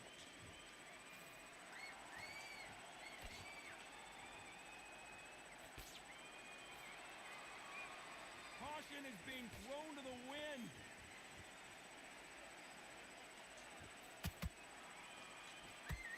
Talk about punches and bunches. That's the mantra for this fighter with that exceptional hand speed. This can be so frustrating when you're in with such a fast fighter that can throw 3-4 shot combinations before you've even let one off. That creates frustration, and that's when it gets hard.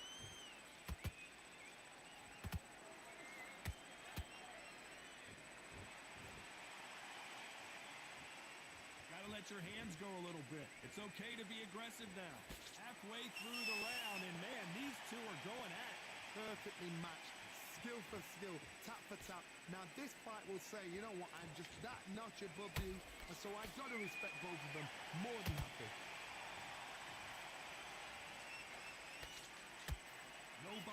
zone with that hook.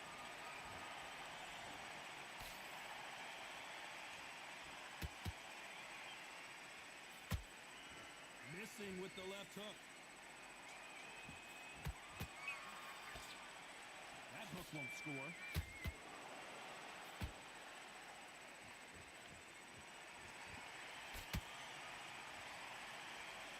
Not a lot of punch output. Thought there might be more action here. This round could go either way. 10 seconds to go.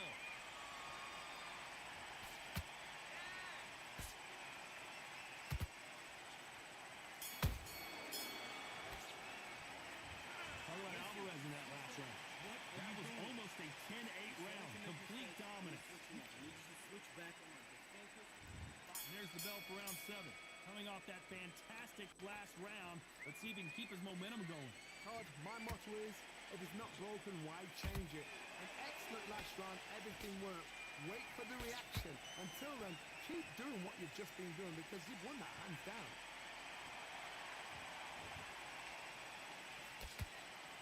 I think it's safe to say one of these fighters certainly has a significant speed advantage. You can tell who it is. The middleweights are the best you can ever come across. Obviously, the glamour weight is a heavyweight, but the middleweight is the size of the average man or woman. When you get in there and you're letting the shots go, you've got power, you've got speed, you've got pace. You can stand, you can dance, you can do everything. We can look back in history. Do you know the amazing fights at a middleweight are ridiculous? That is what writes our history book.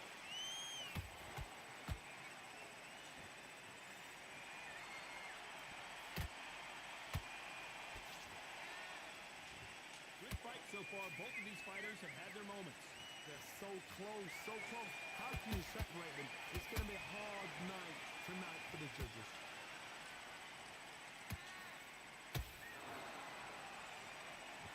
Not a lot of punch output. Thought there might be more action here.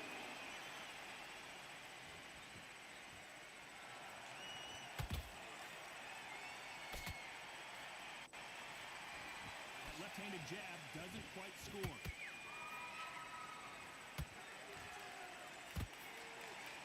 Just missed with that hook.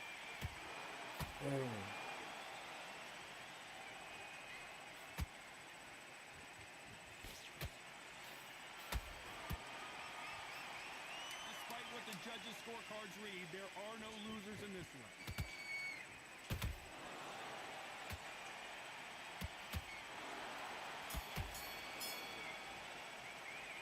Talk about Alvarez in that last round. In a round that seemed like an eternity for them. Finally, go back out there. There's the bell to start round 8. It has been all one-way traffic. How do they turn this around? Now he knows he's been hurt. He's going to come out and put the pressure on. He's going to throw the kitchen sink at you. You've got to be ready for that. Don't fight fire with fire. Hold him off. Be smart because he's going to try and put you under pressure. He knows your legs are gone. He knows your head's not cleared. Be sharp.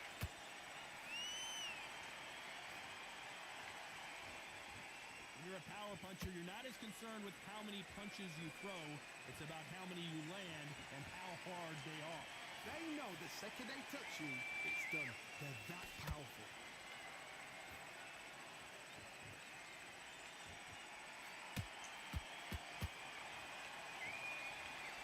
When are we going to see a jab from these two?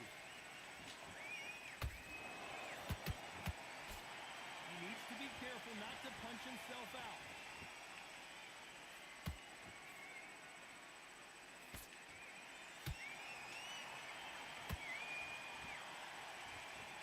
Very competitive round here so far. Skill for skill, tap for tap, just like a match made in heaven. They're giving us a high-tempo show.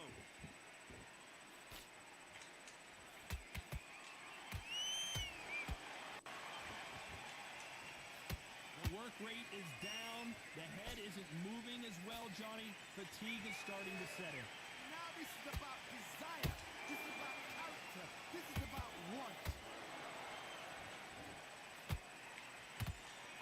Oh my word, Canelo just got clipped.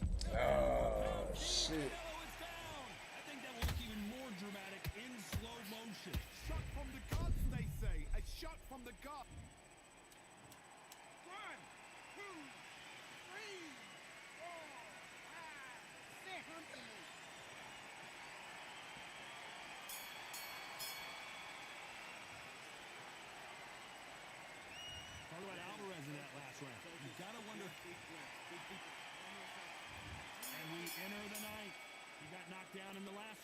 see what he can do here. What a knockdown. 1 minute, you need 1 hour to get over a shot like that. Now it's down to conditioning. Now it's down to mental strength and preparation. It's how you are going to deal with it.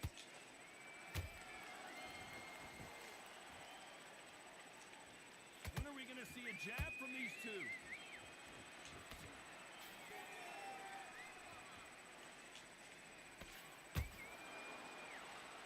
Neither one of them want this to go to the judges' scorecards.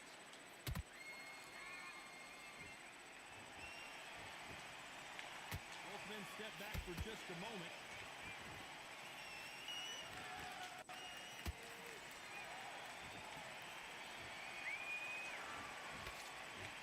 There's no way this fighter can go punch for punch. Their resistance to these blows just isn't the same. Because you've got a good chin doesn't mean you've got leather skin. It means they can still get caught. So you've got to go for those popped areas over the eyebrow, the cheekbone. You've just got to try and cut them, skim them, go for speed. A lot of effort being exerted here.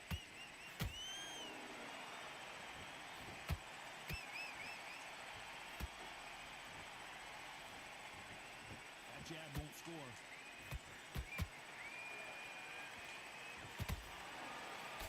There's a scoring blow.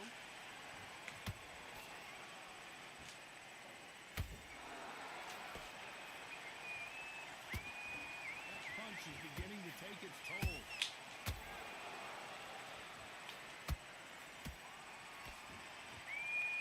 You know the scorecards are going to be all over the place in this one.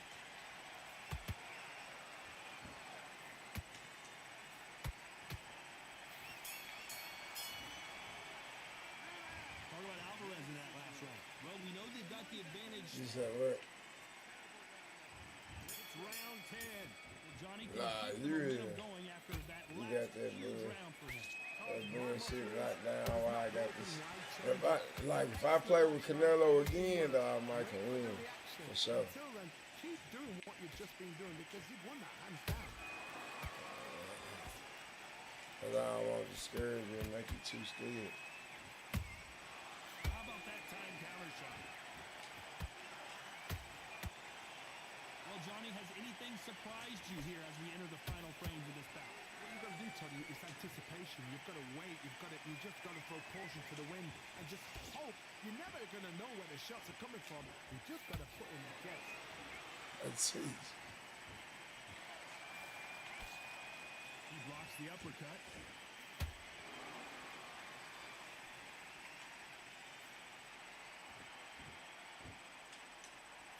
The jab not finding its target. Nice counter. What do you think of this fight so far, Johnny? Now you've got two fighters that are absolutely shattered. What gets you through? Willpower. Calm, because if you panic, you get desperate. If you get desperate, you make mistakes. If you make mistakes, you get knocked out. Terrence Crawford just got rocked.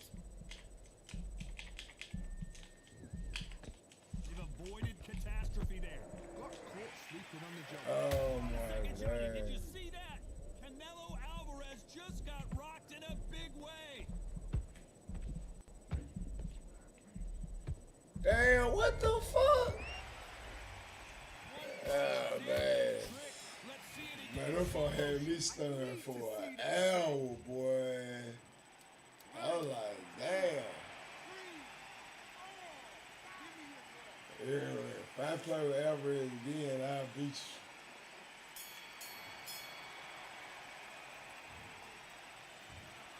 The judges have spoken. Hell nah. I'm just gonna get better with Canelo. These are fun. Probably some blessing you with though. Nah, bro. Nah, bro. Yeah, look how sleek you is though, making niggas get these weird mentions, man. You ain't good to you. Yeah, I'm just having fun though. I get it. Come on, then, bro. Just to make it fun. Sports. It's Just in to the make it game. fun for you, that's what I was doing. I'm gonna golf now. You got it.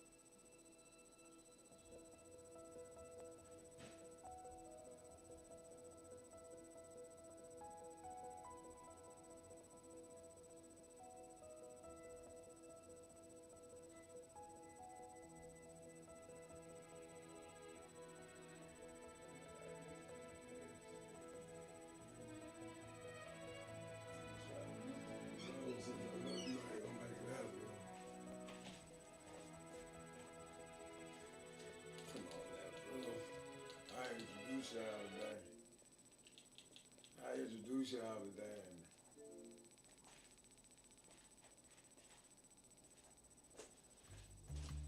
I forgot, bro. Oh, fucking what you teach? That's what I want to know. Or you just acting it out?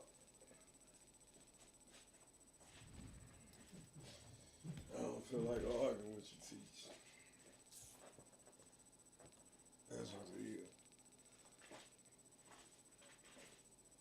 But y'all niggas don't play enough, man. Y'all want to pick 1 month out of 12-month year to be for real. Yeah, that's what I'm saying. Though.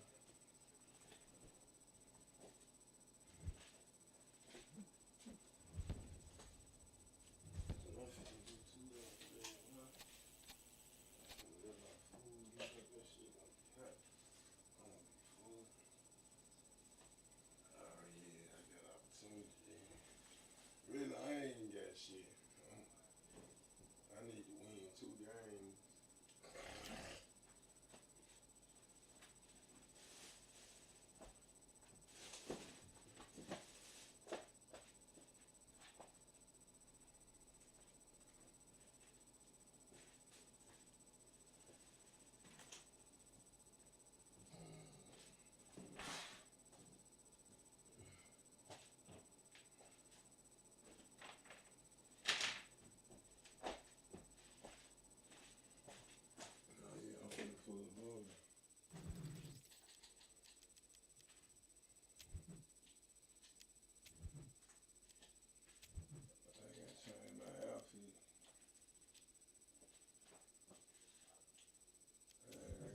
Saucy, I gotta make sure I'm on foot. That's exactly.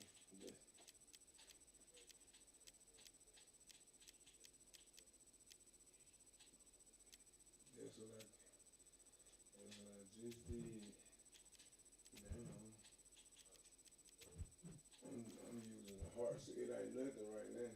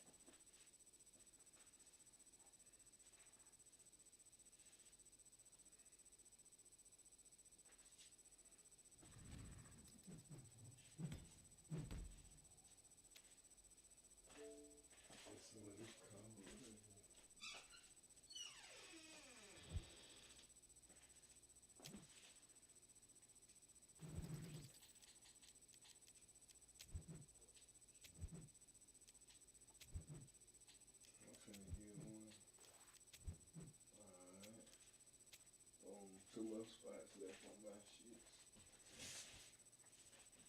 Like, why I'm gonna go first, man. That's all I feel. That's all I was saying.